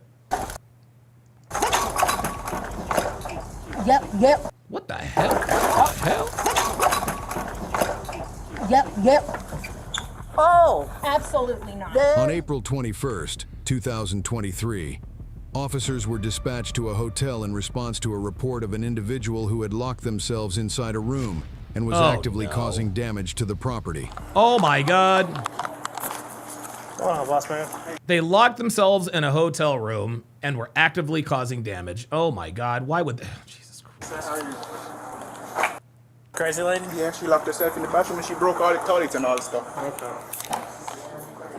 So, Oh, we let them to leave, all of them, all the family. She locked herself in the bathroom? No, yes, they here.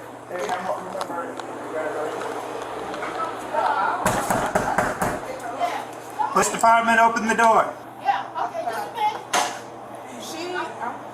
telling you.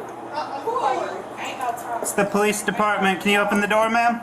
Come on, Grandma. Open the door. Grandma, don't do that. Damn. Get your taser out. No, please. They're like, yeah. See, he said, get your taser out there. Like, no, please. Guys, I'm sorry, y'all. I'm sorry. They gotta have the tasers out. You have a person in the bathroom actively destroying the bathroom. What do you think she's gonna do when they get their hands on her? Come on now. Please don't. Back up. Please don't. Back up. Here we go. Grandma, act right. Back up. Police department, ma'am, get on the ground. We're coming in, ma'am. Shit. Open the door. She got no weapon, y'all. She ain't got no weapon. Ma'am, back up from the door. Back up from the door. Grandma. Get on the ground, back up from the door. Grandma, stop. Grandma, they gonna Come here. Oh my God, she tried to bite him. She ain't got no weapons, officer. She ain't got no weapons, officer. What does she do when he reaches in there? She tried to bite him.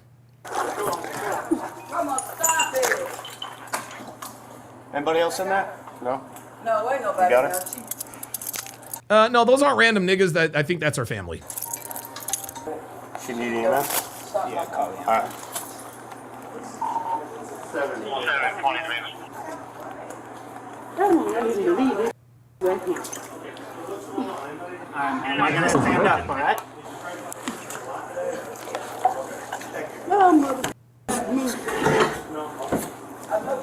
Grandma's a G. She's like, y'all motherfuckers leave me alone or I'm gonna hit you over the head with this bag of nickels. Yeah. I don't believe this here. We're gonna stand up, all right? No. Come on, you gotta stand up. You want to grab a chair from up there? No. So what's going on with you, man? What's going on with you? Y'all not trying to listen at me. Well, ma'am, while you were trying to break the sink, I couldn't, and then you were trying to bite it. No.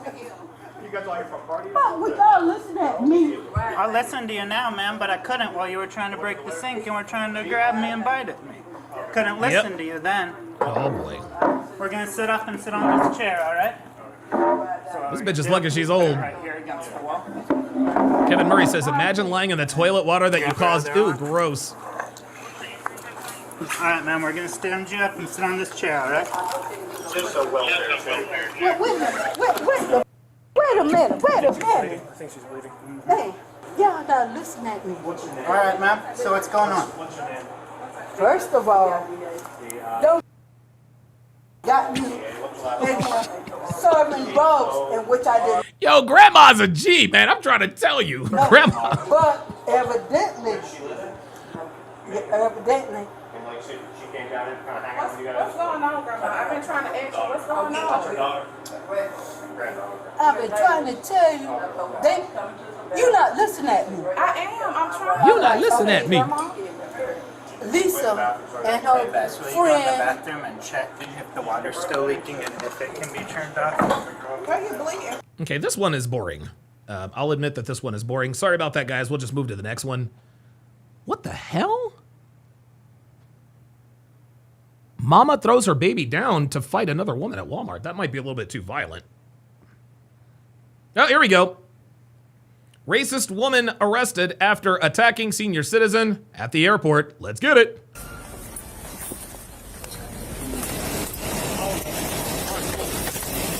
Oh, damn, they dragged her ass outside. 21st, 2023, airport officers responded to a service call regarding a fight at a restaurant. Upon further investigation, it was revealed that the suspect had vandalized multiple businesses, spat on an individual, and struck an elderly woman with a closed fist, resulting in a minor laceration. Yeah.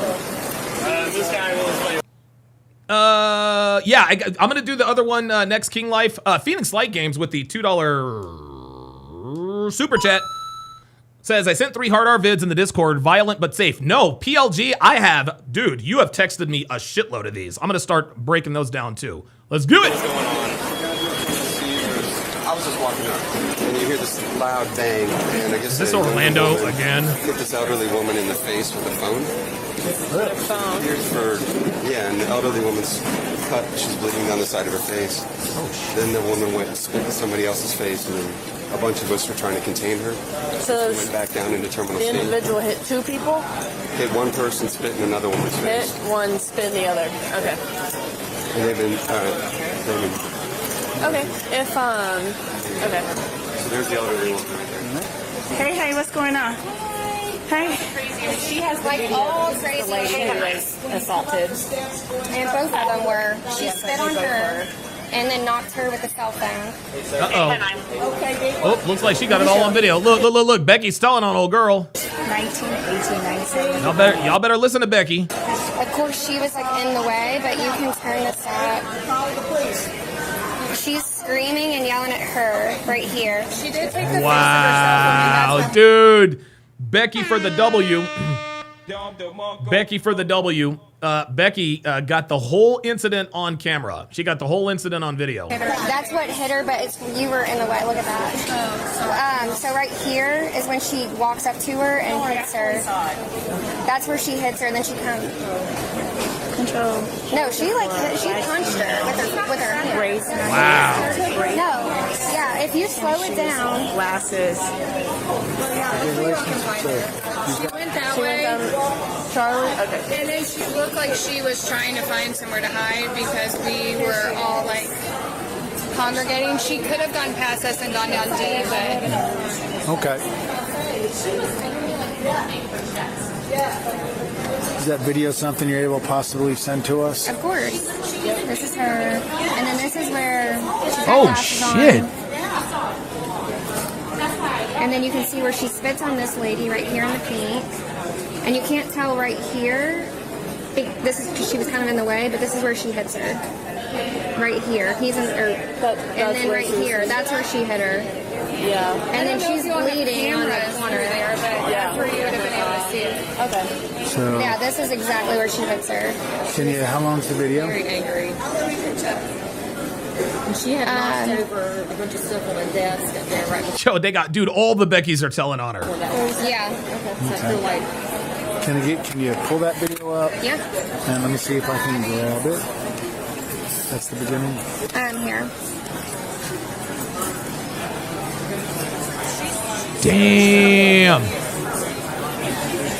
Oh, shit. We're actually going to see the whole thing. Look at this. Makes me sick. Yeah. I would have gone after her, but I was too scared to smack me in the face as well. I thought she was coming towards me when she saw my phone. She definitely didn't go out the exit. No, we would have seen her. Okay, that's it. Yeah, she's definitely down that way. So the. Hold up, man. I got to wait. I got to go back. I want to see that from the start. Hold up. How long's the video? Very angry. And she had knocked over a bunch of stuff on the desk there right before that. Yeah. Okay. So I feel like. Can you pull that video up? Yeah. And let me see if I can grab it. That's the beginning. I'm here. Damn. Hit her right in the face. I mean, that's like your own mama getting hit, you know? It's like, Damn. yeah, I cannot believe that woman. Dude, what are you doing? How the hell do you hit? Oh my God. Yeah.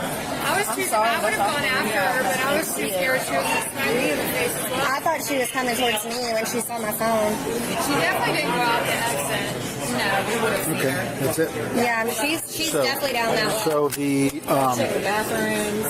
the couple. Oh, listen to this. Look. The white girl's like, yo, you better check the bathrooms. Like, the white girl's like, yo, check it. Screenshots.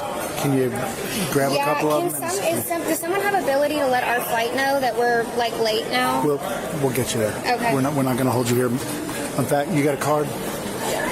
Yeah, she's still down there, so somebody's got to find. She is on something. Oh, she would have hit anybody who. Okay, so here. Yeah. So that's Andrew Andrew.Brennan, Brennan at Got you. flynashville.com. Got it. Thank you so much. Okay. Thank you all. Thank you. Damn, dude. You can go look? Yep. We're going to go look. Oh, they finna go get her now. Where? Okay. Oh, damn, everybody's ratting her out. Did you just have somebody come through and knock all this off? Well, yeah. We have a picture. Oh, Was shit. it a woman? I'm nosy. I'm black. I'm trying to see. Was it a woman? Nah, this nigga. Yo, this is my man right here. He's like, yo, I'm black. I'm nosy. I'm trying to see. Watch this nigga. This nigga stupid. He's like, yo, I'm trying to see. Watch. I'm nosy. I'm black. I'm trying to see. Was it I ain't mad at that. a woman? Yes. I ain't mad at that. Look at him. Look. He ain't got nothing to do with this. He's all up in these motherfuckers' business. He's like, yo, let me see. Let me check it out. I can show you, sure. I just need to see a picture of what she looks like. This girl. Yeah, that's her. Thank you. Control 18. She just knocked a bunch of stuff off of Air Essentials too. I'm still trying to make contact. After a 10-minute search, officers located her seated in the waiting area near one of the gates. Before approaching her, officers consulted with the victims to determine if they wished to press charges. Uh-oh. When the victims declined, the officers proceeded to take her into custody on a disorderly conduct charge. Give me go ahead and take her for disorderly. All right, I'll take her for disorderly. Man, I'd have pressed those charges so goddamn quick. Hi, ma'am. My name is Officer Link with the Airport Police. You should go ahead and stand up. Stand up, please. Kevin Murray says, does he count as a random nigga? You know what? I'll go ahead and do that one. I'll go ahead and do that one. Random nigga intervening. I'll do that one. I'll do that one. He's like, I'm black. I'm trying to see, Nick. Ma'am, stand up. Put your hands behind your back. Oh boy, here we go. Nope. Here she goes. What is she doing? She's gonna lay on the ground. Roll over. She's just going completely limp. Cowardly ass bitch. Look at this. Cowards, y'all. Cowards. Motherfucking cowards. Put your hands behind your back. Do it now. Put your hands behind your back. Do it now.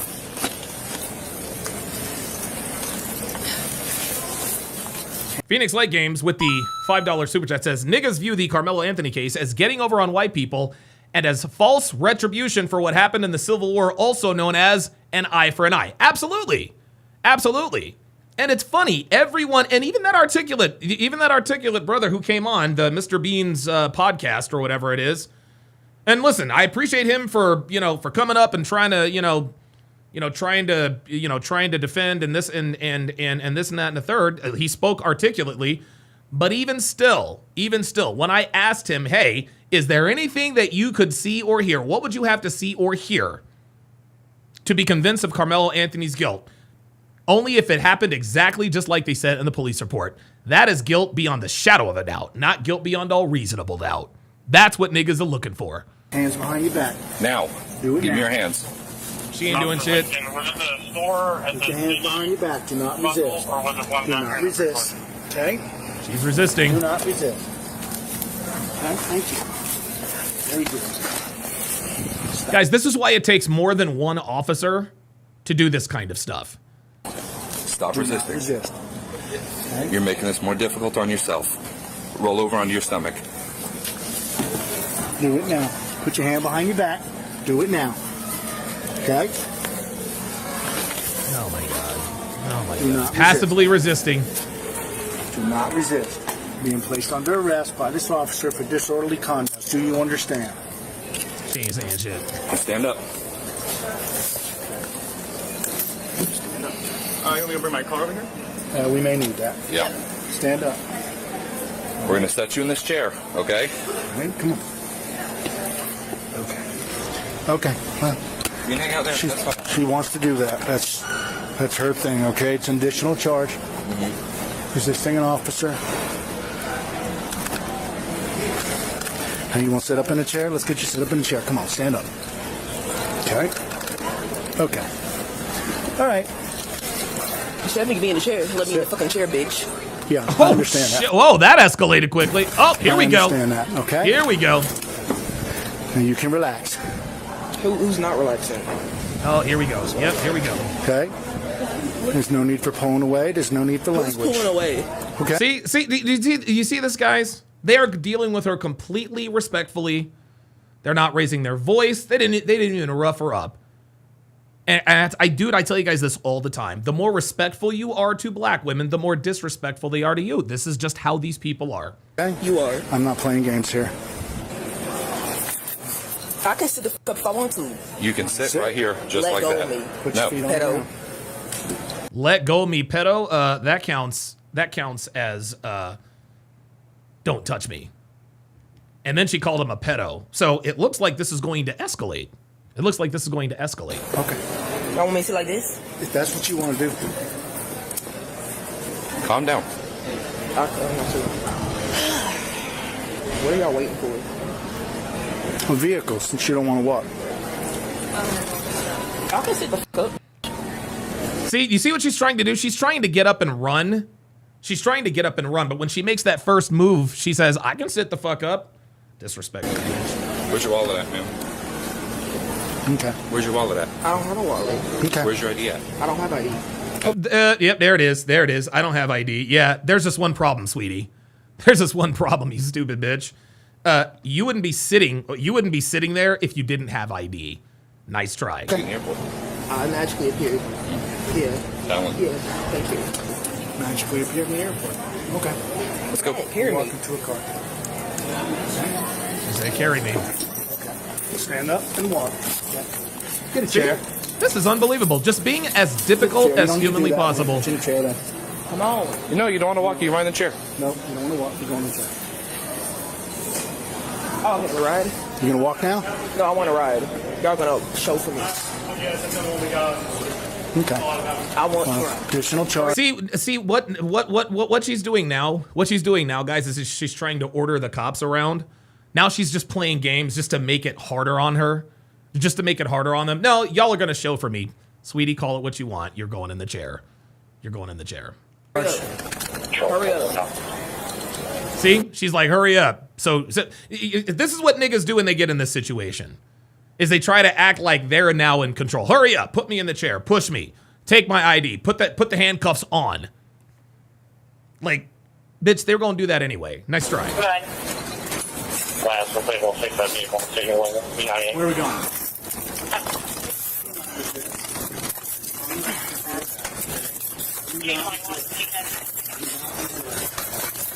You guys aren't going to believe this. You guys are not going to believe this. But Fat Man Returns and Jerome are still in the chat. Now, guys, I am perplexed. And I'm not being facetious here. I am perplexed. I have no idea why Jerome would take 4 hours and 23 minutes of his day to watch me. Fat Man Returns was talking shit about how my channel is dead, rightfully so. He's talking shit about how my channel is dead and I don't get any views, yet he's in here watching. Guys, why? Like, and listen, if I knew why, I would tell you. I don't know why that is. You guys got to educate me, because that makes no sense to me. It makes no sense to me. Like, if I really hated someone that much, I just wouldn't watch them. I don't get it. Quit.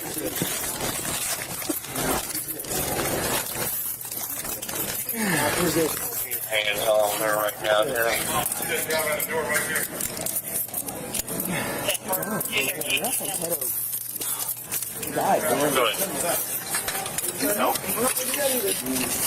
Yep, there it is. I fucking love it. Treat her like the animal that she's acting like. You want to act like an animal? We're going to fucking treat you like one. You ain't just going to be right. You're not just going to be sitting in the chair. Nah, We're going to tie your ass to the chair. I'm walking that way. Oh boy. Oh boy. Luke Perry says Jerome pretends his wife is Devin and he's you. Oh boy. Red Pill Gospel says you're speaking that fire. That's why. Yeah, that's true. Dan Herbs says he is a fan 100. Yeah, absolutely. Luke Perry says haters are your biggest fans. Apparently so. Apparently so. What do you think? ABA says Timu Hannibal Lecter. Actually, that's Hannibal Lecterisha. Don't call me Hannibal. I'm sure Hannibal Lecterisha.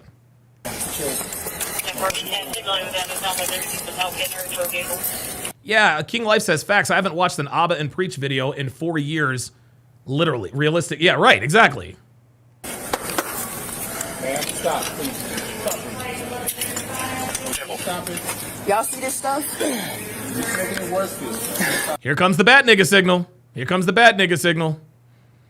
J-Mod says they don't hate you, Don. They just want your attention and have nothing worthwhile to say for you to read or point out in the chat. Yeah, you're probably right. Mayo. Gully Blanchard says Shaquana. He said Shaquana Lecter. He's so stupid. Come on, push me out. Stop resisting. Come on, push me out. That's right. That's right. That's right. Stop resisting. Where's the strap to? Other side. This bitch is going to jail for it. Okay, push me out. You see? She's like, push me out. Push me out. See? She's telling it's funny. It's almost like she's trying to give them this false she's trying to give the officers and herself like this false sense of entitlement. Like, push me out, push me out, push me out. Right? She's telling them to do things that they were going to do. She's telling them to do things that that they're going to do anyway. That would be very unwise. Oh my God. Ice Dragon Kid says, I just subbed on my job's YouTube. You better watch that, bruh. You better watch that. Additional charge, resisting stop, halt, frisk. Lead the way. Spitting. And now she's spitting. Now they're going to have to put the spit hood on this bitch. Unbelievable. And count disorderly. I'm going this way. Wow.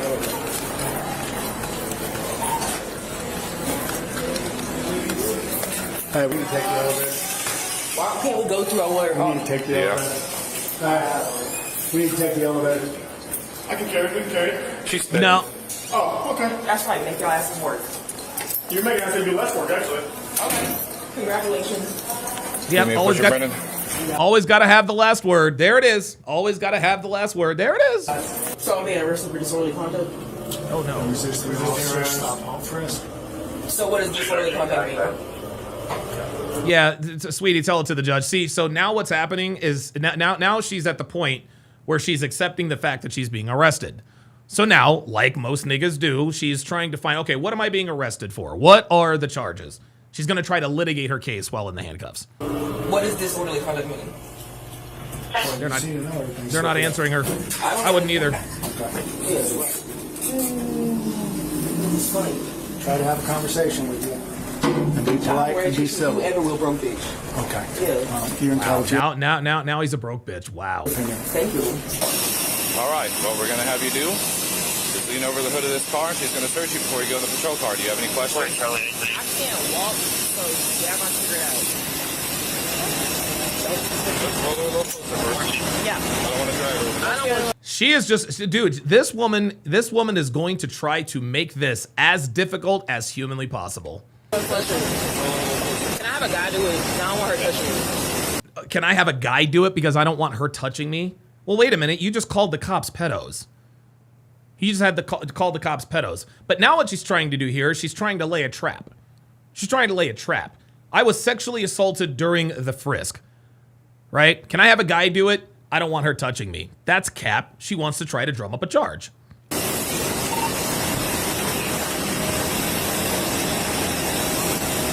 Non-resist. How am I supposed to resist? Praetorian Guard says she has a mental issue, definitely. Nope. Nope. No, I disagree. There are no mental issues. There are no mental issues with this woman, guys. Okay? There are no mental issues with this woman. This woman is evil. Guys, look, man. And listen, Praetorian Guard, shout out to you. This is how evil they are. Okay? These kind of black women are so evil, it makes you think they have a mental illness. There's no mental illness here. There is no mental illness here. She's an American black woman. That's enough. This is who these people are. This is who these people are. Stand up. Yep, see, she's gonna make her body limp. Do not resist. Just search on the ground. I'll take my glass. Hold on. Wait, take my glass off. Do not resist. I'm searching your person. I don't want to break that. Look for 400. Okay. Well, don't resist. Don't damage your glasses. Y'all damaging them. We'll roll you over.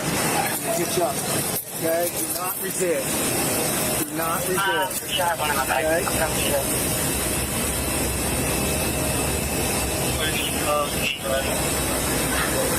All right. Okay, we're going to help you sit up, and we're going to put you in the car. Yeah, we're going to put them right on you as soon as we get you in the car.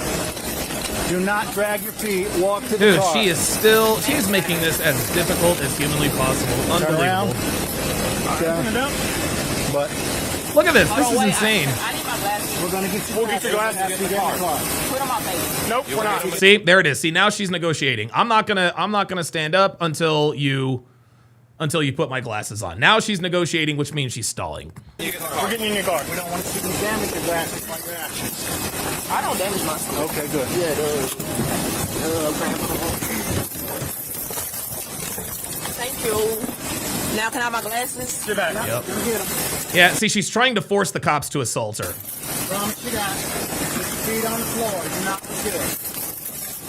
Sit up. Do not resist. Nah, I'm not going to shut the fuck up. I need my glasses. Come on, put them on my face. Sit up straight. Nah, they're in my hair. Ooh, my bad. You gotta go up. No. This is crazy. Now it's gonna be a whole. That's gonna be a whole thing now. There you go. Sit up straight. Watch yourself. Thanks, Hannah. Good job, buddy. Appreciate you. I'll ride with you. Okay. Appreciate you.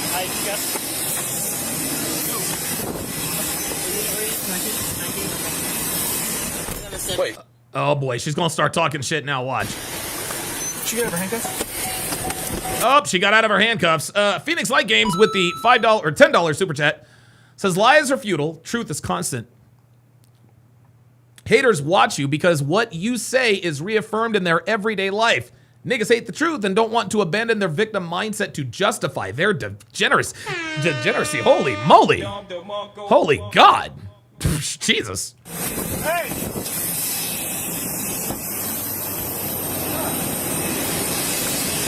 Everything okay? Here. This is funny. She thinks she's slick. Oh, y'all okay? Ha ha ha ha ha. Oh, that was funny. Da da da da da. Wow, y'all must really like me. We would not be able to drag her out of the car. The hobble's in the front door. She slipped her handcuffs. And now she's laughing. Now she's pretending to be amused by this.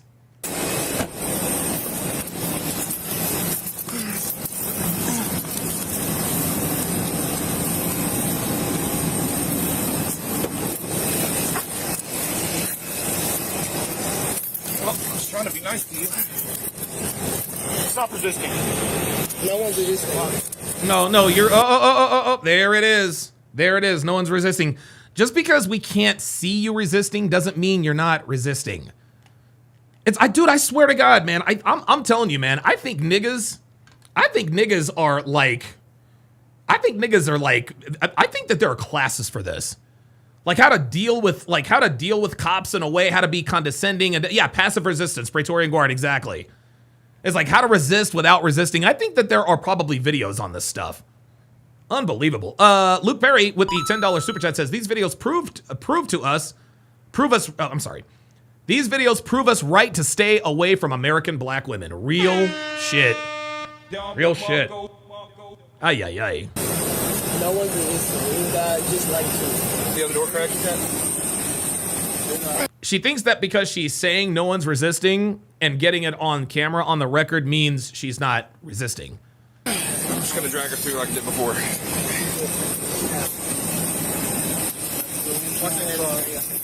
14, should I check the finger 22?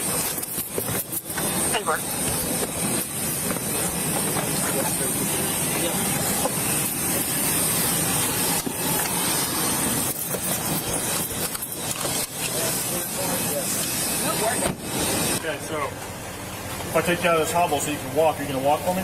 Nope. I'm not mad at it. Control 12, check the signature tower.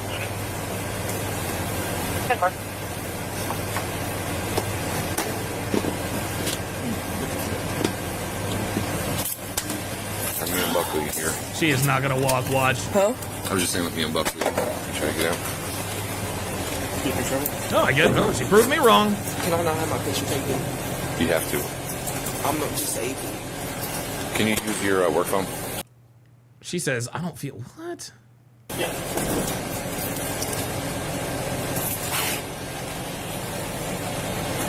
Appreciate you. Why y'all so mad? What's up? I said, why are y'all so mad? I'm mad. Why are y'all so mad? What difference does it make? She's trying to get one last win. Why are y'all so mad? Oh my God. Look, see? He's like, I'm not upset. It is what it is. See, now she's like, I'm mad. See, this is funny. This is what niggas, or this is what bitches love to do. This is what bitches love to do. Oh, he's mad, so I won. Okay, even if they're mad, you still lose. It's like when I address a troll in my comments, I'll have other trolls come and say, he wins because you mentioned him. No. Just because I address a troll who addressed me in my comments or my chat, that doesn't mean the troll wins. That does not mean the troll, well, he win. No, he doesn't. You're still broke and I'm still me.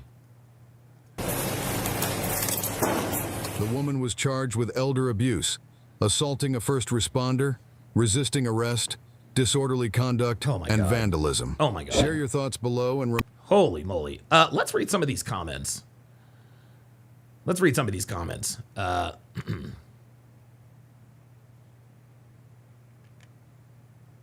damn it. Why is it? Oh, okay. There we go. Oh, this is funny. Somebody on that plane seated next to an empty seat has no idea how fortunate they were. Oh my God. Oh my God. If you don't want the cops to touch you, don't assault people. Yep.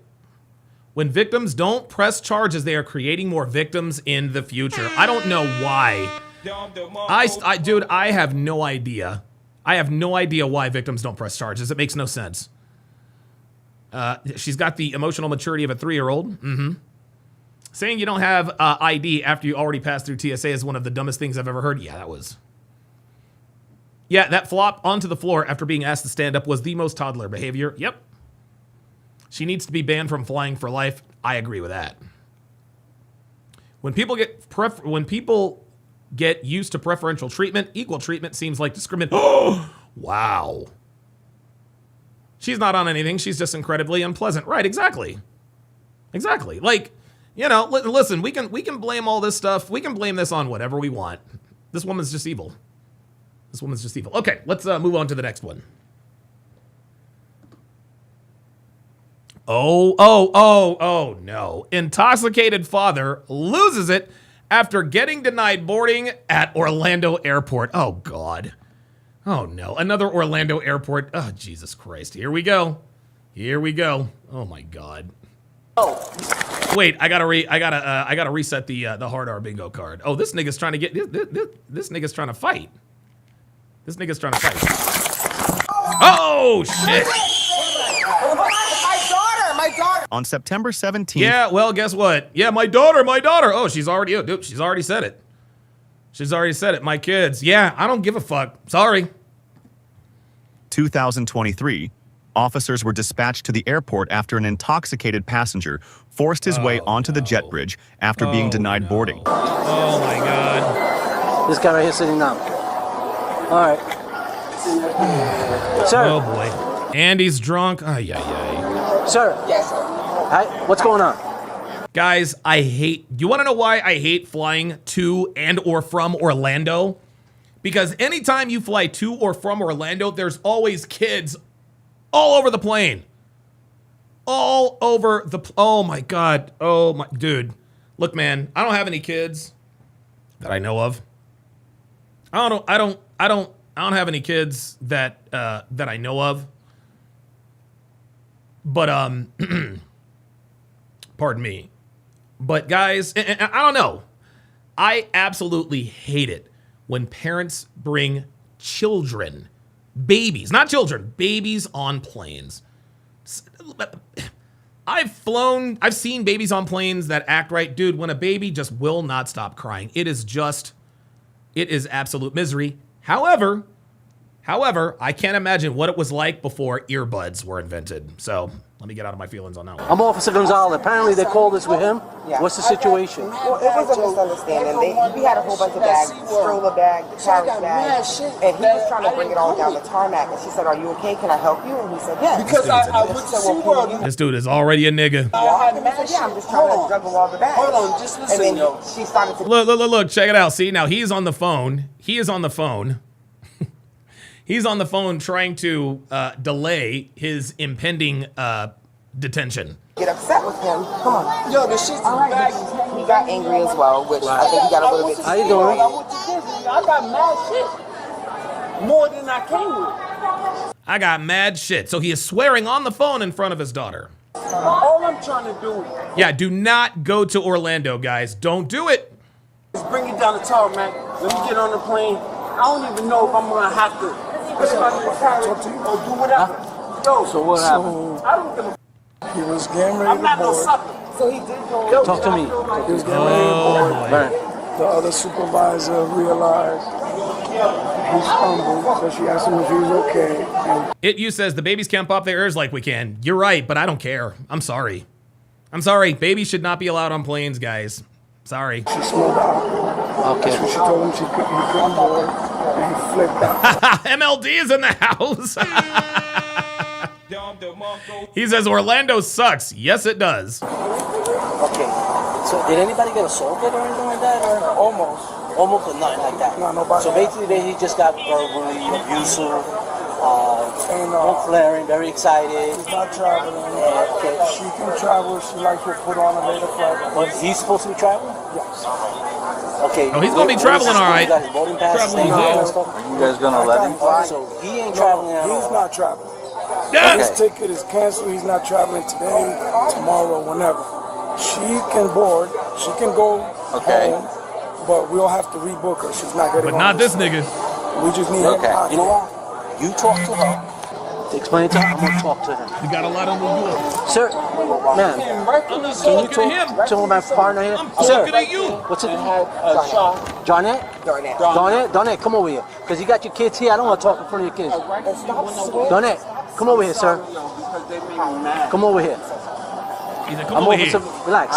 Relax. Keep your hands out. Relax. This nigga, he's putting his hands up. Nigga, stop all that. I'm going to explain to you what you just explained your wife did.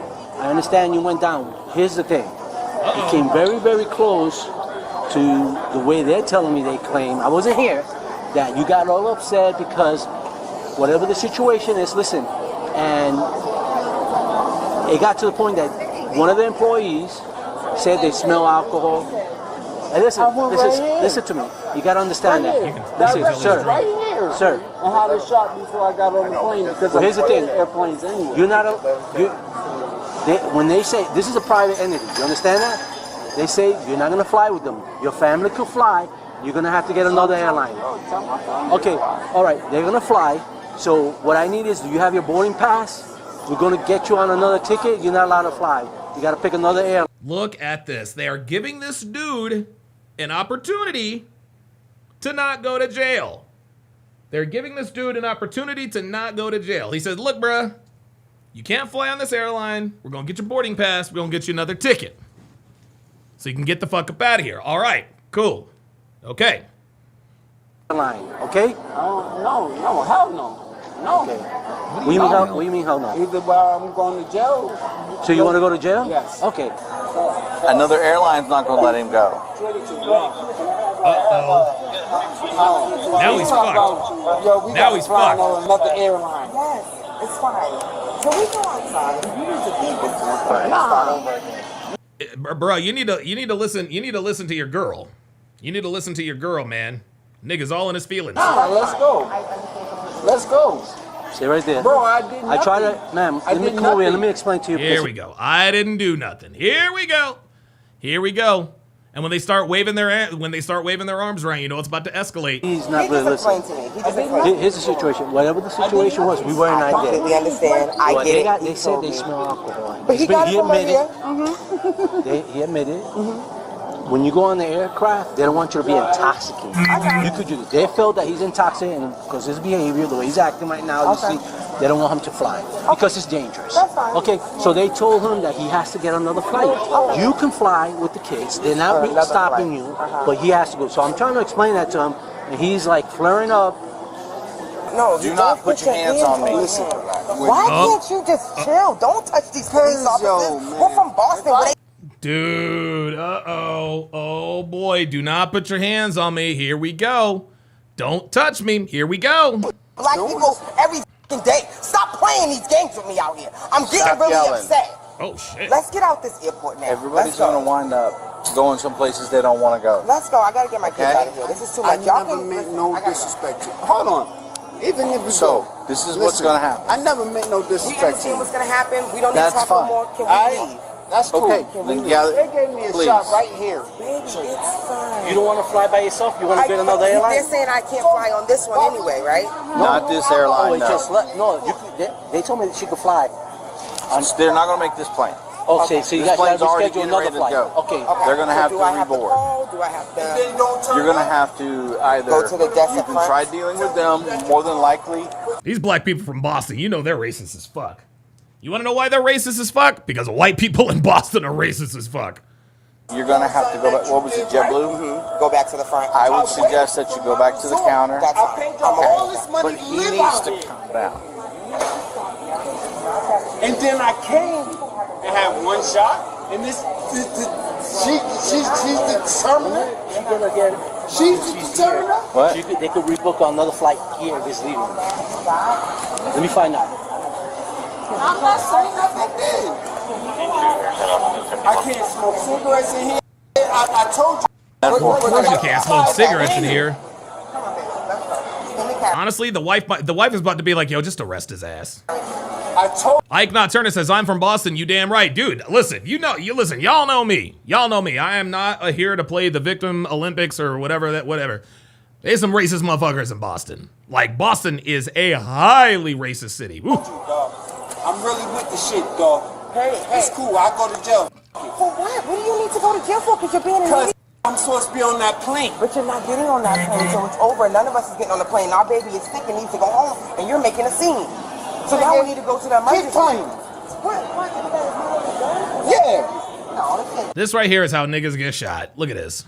What are you doing? Why are you pointing at a cop like over. this? None of us is getting on the plane. Our baby is sick and needs to go home, and you're making a scene. So now we need to go to the emergency. Keep playing. What? You need to listen to your bitch. Yeah. No, this ain't that. He's doing this right. You want to know why he wants to go to jail, guys? He wants to go to jail so that he's the victim. That's why. He wants to go to jail so that he can be a victim. That's all. Chill. Nah, he got his hand on his taser. I'm smart. Yeah, he's got his hands on his taser because you're a drunk nigga in an airport being demonstrative. That's why. Of course he's got his hand on the fucking taser, dummy. Baby, can we get out of here? Please go. Can you walk to the gate, to the exit out? I'm smart, dog.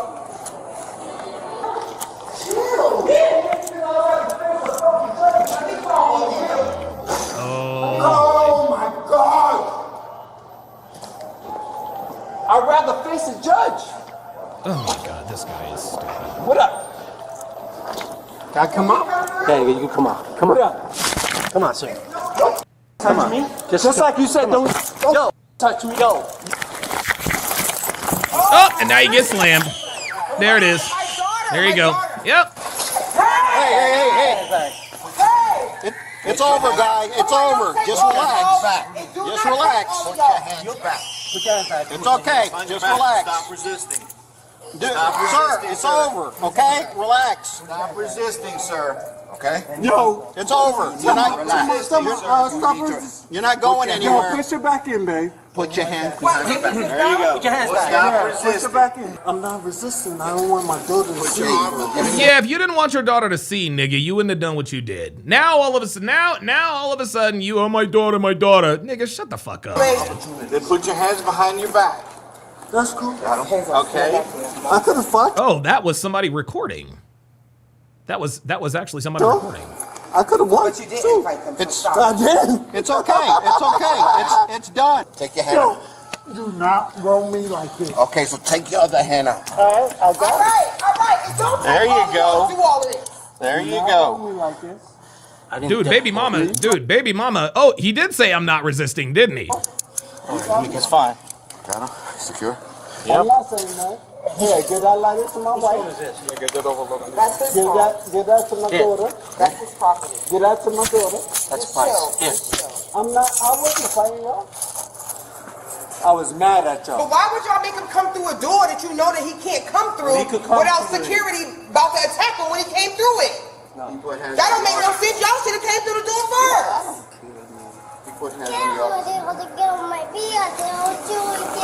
And there it is.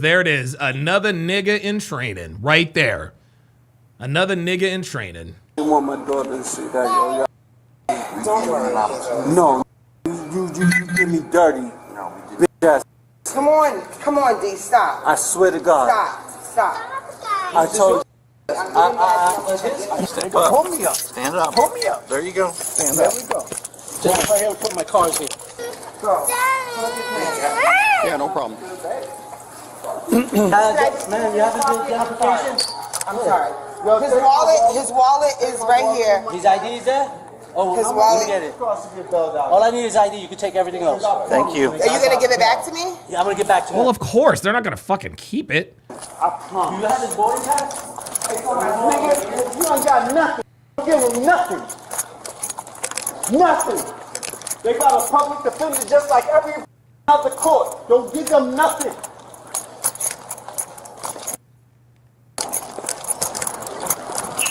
Oh, I guess that is a little girl. You're right. He said nigga training wheels. He's stupid. Wait, what did you say? What'd you say?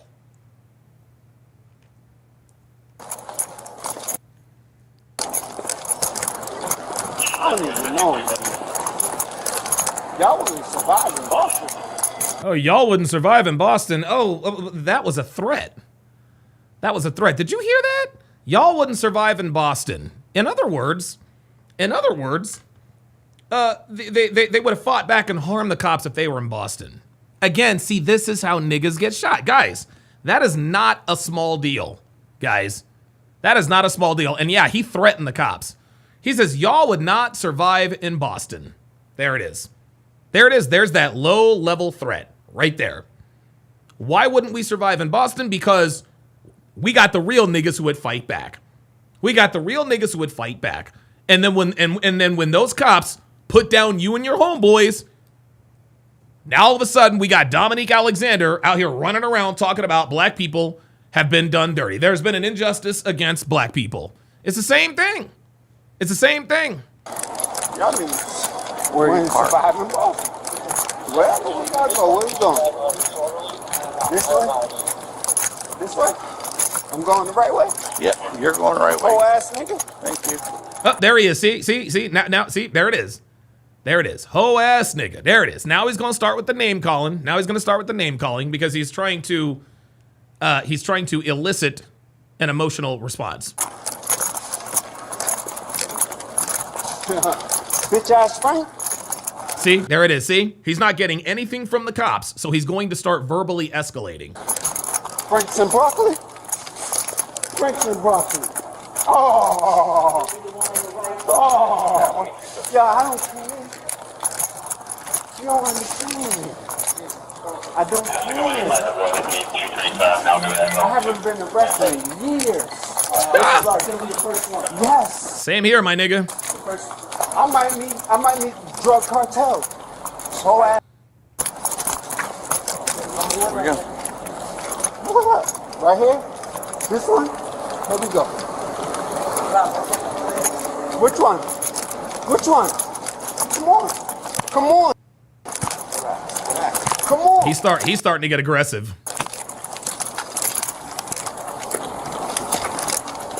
Whole ass. I did something wrong. Did you search this guy good? Go ahead, search me good. Search me good. See, I swear to God, it's the same playbook. Search me good, search me good. Telling them to do things that they know they were already going to do. Praetorian Guard says, don't go to Polk County, Florida doing this. They don't use body cams. Damn. Search me good. Search me good. Suck my balls while you doing it. What up? Real, what up? Can you get that to my wife? Of course. Boom. Yo, you don't even got... Praetorian Guard says he wants to hit the hood lottery. Oh, no, you didn't. No, you didn't. Check nothing in. Get that to my wife right there. Oh, ass. Go ahead. I don't do it. Does he have his wedding ring? Yeah. His wife has a wedding ring. Can you get that to my wife? Sure. Of course. Right now. Right now. And I'll calm down. Have a seat, please. Hands on you?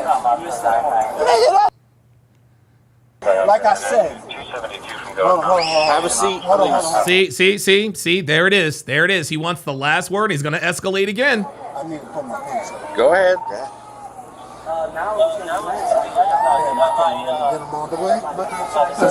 Watch your head.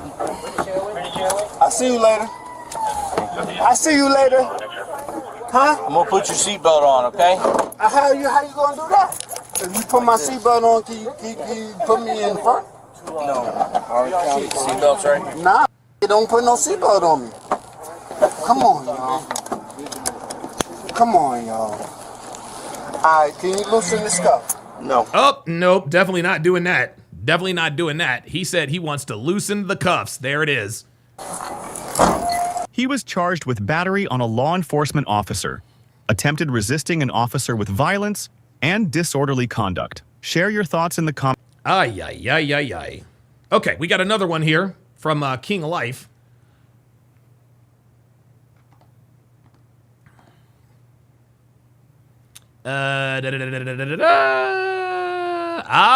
She punches a cop in the face and then faces the consequences.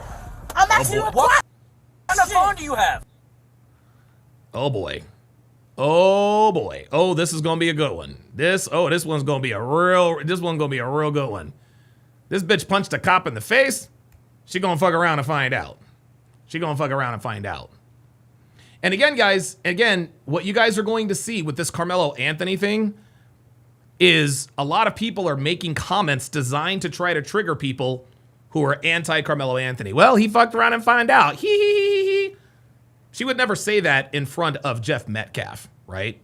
The only reason why people are making comments is to try to trigger the other side. It's terrible. Phoenix Light Games with the $5 super chat says, here's a sign you can tell a black man is a nigga.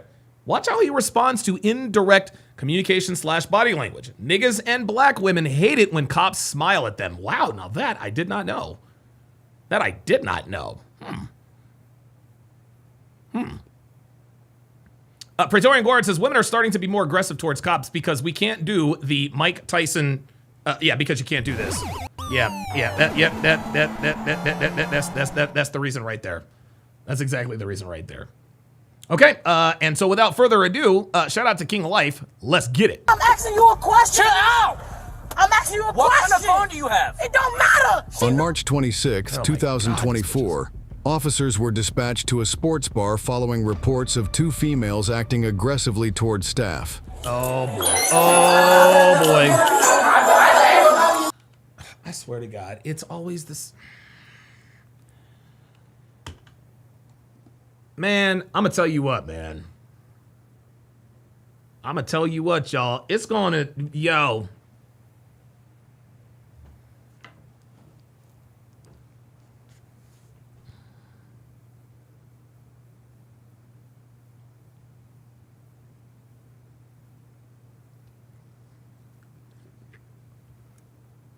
If this shit continues to happen at restaurants, if this shit continues to happen on cruises, if this shit continues to happen in public, guys, if it hasn't already started, you're going to have white people start talking about bring back coloreds only restaurants. I said it. I said it. Niggas ruin things for everybody, man. Jerome said with glee, white people see you as a nigga. Yeah, they do. And it's because of niggas like him. See, what niggas don't realize is that black men like myself, we pay the consequence for niggadom. We're the ones that have to pay the price for that. We're the ones that have to pay the price for that. We got to pay the price. We're the ones that get dirty looks from other races of people because of what niggas do. Incredible. Incredible. It is going to get to the point where they're going to have coloreds only cruises. I said it. Guys, I'm trying to tell you, man, every time something like this goes on, every time there's a disruption, every time there's a fight, it's always niggas, man. It's always niggas. It's going to get to the point. It's going to get to the point where white people are going to want to bring back the Jim Crow days just to keep niggas away from everybody else. That's fucking sad. And we say it all the time. This is why we can't have nice things. And it's not just a saying. It's the truth. It's the truth. Like, niggas literally spoil everything for everybody. We now have owners of resorts overseas putting out videos telling black people stay away. They're like, look, we don't want black people here. We don't want black people here. We don't want your business. We don't want your business. Man, we do not want your business. I'm telling you, man. I'm telling you. Robert Anderson says, that's why I order out. I'm trying to tell you. Look, the other day. Let me not get into it. Hikaru Swift with the $10 super chat says, hey, Donovan, can you do a reaction video of the female Kevin Samuels? My female coworker is sending me clips of her, and I think your analysis would make great content. Her @ is the queen maker. Okay. All right, Devin, if you're watching, Devin, find out who this queen maker is for me. Find out who this the queen maker. Okay. All right. We got the Hard R Bingo card reset. Let's get it. Wait, hold on. Sorry. There we go. You guys call? Unbelievable. It's the same thing. back room? Yeah. You just want them out? Yeah. Alright, you guys gotta come out. These two right here gotta go. These two gotta go. We was gonna leave. What you mean these two gotta go? Wait a minute. Come on, talk to me. No, wait, no. Oh boy. Oh no. Oh no. We in a video bathroom. We take here when we take here. Oh my God. Already yakking like hyenas. Not me. I don't know. She didn't say How you anybody. doing? I'm alright, how about you? You good? I'm good, how about you? You 50 district. What's up? You 50 district. Oak Park. Period. That's my area. Yeah, watch out, I gotta go make sure You probably put me up up before. I probably put that mama. I don't know. Devin says, is it Auntie, aka Princella? Oh, Princella the Queen Maker. Oh, okay. This is great. Look at this. There is just no reason for this. And guys, you want to know what the sad thing is? We're all familiar with the saying, it takes one bad apple to spoil the bunch. Okay? It takes one bad apple to spoil the bunch. Right? It's exactly the same in the so-called black community. Most black people are good people. Most black people are good people. It's the niggas that ruin things for everybody. Insanity. Don't touch me. Oh, there it is. Here we go. Oh, boy, here we are. Don't touch me. Here we go. Anytime somebody says don't touch me, you know it's already finna get physical. We actually why they here. Come on, let's go. We asking you and you why they here. Both of y'all. We asking both of y'all why they here. Alright, let's go. No, we not. We asking both of y'all why they here. Excuse me. Why they here? Can I say them, sir? I'm not going. It you says, I thought Kendra G was the female Kevin Samuels. No. No. Kendra G was the female Kevin Samuels until it came time to hold women accountable. No. Listen, baby. You were just trying to be cool. No. Stop screaming. Baby, you were just trying to how you loyal, John. Stop. No. Alright, let's go. No. We finna get our, don't touch me on my dead grandma. Don't touch me. Don't touch me on my dead grandmama or what? Or what? On my mama. Yo, I'll talk to you out here. That little you don't get a pass. Oh. Come on, guys. Come on, we gotta go. I'll talk to you outside. I'll talk to you.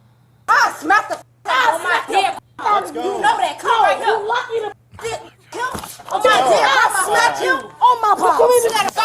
Why you crying now? Come. I'm right here. Come. You go right here. This is sad.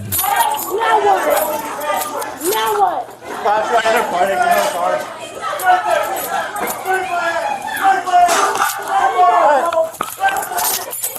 Unbelievable. Unbelievable. Look at this.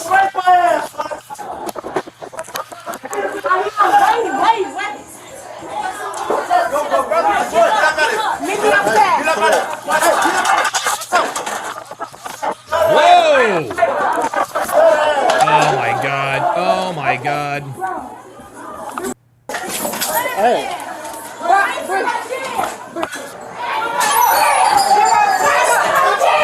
Oh boy. Get my purse. Get her purse. Woo! Go out.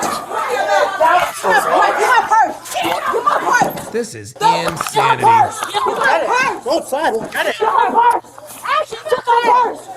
took her purse. No, oh my goodness, give me a bed. Y'all gonna put it on that shit. Oh, wow. Oh, that's a wrap. Oh my God. Oh my God. Yo, she straight stole that dude. Oh, that's it. That's a wrap. Oh my God. Calm down. Breathe. All right. No, back up. Cuff her up. All right, chill, bro. We bro. Chill, y'all bro. Just cuffed us. Y'all just No, you are getting cuffed because you punched a cop in the face. You just overthrew me on the ground. Like I'm not a female. No, you're a female acting like a man. Oh, now we want to be a female. Now we want to be a female when it's time to be the victim. Y'all, if y'all can come here. Let me I get cannot out. believe this shit. Get some This more is cars over here. crazy. Just got punched in the face. Let's go to supervisor too. This bitch is still trying to. Yo,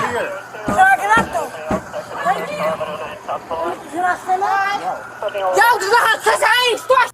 Let go, my car. She hit me first. What the? All right, She hit back me up. first.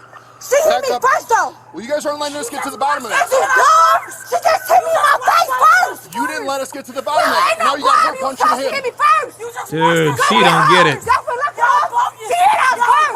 Okay, how am I supposed to know that? How are you punching him in the face? I'm telling you. Oh my God. Well, maybe you guys would have stepped outside and acted like adults. Casual Germ with a $10 super chat says they both need a dose of Edison medicine. Let them ride the lightning. You ain't lying. Yo, this is crazy. Y'all got me hiccup on my pulse so I can hit y'all. Shut up. Look, okay, she cool. I'm gonna be quiet. How I'm gonna get up if you got me jaking on me? Get up. Help me up. You get the other one. I'm not touching her. Best friend. This is Give my insane. purse. Give my jacket. Ooh, it's a Cajun boil. Ooh, that sounds really good, actually. Damn, that sounds real good. No. Throw her in the back of my squad. What in the world?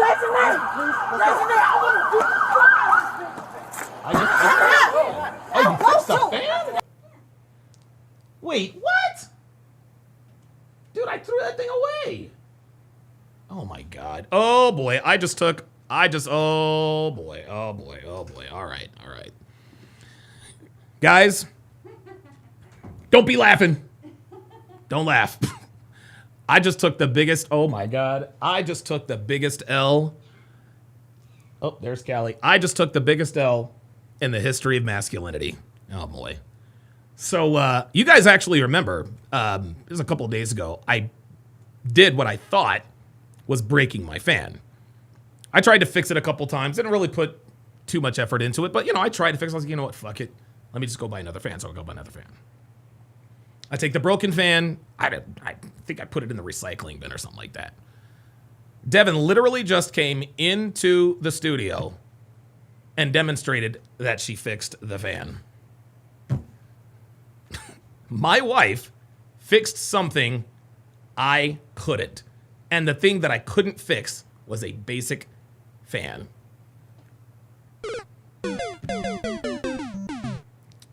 Ay. Oh boy. Yeah, I think I lost a few man points for that one. Let's continue. I want you. Do you have an ID? I want you. I don't. Okay. Oh, there it is. Do you have an ID? I don't. There it is. Don't have ID. That bitch is finna go to jail. What are you doing? She come outside. She punched me in my face first. You want her to punch me, thinking you want to lock her up? Can you She get her punched under me control? first. Dude, this woman needs to just take a breath.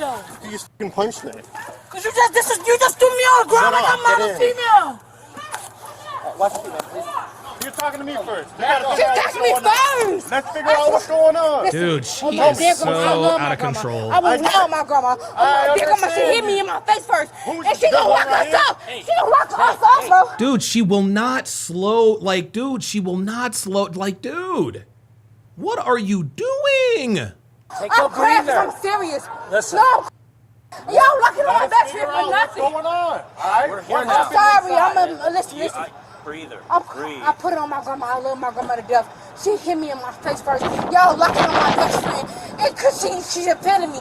She hit me in my face for being. I'm talking to y'all. I'm talking to y'all. Oh boy, here she goes again. I don't know what the happened. Yes, you can. Step in here.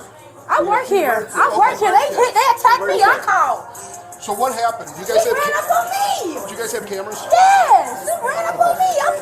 Alice Satio says, Donovan, at least you fixed the you fixed the 7-figure lifestyle. No big deal. Yeah, exactly. And can you imagine, guys? These are black women dealing with cops. Can you imagine what it must? Can you imagine what it must be like being in a relationship with these chicks? Y'all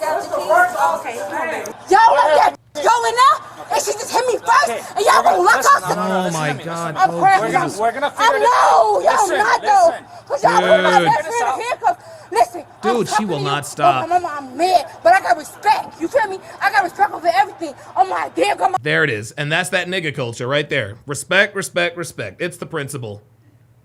There it is. Respect on my mama. Da, da, da, da. Guys, this is nigga culture.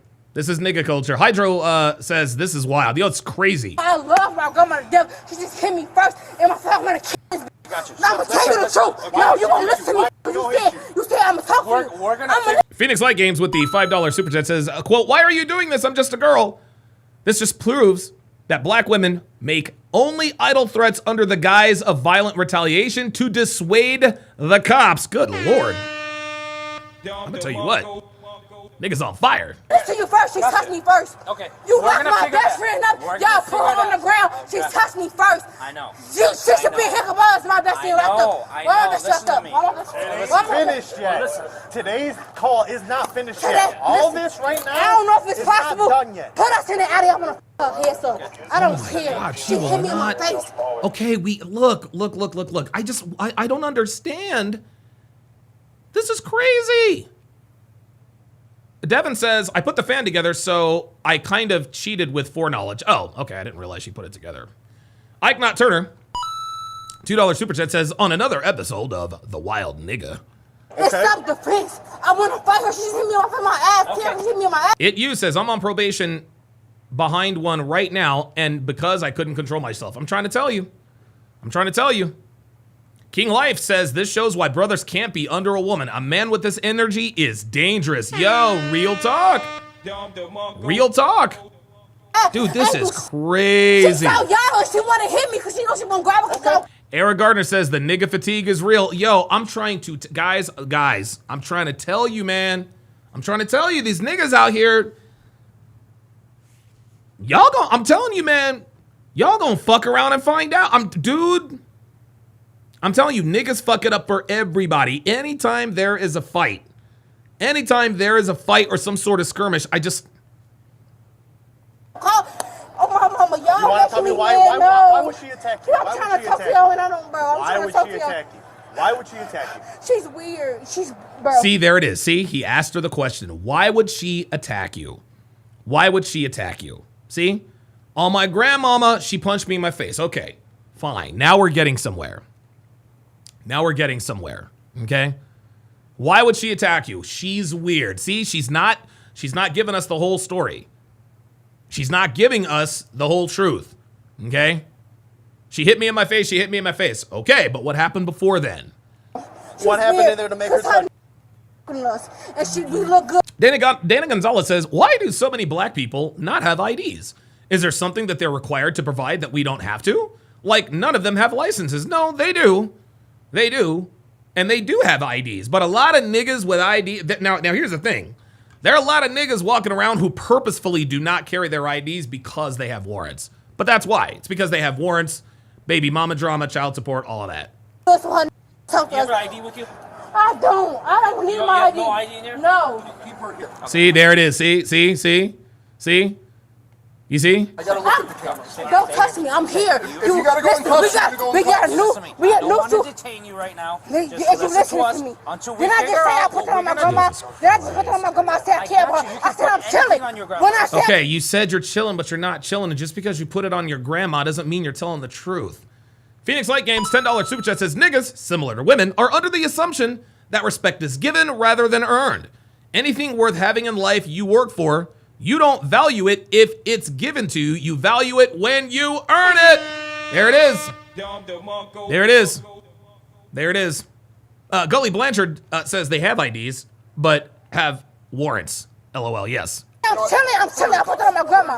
I'm chilling. What you mean? You gonna make me? I'm chilling. You're currently Oh, it's about to get real. You're being detained. So we get to the bottom of it. Put your hands behind your back. And the feds, Put your hands behind your back. Do I need three? Yes, ma'am. Do I need three police officers to put me in my thing? Wait, can I wipe my ass first? Can I wipe my ass first? Or one of y'all wipe my ass? I prefer the female. Wipe my ass.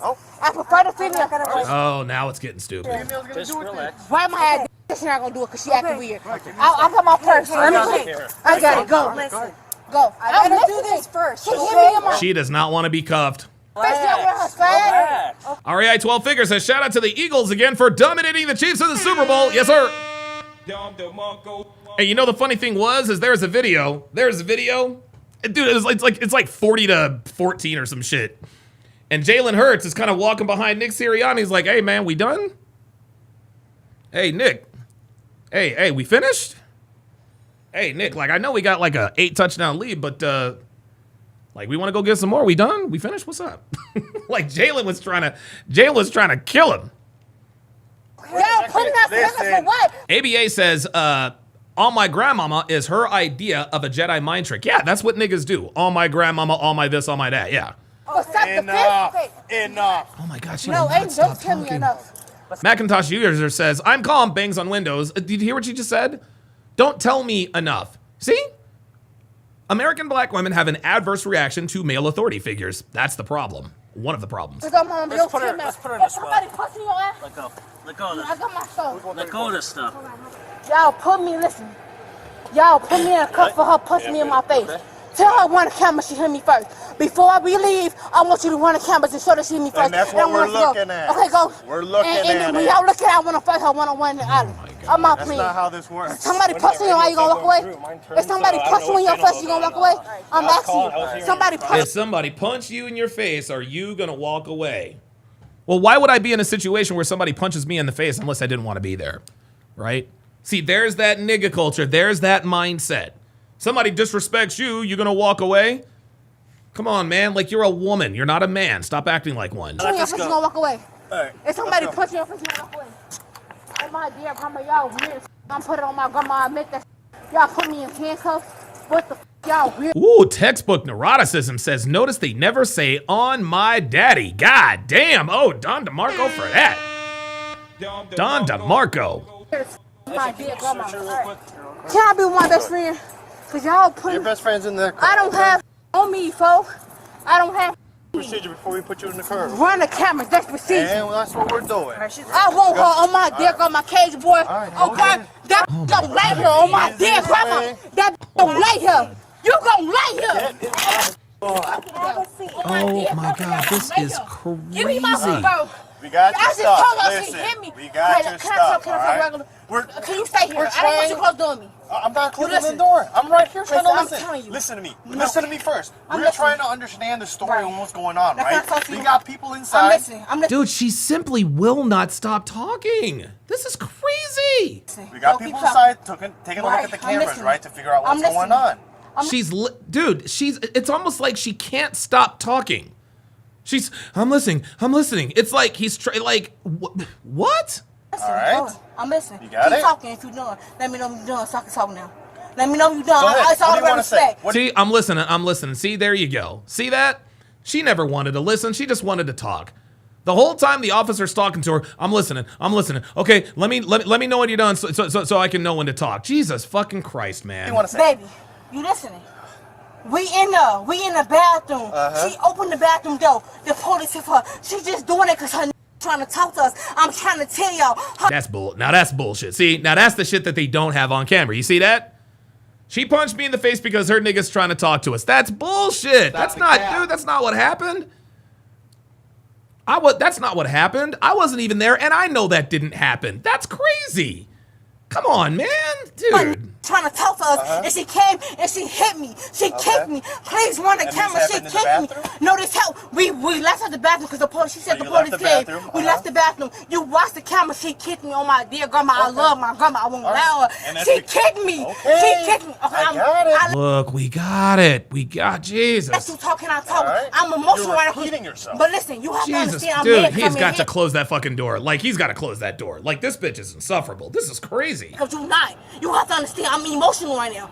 You have to understand that yeah, that does not give you the right to be like this. This is crazy. I'm talking to you. Even though if I'm raising my voice, you have to understand that. I'm human. You have to understand it. Do you hear me though? You feel me? I'm in handcuffs because the hit me.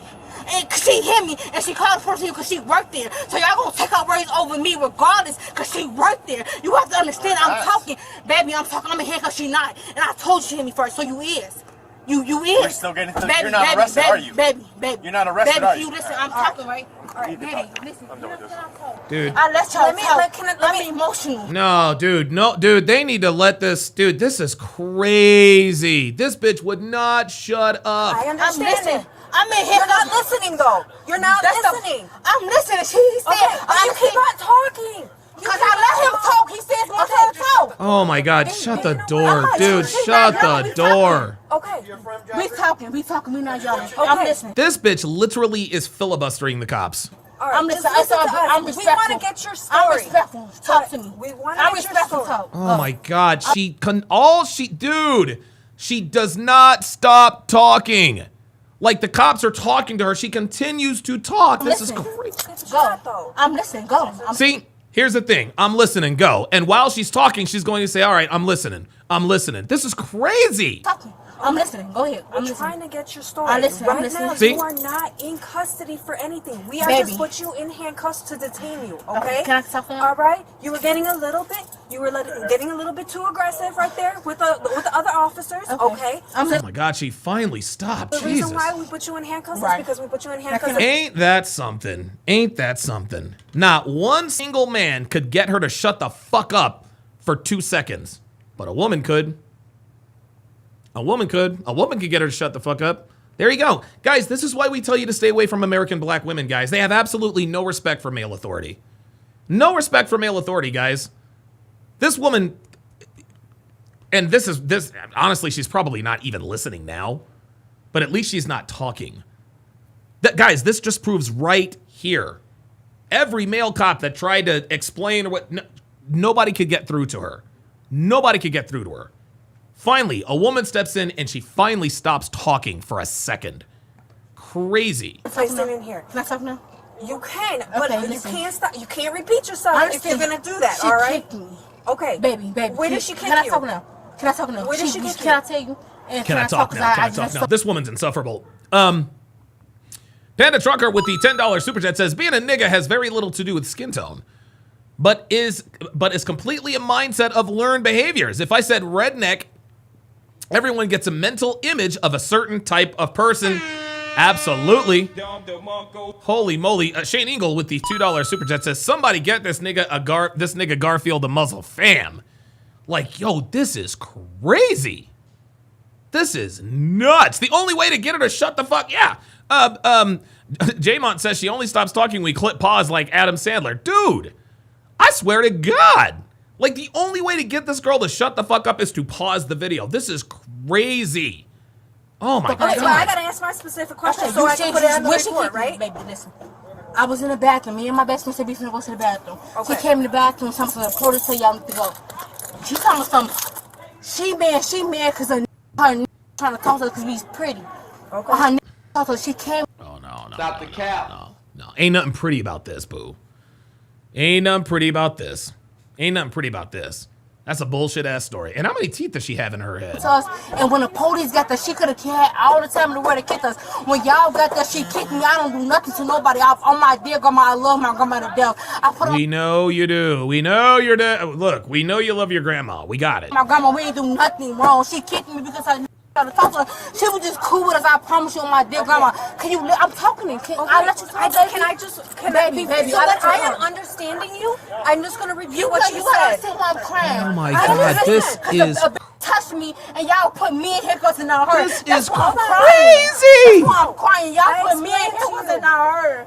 That's what I'm saying. And she looking at us laughing right now. She looking at us. I looked at her in the window. She was laughing with her friends, and she touched me first. That's why I'm mad.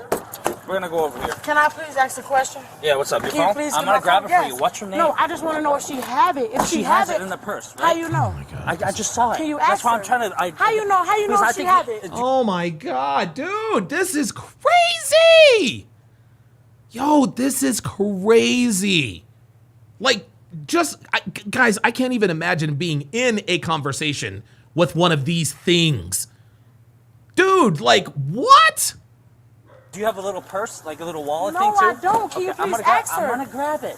I just want to ask her if she I'm has gonna it. grab it. I'm gonna grab it. No, I'm not answering any questions you answer. I'm gonna grab it for you. Just get in there, No, dude. I just want to know if my best friend have my phone because I'm they gonna in check there on with you. beef with us. I'm gonna check for you. That girl. No, you don't want to know nothing. She, what does your best friend having your phone have to do with anything? No, she just wants to engage. So can you make sure? Can I please get some air though? It's hot as Oh my fuck in God. here. Oh Like, my damn, can I God. please just sit like this? I'm not gonna do. No, put your No, bitch, you punched a cop in the face. They're not doing shit for you. Hands is handcuffs. I can't do nothing. Put your feet inside the car. We'll open the window. Like damn, I can't keep asking my best friend, does she have her phone? My phone. No. Put your feet Like up. the lady said she is. Y'all not Put your taking care of feet no up. business. I hate white people. Oh yeah. There it is. I hate you fucking white people. There it is. There it is. It came out. There it is. There it is. There it is. Shane Ingle with the $5 super chat says, legend has it, she's still yapping about how her friend hit her first. Yes. Yeah, right. Bad Rasta, member for 3 months. There's nothing there to say, but shout out to you. Just Mexican, Puerto Rican, Okay. all y'all. What? Now that you're here. Because I'm asking you a question. Chill out. I'm asking you a What question. kind of phone do you have? It don't matter. She know it when she see it. Move your foot. Damn, I can't ask you. It's an iPhone. What the? So, what did you see? I was sitting right there. This is before I even called y'all. You were at the. Yeah, when they came out the bathroom, he was here looking for them. He said, can you point them out for me? So my host, I just got in a bad car accident, so I can't move all the way around. So my host went to go check on them. When they came out the bathroom, they ran up. Yeah, he was walking them out, and then the girl, she ran up on my employee. Over here, she rushed her. Yeah, Okay. right there. And then the other girl, I got the other girl on the other one. Wasn't there another guy employee that was holding him back? Where is he at? He's not my employee, he's my regular. Where is he at? My regular? Where they at the strip club? Where is he at? Okay.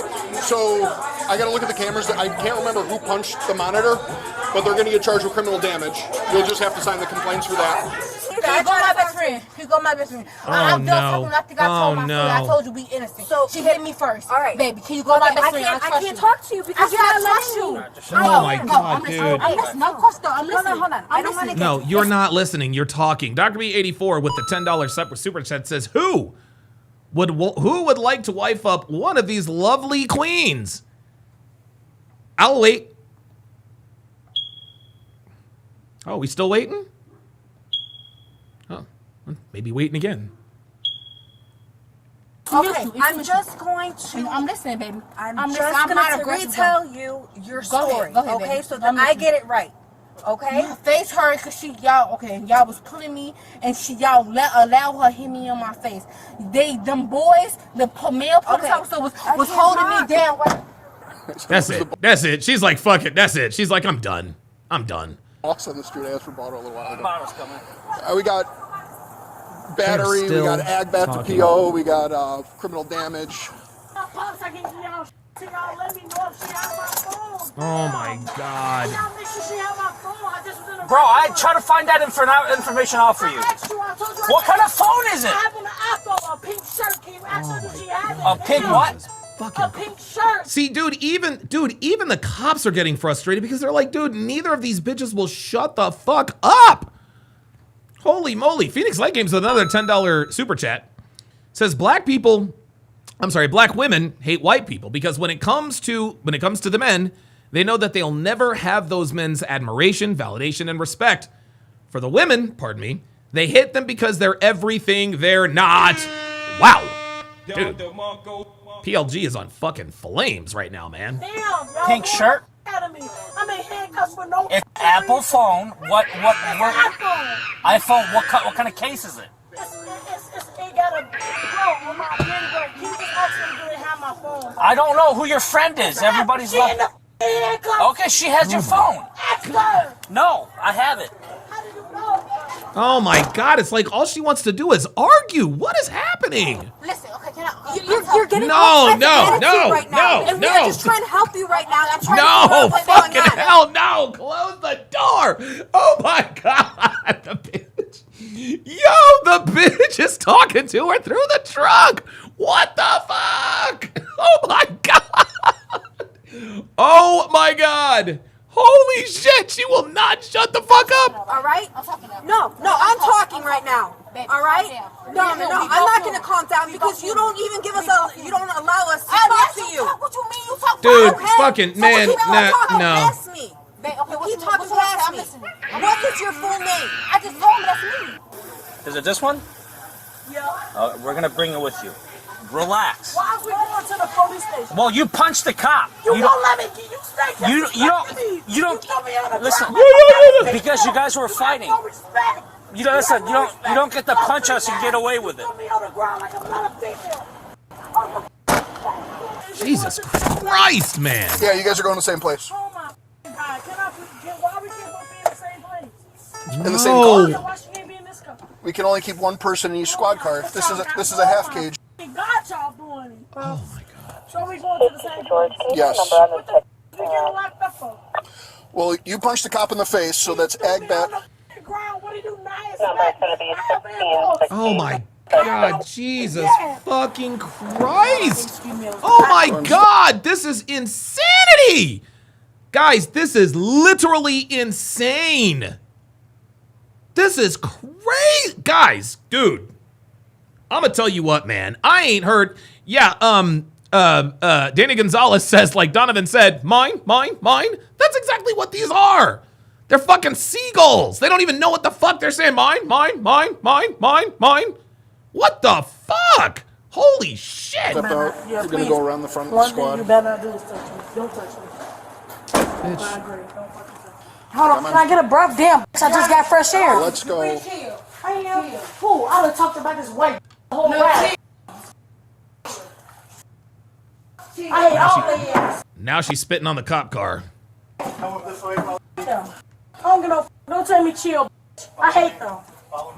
The woman wearing the Garfield hoodie was charged with battery and criminal damage to property, while the other female was charged with aggravated battery on a peace officer and criminal damage to property. Share your thoughts below and remember to like and... Dude, we about to get into these comments right here. This is crazy. There it is. There it is, guys. Here it is. This guy says, if I walk into a place of business and I see these types of individuals, I immediately leave. Guys, there you go. There you go, man. There you go. And I can guarantee people are sharing that same sentiment. Oh, look at this. Can you imagine living in a black neighborhood? Oh my God, so am I, and I'm black. Even if they are standing out front. Man. Yep. Ever notice how rich rappers never move into black neighborhoods? This is why. Oh, here we go. Oh, look at this. Oh, this is cute. Oops, this is cute. Exactly. These types of individuals come in all shapes, sizes, and colors, but you can tell the second you see them. Nah, nope. Don't do that. No, don't do that. Don't do that. These people do not come in all sizes, shapes, and colors. These people come in one color. Nice try. Nice try. Do you see how she tried to be slick with it? Oh, I can't stand these people. We got people of all colors. No. We don't have a race problem, gentlemen. We have a fucking problem race, and it's niggas. This is insanity. Look at this. If there's more than 3, I shall not be.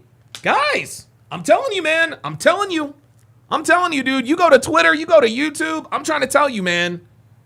Niggas gonna fuck around. Niggas gonna fuck around and find out. Jesus fucking Christ. Look at this. Such a classy people. Their rich culture is what makes America great. The way they contribute, who wouldn't want them as neighbors? They bring up property values, and you can be sure they are great role models to the neighborhood because of their strong dedication to their family unit. Mother and father raising kids together in a loving home. Like other minorities that came to this country much more recently, they really have advanced and not used excuses or been lazy at all. Bravo. Dude, Don fucking DeMarco. G. Lee says, if there's more than 2, good luck to you. Man. Dude, that was crazy work, man.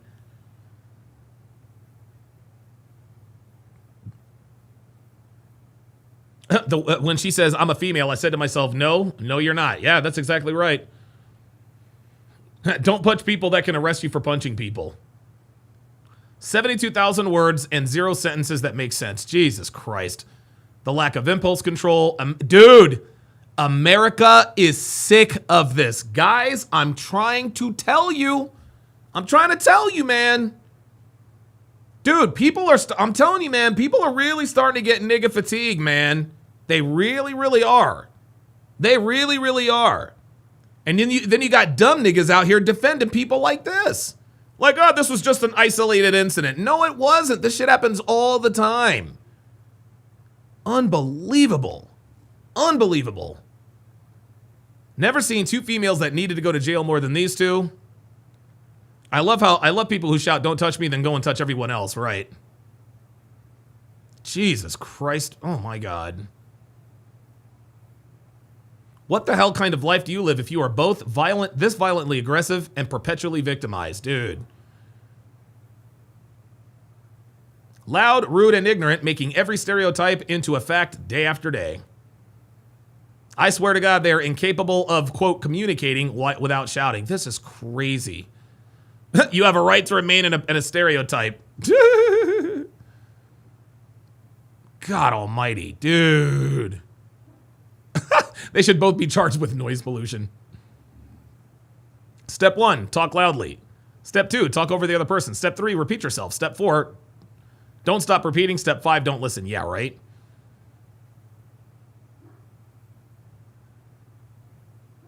Ooh, this guy says, I'm a lifelong New York City resident who's worked security in nightclubs and bars for over 30 years.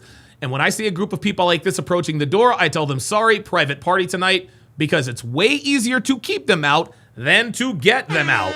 There you go. Dude, oh my God. There it is. I'm getting a real feeling that the country is completely exhausted with these people. Guys, I'm trying to tell you. I'm trying to tell you, man. This is absolutely, dude, dude. Nothing, there are very few things that surprise me anymore, but dude, I'm trying to tell you, man. This guy says, I'm annoyed with cops for being way more patient than these screeching banshees deserve. Learn to shut your mouth. Yeah, here's the problem. When the cops respond in kind, they get hit up with Antifa. Black Lives Matter. Typical behavior by the usual suspects. Punches cop and says, because you threw me down like I'm not a female. Well, you want to act like a dude, you get treated like one. There you go. Jesus Christ, man. Oh my God, dude. Dude, this person says, I am speechless at this. The patience with the cops is unreal. Dude.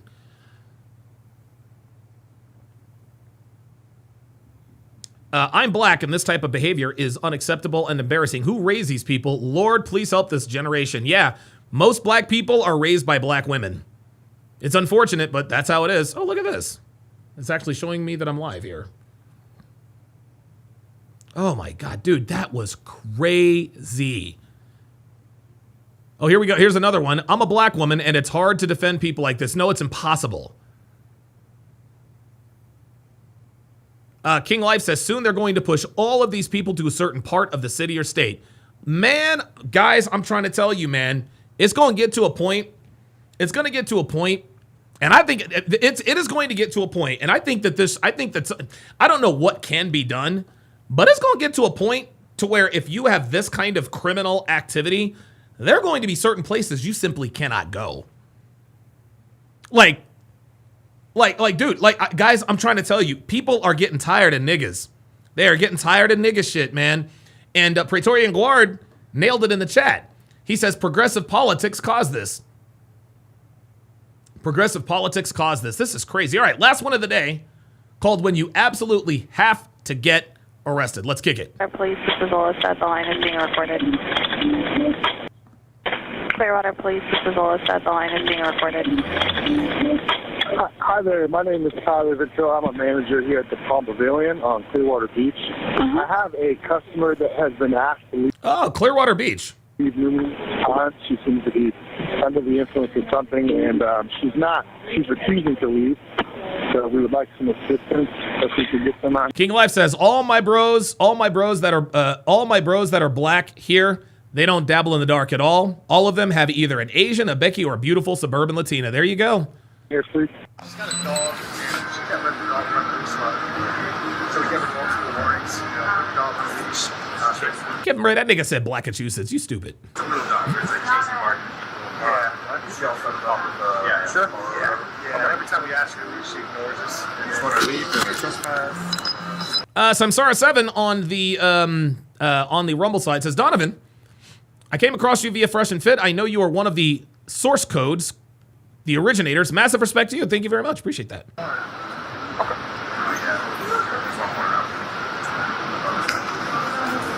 Guys, I'm going to tell you, Corb says, I'm starting to feel sorry for the cops. Guys, put a 1 in the chat. Put a 1 in the chat if you have a newfound respect for law enforcement officers in this country as a result of watching these videos. Listen, I've always had respect for the cops. I've always had respect for, I've been arrested 30-something times. I've never done or said anything cross or terse to a cop, ever. All of my offenses have been committed against civilians. Never cops. Never ever cops. Guys, dude, I'm gonna tell you what, just watching these, I have a newfound respect for the law. I have a newfound respect for cops. What these guys go through on a daily basis is insanity. It's insane.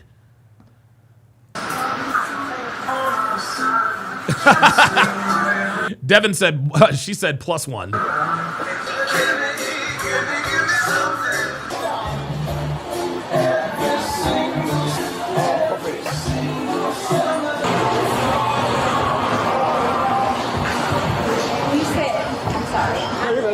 Oh, here we go. Here we go. Look at this bitch. This bitch is all... Dude, look at this. Oh, my God. Look at this bitch's tat. Look at this bitch's tats. Oh, my God. At this property, they know what you do. Yeah.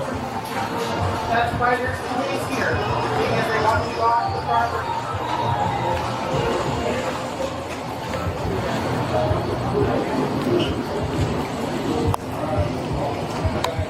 Ma'am, they don't want you back on the property. Oh, that's the bitch that they're after. Tell them to give me ice. They don't have to do that, man. No, I need water. They don't have to get... Ma'am, please. Ma'am, listen to me. You don't have to arrest me. Just tell them to give me water. They don't want to get arrested. Water. Keep going. You are... Well, she has a cute dog. If you don't mind, who's the guy with the cute... Oh, Jesus. It's the guy with the cute pompadour. He has a cute pompadour. I'm a barber. It's the guy with the cute pompadour. You need to vacate this premises. If you come back, you will be arrested. I just want a water. Leave the property. It's the guy with... See, there it is. See, this is this right here. Now you are into the ego of the black woman. Now you are into the ego of the black woman. She has been told to do something. She's been told to do something. You are not welcome here. Please leave. They can never just leave. They can never just leave. There is a speedway where you can get water right now. What are you not understanding? Do you want your dog to go to the animal shelter? No, I just want water. Okay, then you need to leave. There we go. Because what will happen? Because if you get arrested, they will take your dog to the shelter. That's what she's trying to tell you. What will happen is you're going to go to jail, and your dog is going to go to the shelter. That's what's going to happen.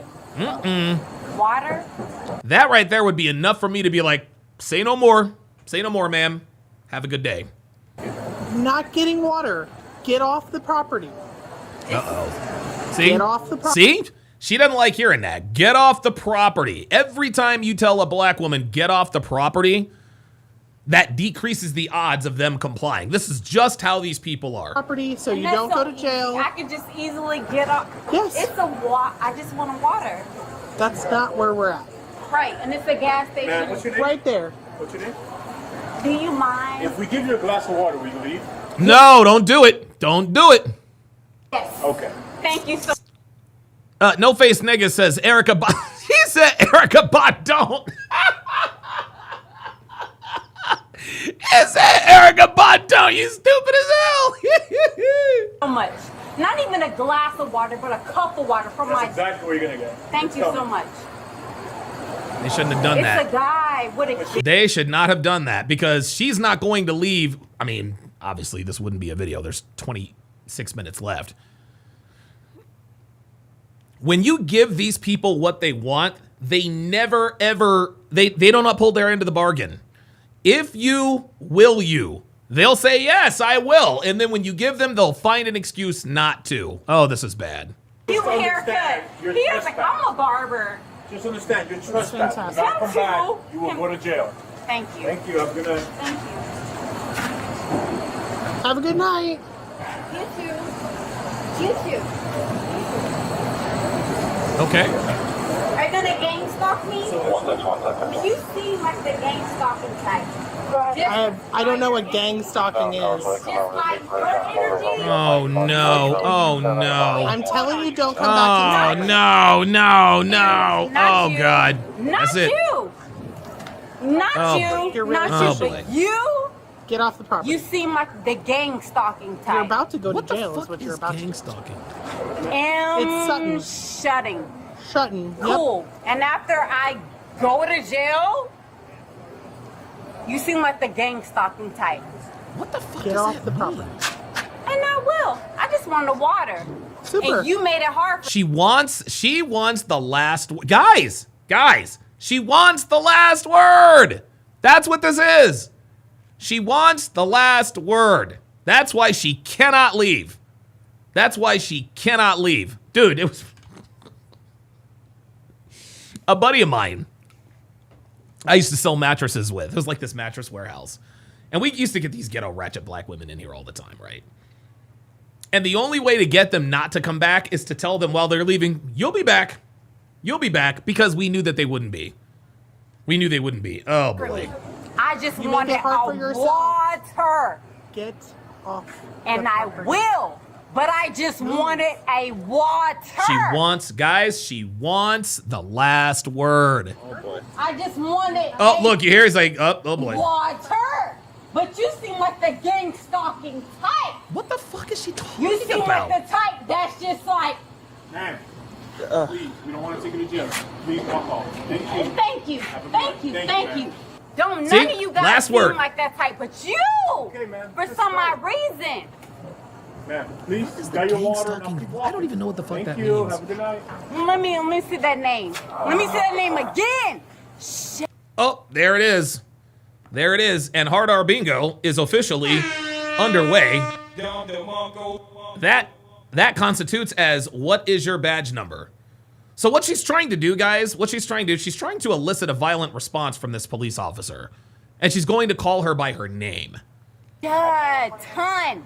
Because you just seem like the type to just stalk.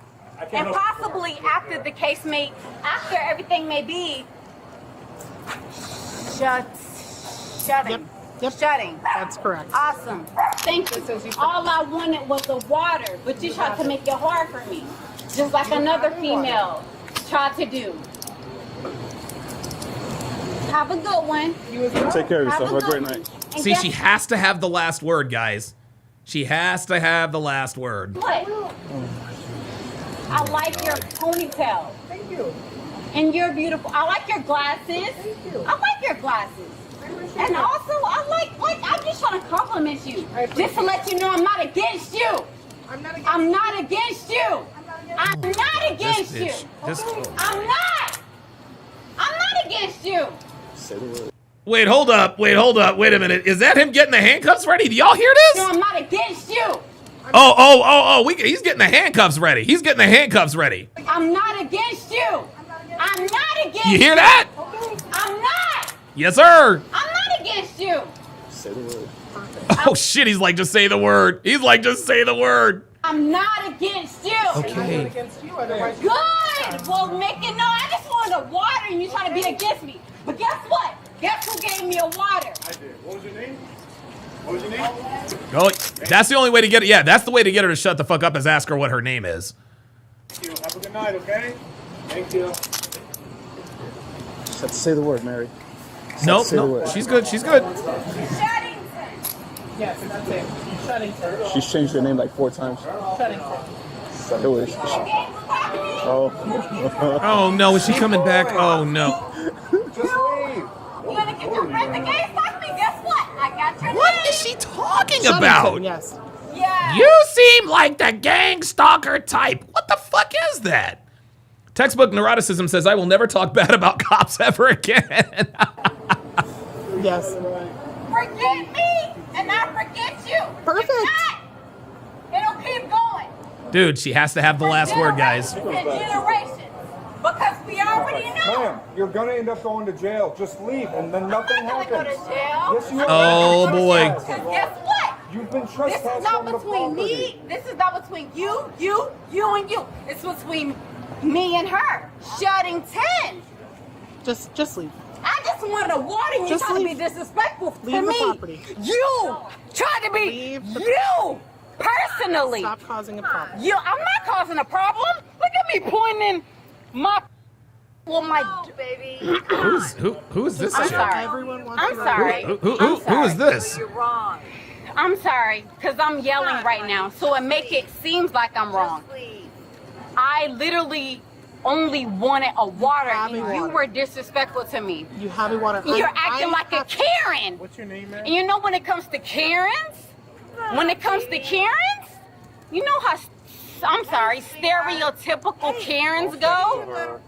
Do you know how stereotypical Karens go?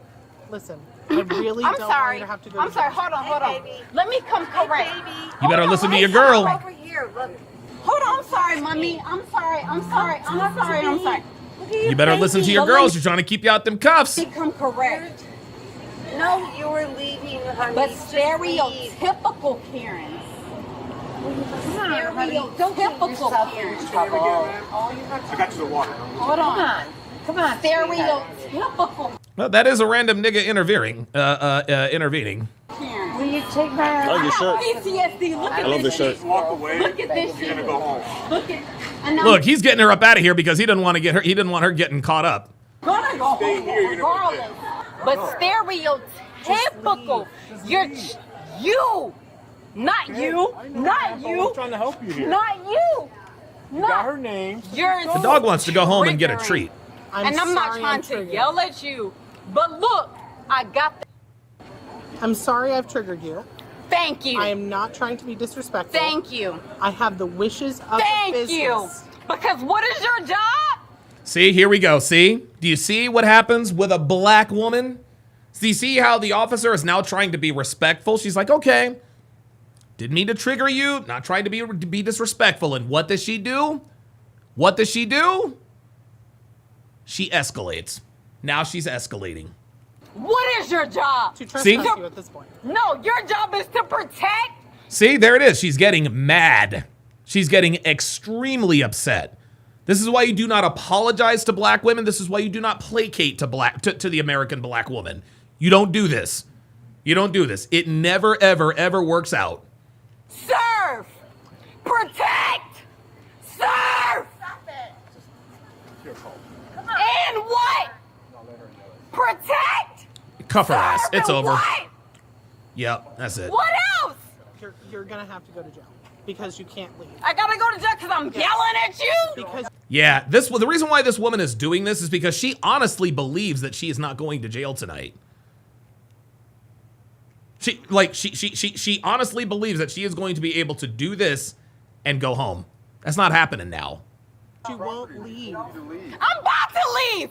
Then My leave. job is. No. Then My leave. issue was not with. Hey, Then my issue was not leave. with you. You or You It's or with you. her. You need to leave. Just like another in Augusta. You need to leave. I'm gonna rest now because you don't want to leave.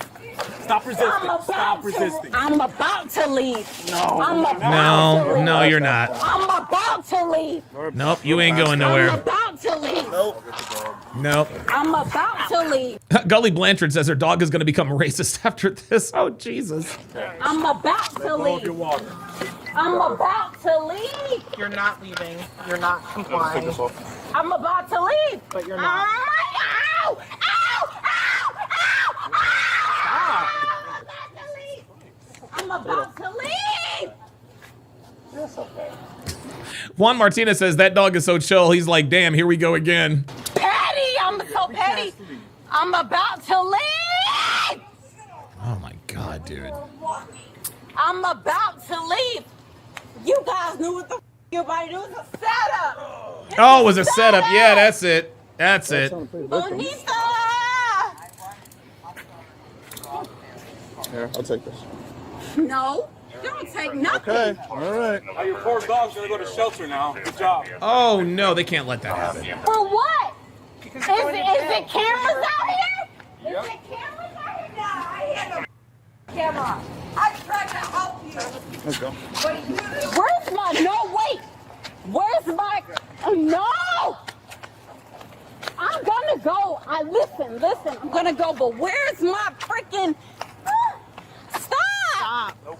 Just stop. Dude. Press that point already. If I were one of the cops, dude, I'd take the dog home until she got out of jail.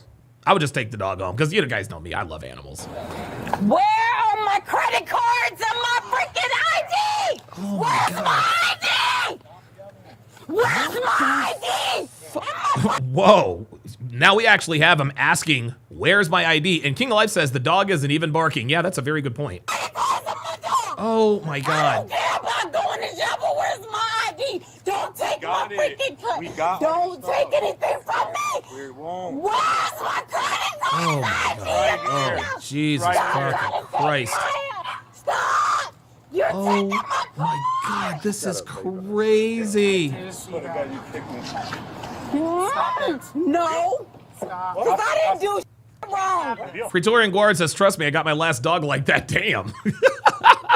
My hookah. Stop. No. Casual Germ says that's why they didn't want to arrest her. They cared about the dog. If she didn't have the dog, they'd have arrested her 20 minutes ago. He's out of her hand. Yeah, doing dog. My dog and my Relax. credit cards, ID. Man, please, can you just calm down? Calvin C says she sounds possessed. Nope, she's not possessed. This is just a black woman. No, because I didn't do wrong. Oh, there it is. I didn't do nothing. There it is. I didn't do nothing. It's always I didn't do nothing wrong. Nope, you were trespassing. You didn't leave. Guess what? I didn't mean to make Florida the problem, because guess what? Augusta, Georgia was only the problem. But I thought you guys were. I thought Florida was. I really thought Florida Oh, here come the tears. Trying to help. I really thought Florida was really with me. Augusta, Georgia was only the problem. But now. Gully Blanchard says the dog is like, get me to a white family ASAP. Ay, ay, ay. You guys are the problem too. So was Augusta, Georgia. The only problem was Augusta, Georgia. But now you guys are making. I thought you guys were.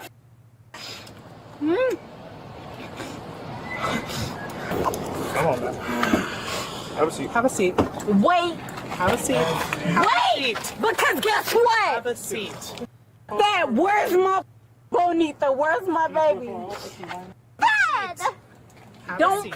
You can't. Hey, hold on. No. Excuse me. Have a seat. Excuse me. A seat. Oh my But God, you're she not is so God. You're not God. I can have a seat out here. Oh my God. Don't do that. Kick me. I'm not trying to kick you. I'm not trying to kick you, but guess what? Yes, but you did. Guess what? Guess what? You're kidnapped. Saber89 with the $1 Rumble rant says the dog is waiting to get away from her. She is the pound is a vacation compared to being with her. Man, you are not lying. Me. Kidnap. Kidnap? And guess what? Augusta, Georgia was the only place, but now you are about to be your feet. Kidnapped. Ow! Ow! Ow! When someone's in pain, they don't say ow. You're breaking my mother. Put your feet in the car. Kidnap. She thinks that by saying kidnap, people are going to think that she's being raped. What am I being retained for? And did you read me my rights? Did you read me my rights? Oh, there it is. There it is. Read me my rights. We haven't had that one in a while. Did you read me my rights? Did you to read me my rights? Oh, kidnap! God.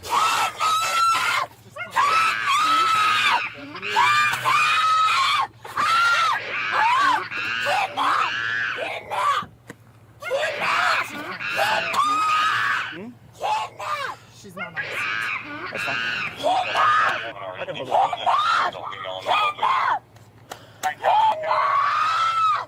You about to break my ankle because my... All you have to do is have a seat. 10-4, I copy 10-15 at this time. Dude. Kidnap! And cameras are all around. Oh my God! Oh, there it is. There it is. There it is. Just like George Floyd. Oh my God. Did this bitch say George Floyd? Kidnap! Bring a black. I don't think so. Multiple times. Ghost Artist says, black women in Dubai learned about not raising their voices very quickly. Yes, they did. I hate you guys. Firefighters, y'all should give your badges up. Praetorian Guard says, this is why we have a cop shortage. Man, I'm telling you, dude, I would not sign up for this. Yelling regardless. That's fine. But this is not going to go away. What's your badge number? Oh, damn, I wish I had the what's your badge number. What? Mine, you're pushing my... And then I got no wax. I don't have a wax. Yo, this I don't is have a wax. crazy. No, you. I don't have a wax. You got my... Ow. Where's my baby? Bonito. Bonito, no. You. And you. Hey, what's your name? You. I'm wanted to believe that you guys are on my side. Hey, you can roll the window down and let you say hi to the dog. Say hi to the dog? What did you think was Break my baby. What did you think was going to happen? Don't push me. You're not God. You're not God. You're not God. Don't do that. You're not God. Oh, you think you're God. Oh, you think you're God. Oh, you think you're God. Oh, you think you're God. Okay, God. Dude, this is literally like handling a wild animal. Don't grab the badge. You're trying to... Yeah! Kidnap! Okay. Just sit down. You want to... Oh, she's trying to throw out the bat nigga signal. How about FD? George Floyd! Kidnap! You guys are stupid! You're so stupid! Progress. I wanted to think you... Only reason I came back to Florida. I thought you guys were better than Augusta. But you just showed me. Scott Valdez says, I think this one is definitely bipolar. Nope. Guys, this is the American black woman. This is the American black woman. Guys, just because she's, and listen, she's well-spoken. She is well-spoken. But just because she is a well-spoken American black woman does not mean she's bipolar. This is evil. Or maybe you guys are for clout. Yeah, there you go. I wish there was one full cage car on every squad. Man, if there's one thing about Largo, like, I thought Florida was better. Just one, and I don't want to. I want to make that clear. Right. I don't want to drive it. and it is really I want nice. to exist. It is really nice having that space behind the driver's seat, but for stuff like this, man, done. Yeah, we just wanted the sub. Yeah. Raven Black says, what can you do with people that, damn, I feel bad for her being that far off. There is nothing wrong with her, guys. There is nothing wrong with her. She is a drunk black woman. Somebody grabbed the 30 seconds into this, we'd be done. Yep. Florida was Just better. like, no one has to drive it, just one of the... Bonita! That would be nice. Oh, her dog's name is Bonita. I think you're thinking too much. Yeah, but what the hell? I'm pissed off at y'all. Thought y'all were better. Hey. You good? Down. I'm just trying to freaking... Oh my God. You want some help? No! What the fuck is she doing?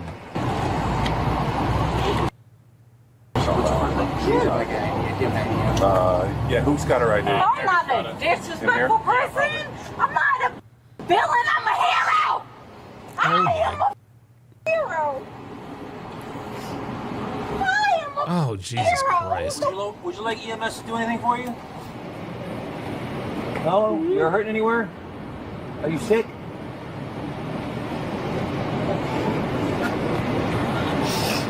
I'm a hero. I don't give a about none of that shit. I know my blood pressure is high. I'm sorry. I'm not trying to be rude to you. I'm not trying to be rude. I'm not trying to be rude. I'm sorry. I'm not trying to be rude, and I'm not trying to disrespect you. Because honestly, I salute you. Therese, I salute where do you live? you. Where do you live? I salute you. What city are you in? What city am I in? Yeah, right now. Or what city do I live in? Because you're trying to see if I'm like, what? Exactly. Yeah, they want to see if you're coherent. I'm sorry. I'm not trying to disrespect you. I'm sorry. I'm sorry. Tampa, Clearwater. Okay. I'm not, hold on, wait, bring him back. Because I'm not trying to, I apologize to you. But at the end of the day. Okay, what year is it? I know, silly. What year? 4 numbers. Just say it. I ain't gonna lie. Okay. I forgot what year it was. Right now. Ah! She said, I ain't gonna lie. I forgot what year it is. Are you trying to? It's 2024, but stop trying to with me. Stop. Stop. Stop. All right. Stop. But listen, come here. You're. Come here. Just stop. Okay. Here, Therese. And guess what? Let me help you get up. There's a bunch of ants on the ground. Oh, Good. shit. You're getting eaten up by ants. Let me get you up off it. There you go. Here, do you want to throw your shoes on? So you're not getting your feet bit up too? Alaskan K says maybe starting to sober up a little. That's what it appears is happening. She's calming down a little bit. Doesn't matter. Okay. If you prefer not to, you don't have to. Do you want to put your shoes on or no? Where's my baby? We'll bring them over in just a second, okay? Bring them over. Where's my baby? I'm not sure because they're not in my car, but we'll bring them over in just a second, okay? Where's my baby? Can you walk over here with me and we'll get your baby? Oh, you guys were just, I'm sorry, you were just being nosy. Where's my baby? I wasn't trying to be nosy. Here, walk over here with Where's me. my baby? Oh, they're putting her in the paddy wagon. Oh, they're putting her ass in the paddy wagon. What am I being detained for? What's your baby's Oh, no, name? you're not being detained, sweetie. You're being arrested. What am I being detained for? You're under arrest for trespass after warning, and I believe battery on a law Trespassing enforcement after officer as warranty. well. What am I being detained for? Well, you're not. No. Oh, this is cute. What am I being detained for? No, baby, you're not being detained. You are being arrested. You are under arrest. You're under arrest. What am I being arrested for? Trespass after warning and battery on a law Trespassing enforcement after officer. warranty. What? Warning. not Where's warranty. the proof? We got cameras out here? Well, it was the police officers out here who told. Yeah, they gave you 2,768,000 million chances. You were Jesus. trespassing. You wouldn't stop coming back. You nosy. So, cool. See, there's the black woman and her coming out. See? Told you. Black women always, dude, black women, they get sassy. They get sassy. Oh, you nosy. This dude is treating you the best. This dude is not like, this dude is new and fresh on the scene. You're gonna verbally abuse him too? Come on now. Is cameras out here? There's plenty of them, including the ones that are on all the officers you were talking to. Oh, and where's you didn't count on that though, did you? my baby? I'll bring him over in just a second. Where's my baby? You bring them over. Where? You're so nosy. I'm not trying to be nosy. You keep asking. Excuse me. What am I being detained for? You're under arrest, miss. You're not detained. What am I There being is arrested for? a lawful difference. She says, I'm not being nosy. You keep asking, where's your baby? Technically. You're under arrest for trespass after warning and battery on a law enforcement officer. Under arrest after what? Trespass after warning. Trespassing? I'm not trespassing! I'm not trespassing! Oh my God. I'm not trespassing. You guys are lying. It's trespassing. I'm not trespassing. Hold on, I'm sorry. Wait, give me a supervisor. Wait. Oh, there it is. There it is. Get me a supervisor. Yeah, she's definitely starting to sober up. Oh, I don't have supervisor on this one. Ooh. Oh, no, wait, that's it. Call the sergeant. There it is. Before I get in, give me a supervisor. He's been here the whole time. Before I get in, where is he? Supervisor! Give me a supervisor. Miss, No, sorry. Miss, quit pulling Give me a Weasley's. supervisor. No. Give me a supervisor. Therese, Give me a supervisor. Quit pulling I'm away. not. Give me a supervisor. Miss, face the Give fan. me a supervisor. And quit pulling away. Okay. Oh, you are legally not. Oh, your camera's not on either. Your camera's not on. It is. No, it's not. Yeah, the camera is definitely on. I don't see the light flashing. Give me a It doesn't flash. Oh my God. supervisor. That's illegal. It's on. That's illegal. What's Give on? me a supervisor. Give me a supervisor. That's illegal. Hold on. You're She did say, "Where's my phone?" kidnapping me. Okay. You're kidnapping me. Miss? That's illegal. No! Oh my That's God. illegal. That's illegal. That's illegal. Oh my God, this is crazy. Oh my God. That's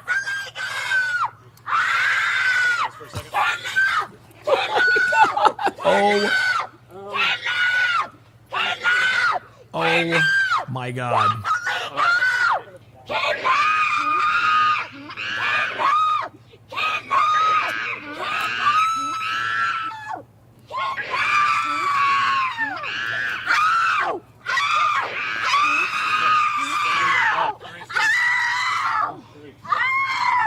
We're just trying to.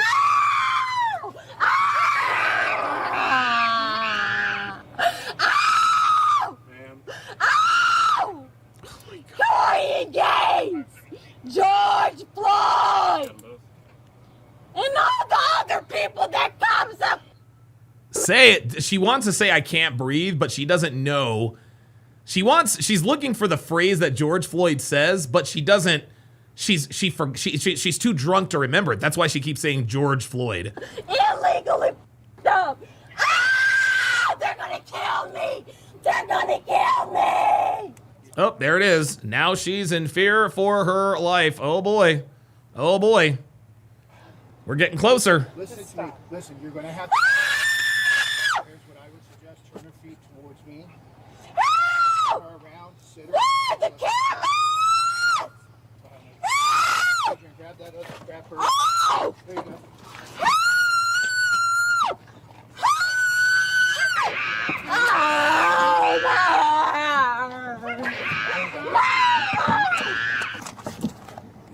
Put your legs in, Therese. Come on, man. She'll get tired. legs. My arm! Oh my God. This is crazy. On the bottom. Stop.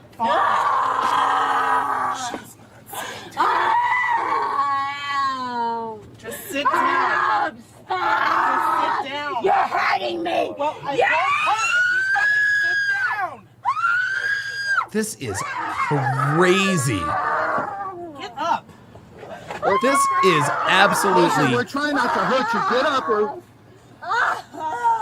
Diabolical Man says she's paraphrasing bingo card phrases. Okay, I got an idea. I got it. Right here. Hold her down on the... Don't touch me. Oh, shit.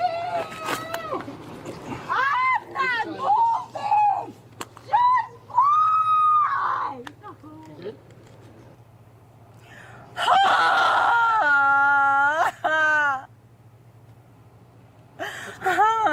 Oh, she's starting to tire out. Stand up. Stand up. Don't touch me. You're going to get Don't touched. You touch got to me. sit up. You got to sit up, Therese. Come Don't on. touch me. Oh my God. Oh Jesus Christ. Don't touch me. Lift, stand up. Count of 3. 1, 2, 3. Where do you want this? We're just hold her legs for now until we get her to the car. I got it. All right, done. Yo, this is insane. They are literally dragging this woman.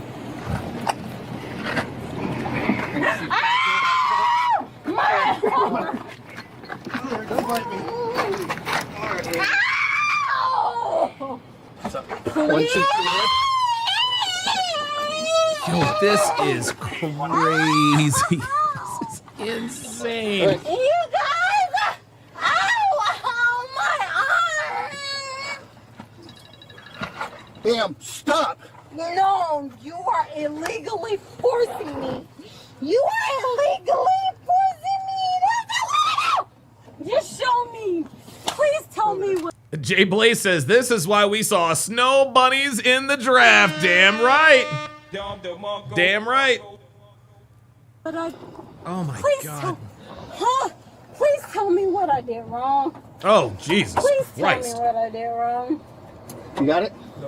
Please tell me. Tell me what I did wrong. How about now? Tell me what I did wrong. Oh, yeah. Pull. All right, we're good. Release. You're good. I just don't want it. I don't want her legs elevated like that. Ghost Artist says, I would have tased her 30 minutes ago. Good. All right. Praetorian Guard says, the power of Christ compels you. We're good. All right, Mary, let me know if it becomes an issue. I'll get someone to you.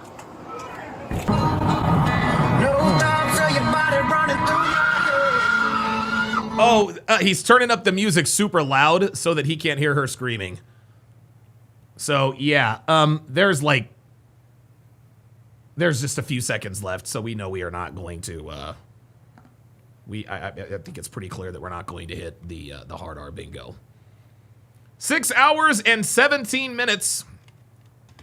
6 hours and 17 minutes on today's podcast.